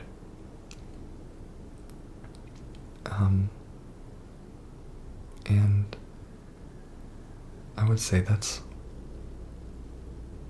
just part of her complexity. Like I was discussing earlier, she is her own person, she is a real person. But she stops to ask herself, like, wait, what? Like, who am I? What am I doing here? And this is gonna sound so tangential, but it's not, I promise. I had a really intense acute anxiety disorder when I was 18, and I don't know if anxiety disorders can be like temporary or whatever, but whatever it was, I was experiencing intense anxiety, and I had dissociation, which is used a lot these days, but in the clinical sense, what it is strictly is this feeling that like you're not a person, that you don't feel like a person, you just feel like this nebulous of thoughts and traits and feelings, and you like lack a sense of identity, and it's really scary because you don't have like a solid sense of self. And that's what I see in her. Strange. This should not be here. Well, it is. So, what now? Now we look for another way.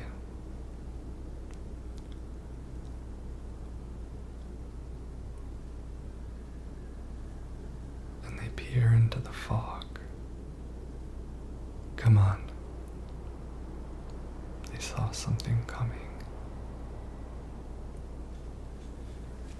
Time for James to be a hero again. James.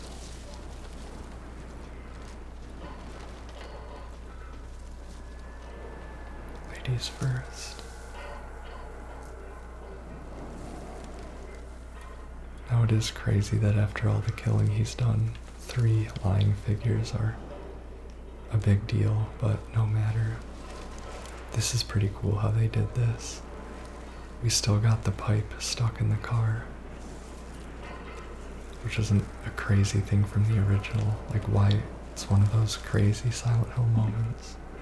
Stay close, James says. Yeah, okay. Time for James to be a hero. It's one of those crazy Silent Hill moments, the pipe stuck in the car. Like, why? Who did that? Why is the car running? Like, what? Have you guys seen that TikTok of the girl, the British girl, being like, things I don't understand? The wind, like what? But over there's I love this. There's this, there's a few brief, like, action movie, that felt like a bit like Uncharted or something. But they work. I think we're safe. Good to know.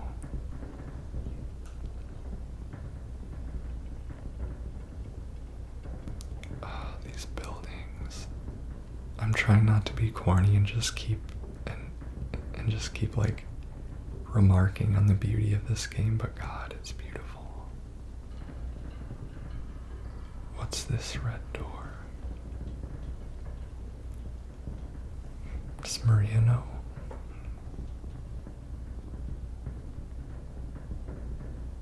Wordless. I didn't realize they don't exchange a single word here. I love how she keeps the key in her bra. That's such a hot girl thing to do. Such a cool aunt thing to do. See, I was cool with, I was sad about the minor redesign they did on Maria, but also I think it does a better job of portraying her as like a cool girl, because obviously Maria's hot.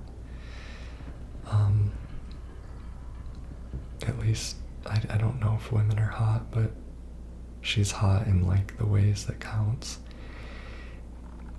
But she's also cool. She's chill. She apparently works as a stripper. She works in this industry. And she's dressed like she's, going out to the bar.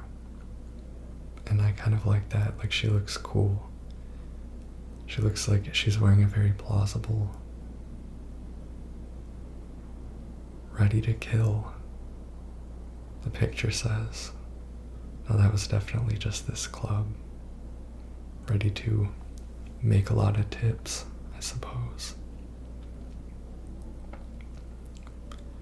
I love how Maria just wanders into the darkness. She's so mother. I think that this right here is a Twin Peaks reference. I swear it is. The bright red and then the black and white stripes on that. Like, it's the Red Lodge from Twin Peaks. Or the Black Lodge, excuse me. Maria? Hello? I think that's from Twin Peaks, but if that pattern is common, or if it's like originally from something else, let me know. Because I said it was a Twin Peaks reference on Instagram, and then my friend, who's a huge Twin Peaks fan, said, really? As if doubting me, and I was like, girl, you must see what I'm talking about. But he's also just more culturally knowledgeable than me, so he probably, I don't know, I was thinking maybe it's actually not a common pattern. Welcome to Heaven's Night. And here's one of the best scenes in the game.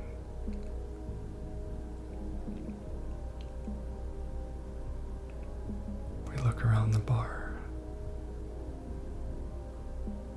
Colored lights come on. Maria?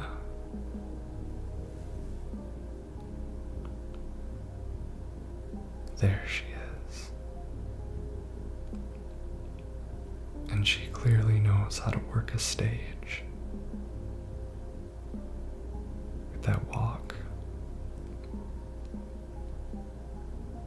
What? Oh, come on, don't give me that look. I was just kidding. What is this? Is this the special place you mean? Don't be silly. We just need to go through and out the front.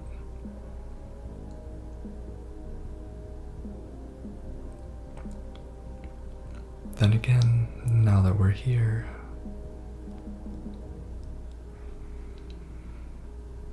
can we stay just for a little while? Catch our breath before we head back out there. I don't have time to take a breath. Mary could be out there waiting for me. I know, it's just this place, this whole thing, it's like a nightmare. I just wanted to get away from it even for a second. I'm sorry. No, it's fine. Sorry, I didn't mean to. I guess this place is getting to me too.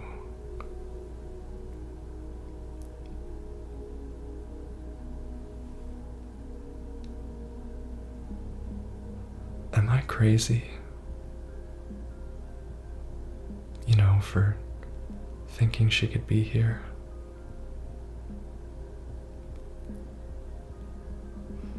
Crazy is one motor for it, I guess. I can think of another. And what's that? Hopeful. Well, that's a nicer way of putting it. Here.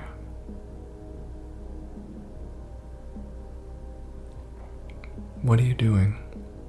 Something to take the edge off.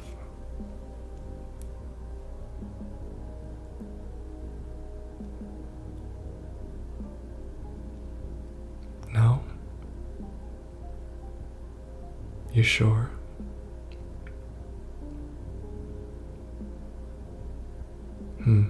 Fine. Be that way. Here's to hope undying.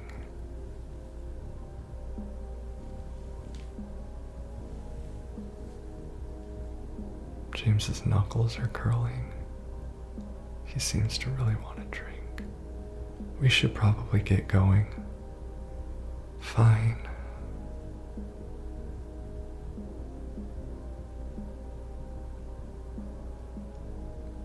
Ready when you are.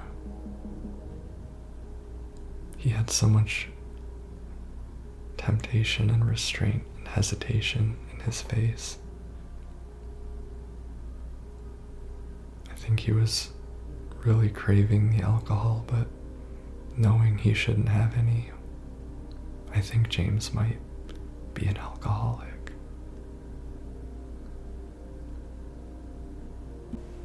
They really outdid themselves with Heaven's Night. It is gorgeous and so detailed. Wow, the lights, it's like nothing else in this game. You gonna dance for me, big guy? I'd pay to see that. Maria, so cute.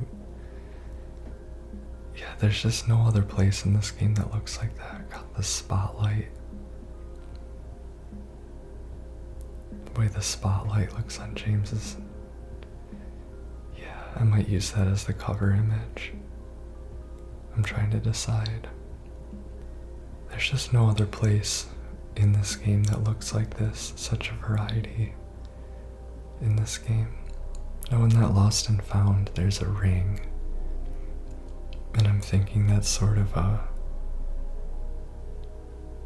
makes you think about James's wedding ring. Because if you take a close look at James's hand, he's not wearing his wedding ring and it has a tan line, meaning he took it off recently.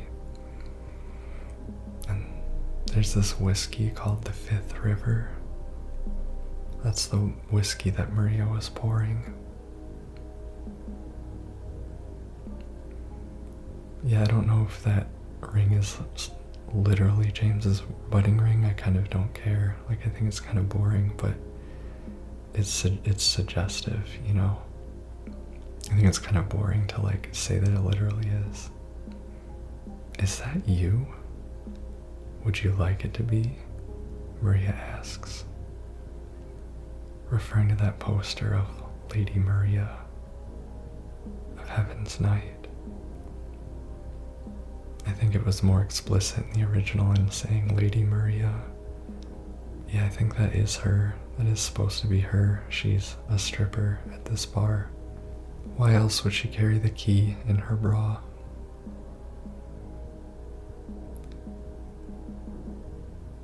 So, gosh, I cannot just stop looking at the lights, the color of the lights in this place. And they've got the neon sign, the neon paradise sign from the original, and a naughty nurse outfit on this seat at this booth.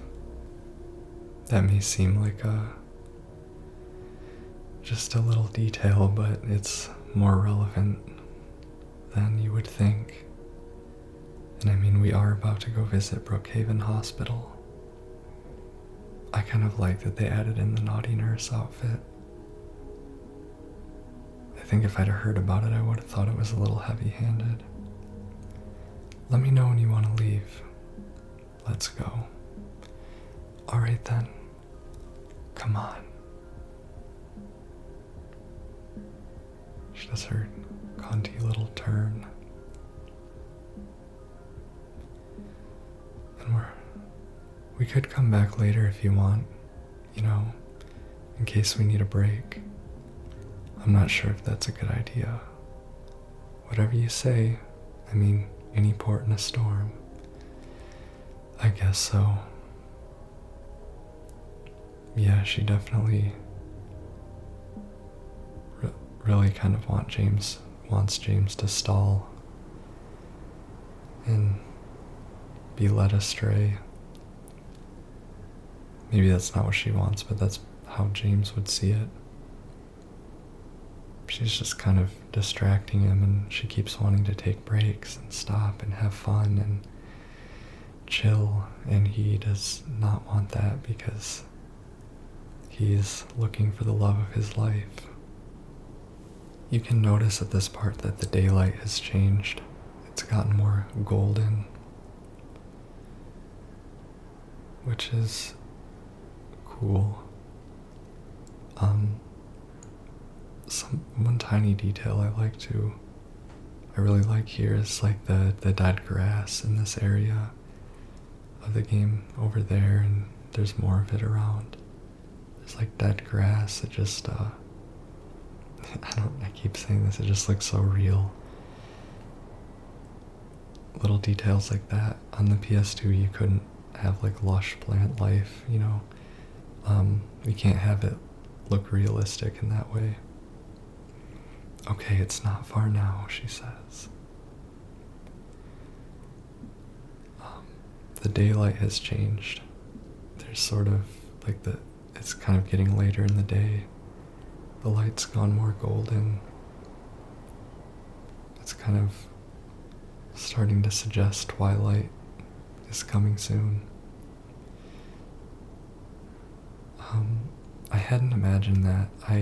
From playing the other games, I just imagined that, you know, Silent Hill is just kind of a static, silent, foggy, bright town, at least outside in the foggy time. But that was probably just because of the graphical limitations of the old games. You couldn't have like a realistic twilight or sunset, and I really like that in this game, that you can see time passing in the day, that despite that you're in this strange dream nightmare world, that there's also, the sun is still rising and setting, that you're still in the world. That makes it eerier to me. that the sun still rises and sets, that plants still grow.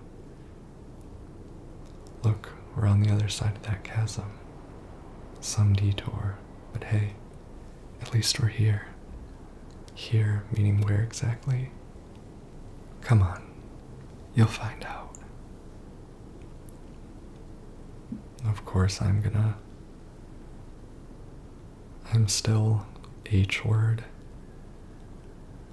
at this point in my playthrough, so I'm kind of like wandering to parts I've already been and excessively checking every corner. Excuse me, it's about the journey, not the destination. You're trying to relax, there's no rush. I'm trying to relax. There's more of them, is what she says when you see monsters. This time it was just some creepers. That's what the bugs are called. If you didn't know, they're called creepers. Which I think is kind of a silly name for them, just because creeper means different things. I don't know. Maybe they are meant to be that way. We've made it to this special place Maria was so eager to go to.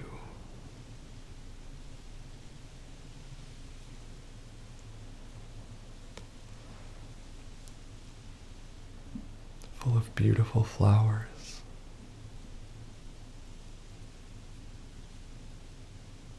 That's it? A garden? There's a bit more to it than that. If you say so. I don't think I've been here before. Come on, she's just around the corner.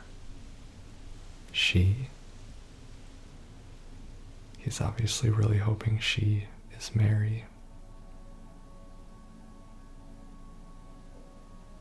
This area is so pretty. It's so pretty. The flowers, gorgeous. There's our statue. Who is she? There's a story told around these parts, kind of a local legend. Tells of a woman who was cast out, sentenced to die on an island on the lake. But there was a man in town who fell madly in love with her. Every night he would sneak out, row across the lake, bring her food and company. And every night she would stand there on the shore, holding a lit candle to help him find his way.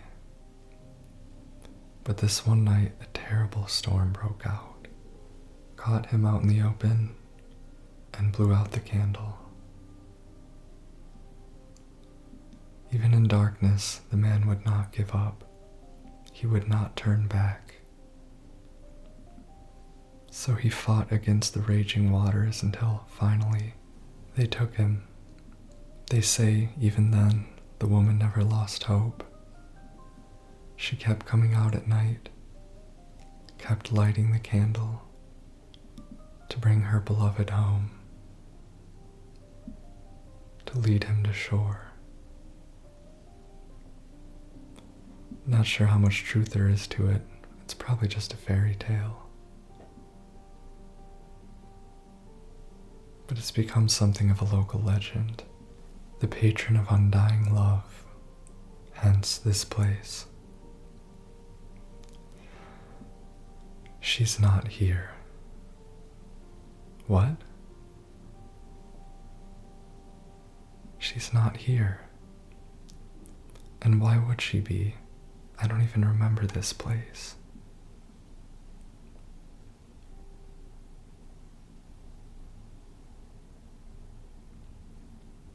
This was a mistake. I shouldn't have come here.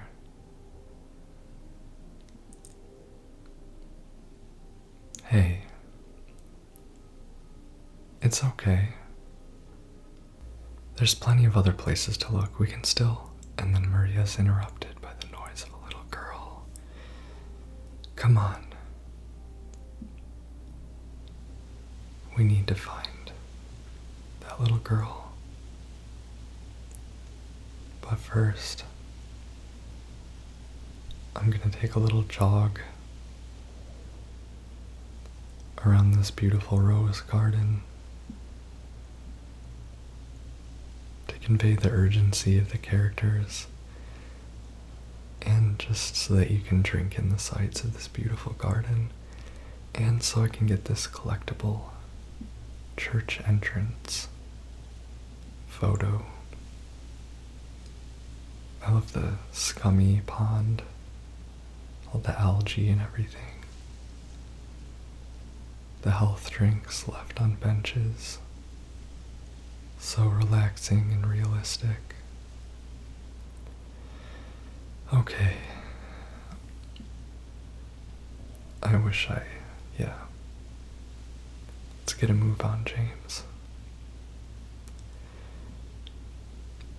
Yeah, I was a little bit too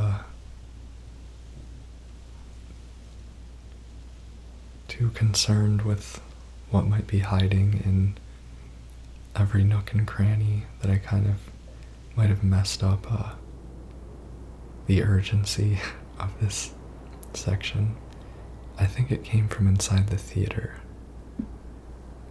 according to Maria, so I guess we need to climb up into this movie theater and look for the source of the noise. Ow, are you okay? Yeah. Maybe you'd better wait here. Okay. Not much of a movie fan anyway. That's sort of... And James, yeah? Be careful in there. Yeah. Not much of a movie fan is sort of like this game's version of I hate bowling. There's voices in the theater. This is boring. You didn't seem bored a minute ago. Screamed your head off, didn't you? Yeah, you should have seen your face. I told you, it was this big rat. It jumped right at me from under the seat. You would have screamed too if you saw it, you gutless fatso. Hey, what do you have to say that for? Anyway, why are you sitting here? I thought you said the cops were after you. Nah, I don't think they followed me here. Besides, I blocked the door so no one could get in, not the cops, and not these other monsters. You're weird. Yeah, that's what everyone always says. Well, I guess people call me weird too, and they yell at me, especially when I do something bad. Did you do something bad, so the cops are angry with you? I don't know. Maybe.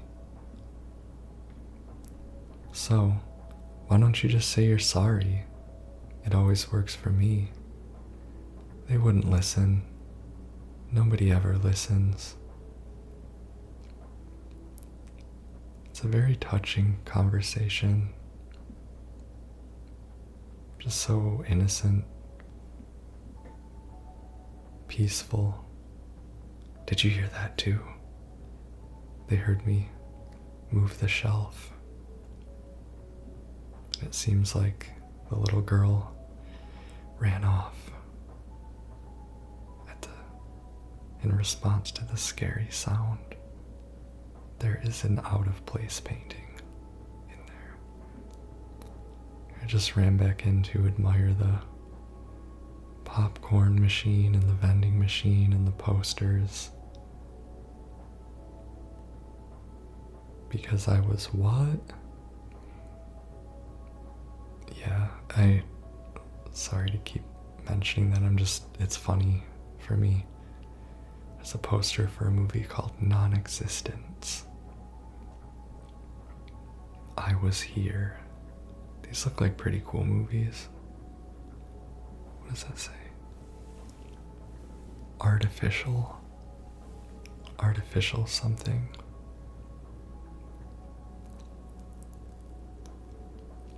Into the movie theater where they're watching a white screen. They're just sitting there watching a white screen.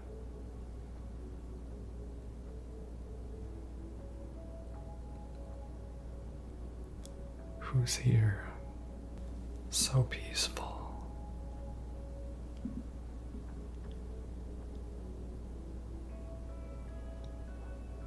Eddie? Oh, you're James. We met back in the apartment building. Yeah, I remember.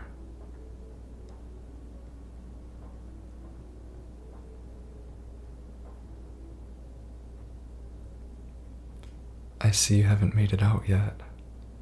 Yeah, I just didn't get around to it yet. Well, at least you got your appetite back.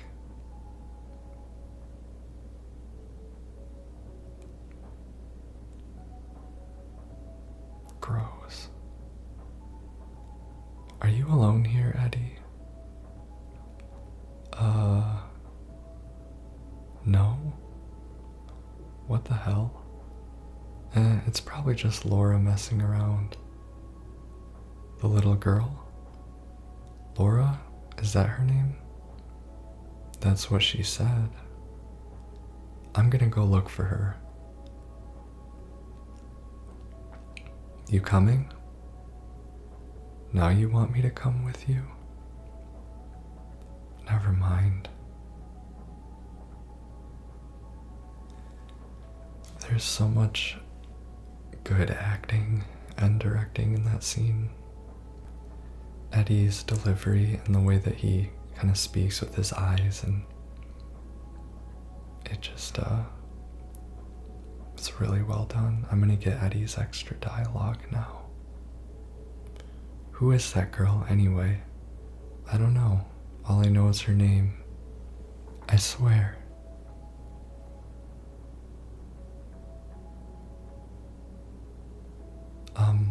Didn't you want to go after her?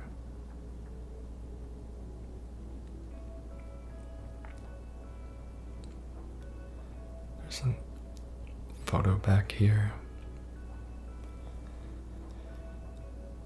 Eddie is eating strawberry ice cream with his hands. Better hurry. Laura can be pretty quick when she wants to. Suit yourself.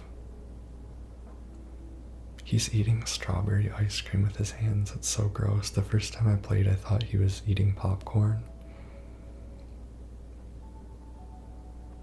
Someone has turned the projector on. No, but that's really gross. But like an example of what I love in that scene, what is James says, I see you got your appetite back, and Eddie stops eating for a second and kind of looks at him. Kind of angrily. I don't have my words right now. He seems a little insulted. He seems like he might be ready to fight with you, you know. Why did you just say that to me? What do you mean by that? But he doesn't. He just keeps it in, and he wipes his hand on his shirt. Just really good. His character just has all this anger and rage beneath the surface, and he kind of just stuffs it down inside. And when you're talking to him, normally he just seems very polite and anodyne and nice and innocent and maybe a little dumb. And when he's with Laura, you know, she makes a comment about, she calls him a fatso, and his only response is, hey, what'd you have to say that for? He seems so kind of like he has no fight in him, like he's just kind of dumb and he just sits by and lets things happen. But it's interesting because with Laura, he doesn't seem to show any actual anger or anything. We don't know if he, you know, just because Laura is a kid. And that's part of how they humanize Eddie. Something to be remembered is that the most awful people in the world are human. And it doesn't matter a lot of the time, but it kind of does. Especially in the case of this game's characters. if you roundly hate these characters, then that means that the creators didn't do their job. Because that's part of the discomfort of Silent Hill, not just the horror. Laura, stop, it's dangerous.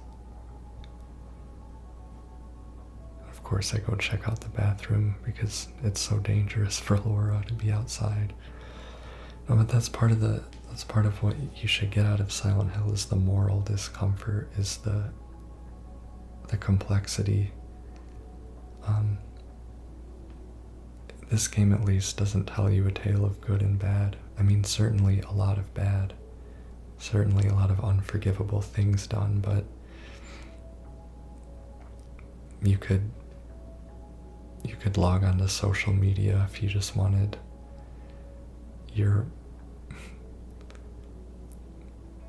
if you just wanted moral judgments, flat moral judgments, and people calling people utter trash. And I don't know, I'm being kind of trite right now. Like, I too am someone who condemns people for being wrong. I'm just saying that you shouldn't dislike this game because it makes bad people feel sympathetic. That's kind of the point. And not just sympathetic, but it makes bad people seem nice. Anyway, Maria? Did you see a little girl? Yeah, I tried to stop her, but she went that way. We can still catch her. Not just that bad people are people, but then if you want to go on about, like, the reason that you hate these people, the fact is that a lot of people who do terrible things, or who simply are terrible, seem nice. They seem polite. They're members of their community. You know, people always say things like that about bad people. Or he would never do something like that. And that's kind of part of what this game makes you think about. And I think it's timely in our post-true crime podcast era, honestly. Because I think a lot of true crime podcasts, the underlying message is, we need more people to go to jail. You know, that's pretty much all it is. Like, we actually need more police. You know, there's killers everywhere, and I don't know, it just gives a very fear-mongering and simplified understanding of how good or bad people are, or what makes someone good or what makes someone bad. Now, I don't mean to sound like I'm like moralizing right now or being woke or trying to like change political views or anything. I'm just talking about what I think is immediately part of this game. I mean, if you felt moved by this game, I think it's worth considering that idea. You know, that's part of it. So I, again, wandered way too much around this area, but it is really nice looking. If you wanted something to help you fall asleep, you could honestly turn the audio off and just look at the outdoor areas of this game as I played them. I'm just scrounging around for resources. I think I might do a loop. I don't know. Don't worry about it. Just stay along for the ride. It's really pretty, and the sun is setting even more. Another gift that the remake gave us. The day-night cycle. I would have never asked for this. I would have never envisioned it. I would have never thought, is there going to be, a sunset in Silent Hill? But we got it, and I love that. I love that for us. Especially the people who this is their first Silent Hill game. I love that for you. Once again, please let me know in the comments if this was your first Silent Hill game. I would love to hear. any and all of your thoughts. I'm really just happy that new people are discovering this and that it's relevant again. And because this game's always been very important to me. The series has. And I felt like with it gone for so long that like a lot of people were missing out on something, and that it was hard for me to kind of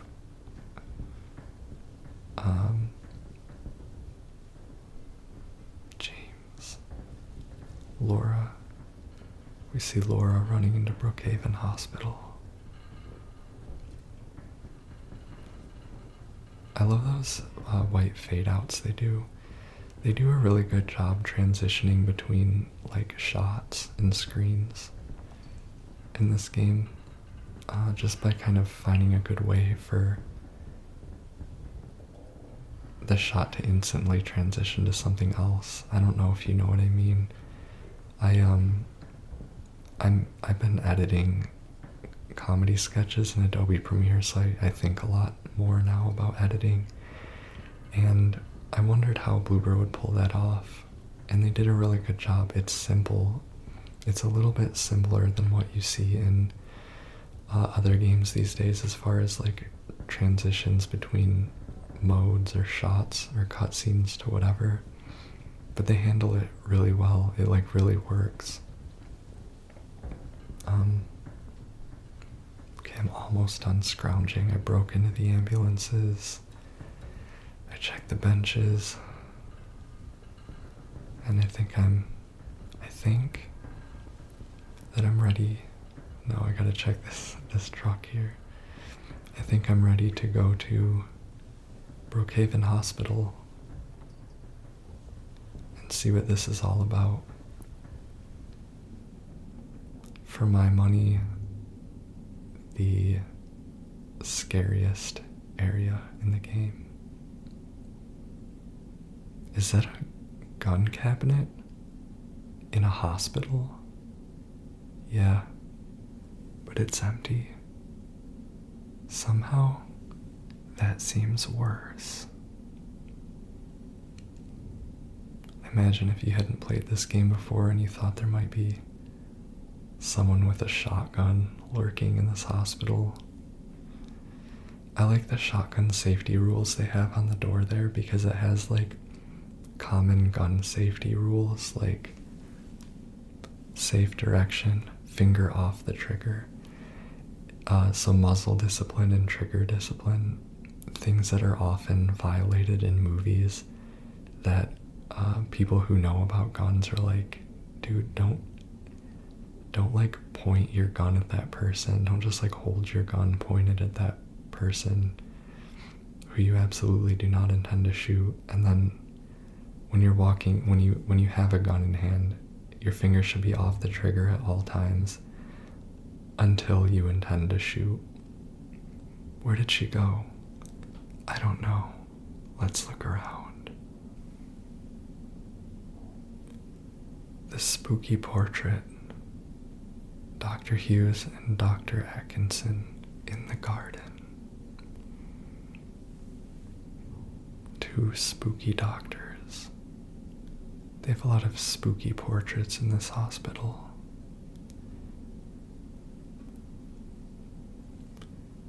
Due to repeated instances of keys getting misplaced, from this point forward, they are to be returned to the locker at the end of every shift. All staff are required to memorize the padlock combination and are not to disclose it to anyone but authorized personnel under any circumstances. In case of any problems, report to the head nurse in examination room 3. This fucking window is gorgeous. The sunlight coming through, absolutely gorgeous.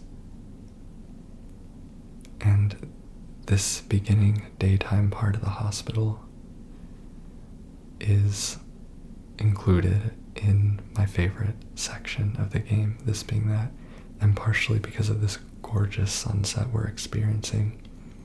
I am completely stunned by how gorgeous this window is. It's insane. There's a note here. The director required the files of the 3 crucial patients. You know which ones. Could you please bring them to his office? Which crucial patients are those? Already we're getting some creepy world building about this hospital. Quote unquote crucial. The wind blows a stack of paper off the windowsill as you walk in. Startling, but beautiful, kind of telling you this world is still alive. And it's also kind of like the town of Silent Hill is spitting at you or something, or just kind of going like boo, scaring you. Looks like there's a key in there. No combination though. We should look around. Might be written down somewhere.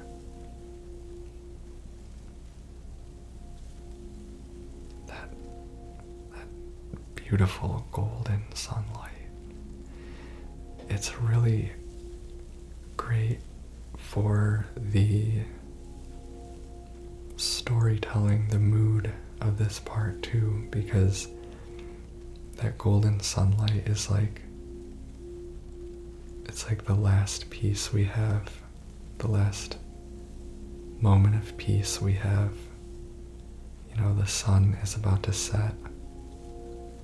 Shit is about to get real. That's kind of how it feels. So we're with Maria. We've had this peaceful time with Maria. And it's like we're sort of savoring the end of it and enjoying, like saying goodbye to the day and the nice time we've had together. But it's still beautiful and still peaceful. I love how they did the hospital. Part of what I love is how they don't shove the monsters in your face. On my first playthrough, I moved very cautiously through this section of the hospital because in the original the nurses show up like very early, almost immediately when you enter the place. There's an interesting poster over here. If you experience poor appetite or significant weight loss, insomnia or hypersomnia, loss of interest or pleasure in usual activities, feelings of worthlessness or guilt, diminished abilities to think or concentrate, contact your healthcare provider immediately. I don't know if it was intentional, but those are pretty common symptoms of depression. And there's something about the poster that's like a little too urgent. Like you're just depressed, bro. There she is. There. Laura, wait. It's okay, we don't want to hurt you. God damn it. Why would she run from us? I don't think she likes me very much. But why? I don't know. Laura drew another one of her famous rabbits on the wall. Locked herself on the second floor of a hospital. Okay, when I was her age, I would never lock myself on the second floor of an empty hospital. That sounds terrifying. I had a very active imagination. I would have been like, nope. These adults don't seem that evil. I mean, I know they're not trying to, I don't know. I would not be running from them. What was that? Not sure. Better stay on your guard. James and Mary are James and Maria seem to have heard a unsettling sound somewhere nearby. So I just broke a window and yeah. If the second were as high as the number of nurses, it'd still be one short, with 2 of them dead and 1 just a fraud. The third would chop the firewood in half. The first was singular. Very well written note. As a writer, the first was singular. It's a great last line. It's short. It's ambiguous. It's mysterious. The first was singular. So this is another math problem that they wrote for us. I think 2 math-based puzzles, 3 math-based puzzles, simple math-based puzzles in a game is a perfect amount. I don't know, I kind of liked the math puzzles because it's kind of fun to figure out, like, it's not really the math itself that's hard, it's figuring out what your numbers are based on.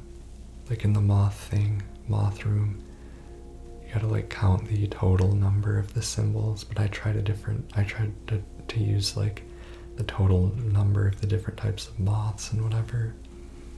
It's nice, and it's mysterious.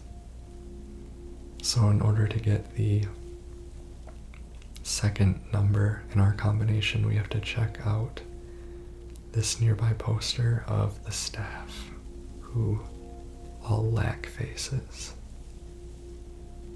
No one in this hospital has a face. There's 7 of them.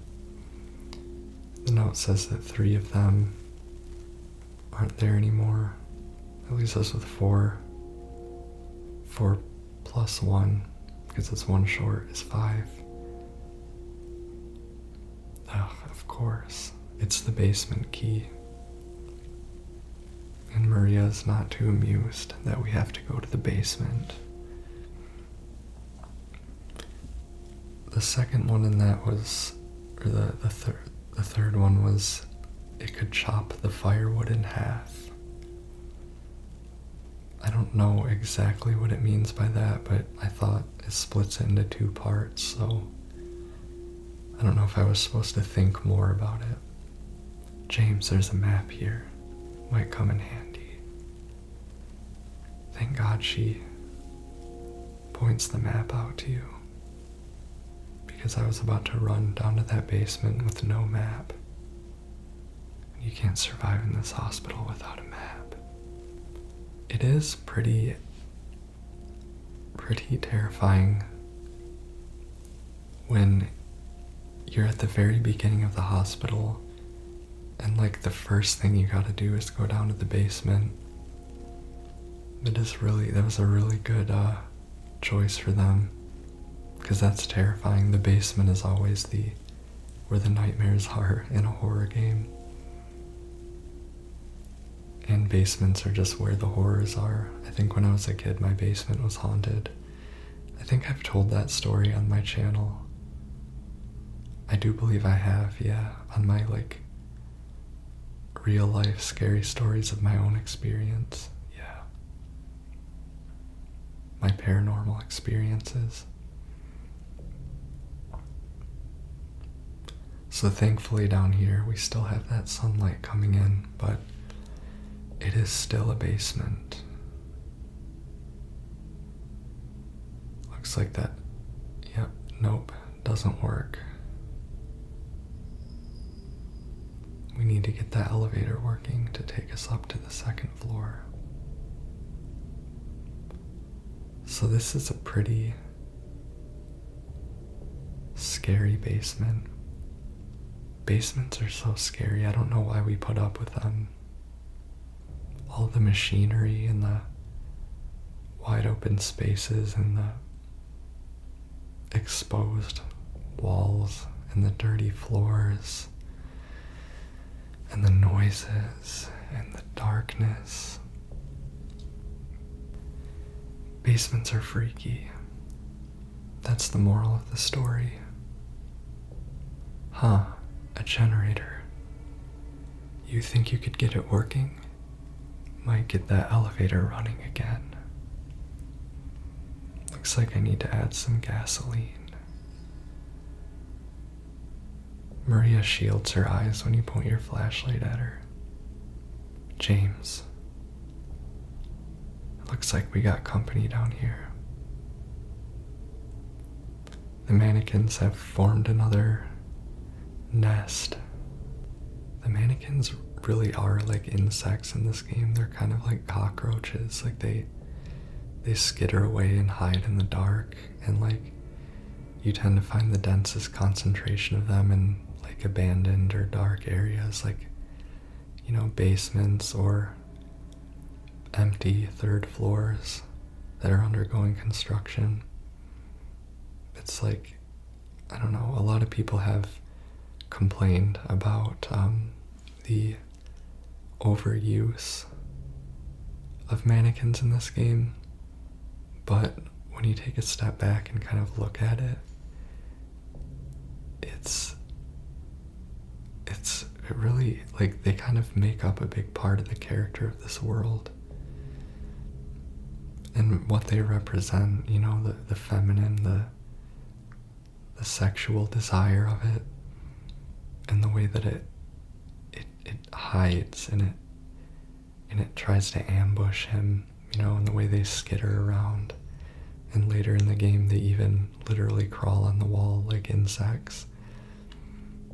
There's something nightmarish about that. I've had a lot of bizarre nightmares about insects before, and they always are the most eldritch nightmares. Just, I don't know, I think subconsciously insects represent like an unknowable intelligence to me that terrifies me. And I think that in this game, that's what sort of what the horror of the mannequins is they're like insects. They don't have recognizable, sympathetic faces. They don't have faces at all. They skitter around. They hide, but they want to kill you. But they also seem to want something else. I mean, insects and, you know, spiders, they don't want to kill you, but that's kind of how it feels. Like when you're scared of spiders, you for some reason think just by existing that it means you harm. I mean, these things do mean you harm, but you know what I mean? It's like the fear manifest. And it's crazy how the feelings that James has manifest that way. Running low, bleach, white laundry detergent, starch, white sheets. The amount of bleach you use is getting ridiculous, and the sheets are not getting any whiter. I won't ask any questions, just end it. That is such a terrifying note. I don't know what it is suggesting, because, like, are people killing people and using bleach to cover up the evidence? It's terrifying, like serial killer stuff. It's like it's just horrifying. Oh, there's another mannequin in here. Yeah, they're swarming. This place is swarming with mannequins.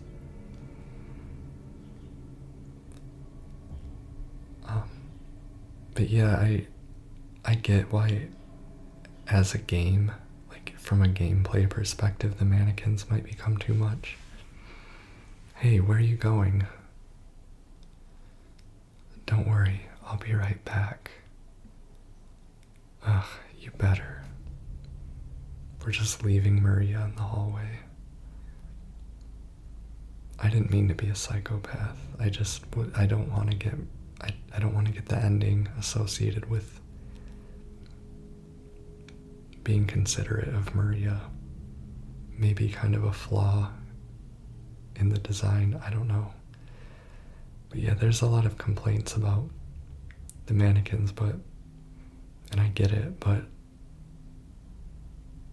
the way that they kind of, I don't know, the fear that they represent, it says a lot. And it expands a lot on the original, I think, to have them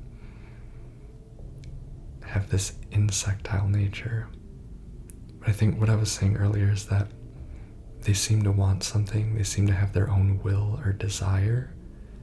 So like, yeah, they're hiding, but do they take up residence in spaces like this basement just because it's a good place to ambush James? Because when you're not around, they're just kind of lying still in the dark. I don't know. A couple more mannequins just broke out. The way that the mannequins behave and how many of them there are and where you find them just says a lot about what a deep, primal type of fear James has infused into this sexual, feminine notion that he has in his head. Now time to get that generator working. The light and dark dynamics are gorgeous. I was worried that the lighting would look bad from my capture card because sometimes it looks darker. Yes, you did it. Let's check out that elevator. Maria is again kind of doing her, ooh, my hero type thing, you know, having the man be the competent one. Not because she is incompetent, but I think it's part of her kind of character or instinct to let James take that role. It's kind of part of who she is, where she wants James to take on that role for her. Despite that James is not an action hero, he's an everyman, famously. Everyone will always say that. He's just a guy. He's not particularly heroic. This isn't even really a heroic game. Like, he's not trying to save Mary. He didn't think anything was wrong with Silent Hill.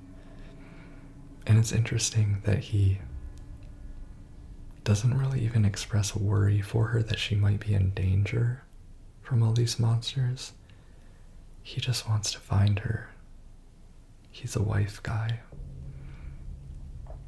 He loves his wife.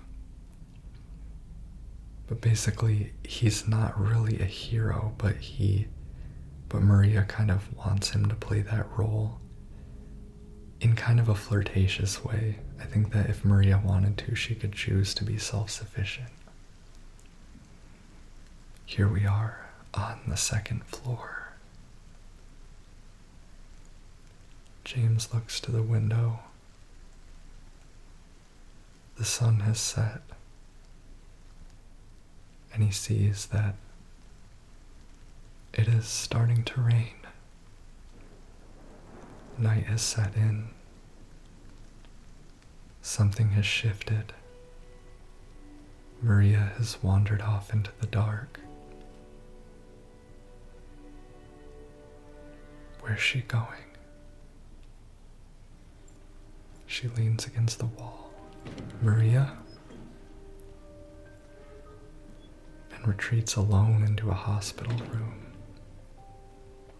Very odd behavior. Uncharacteristic of what we know of her so far. Hey, you okay? I'm sorry. It's fine. What's going on? Are you hurt? It's nothing. Probably just a hangover.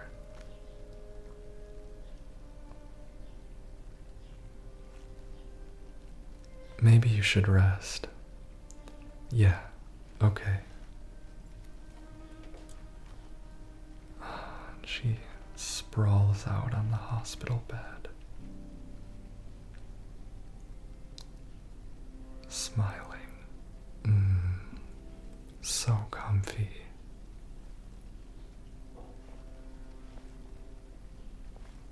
I'm gonna go look for Laura. I'll be back as soon as I can. James?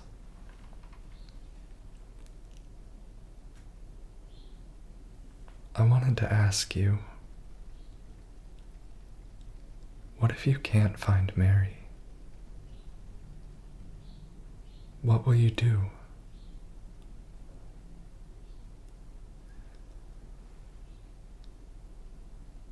I haven't really thought about that. And he refuses to look back. Get back soon, okay?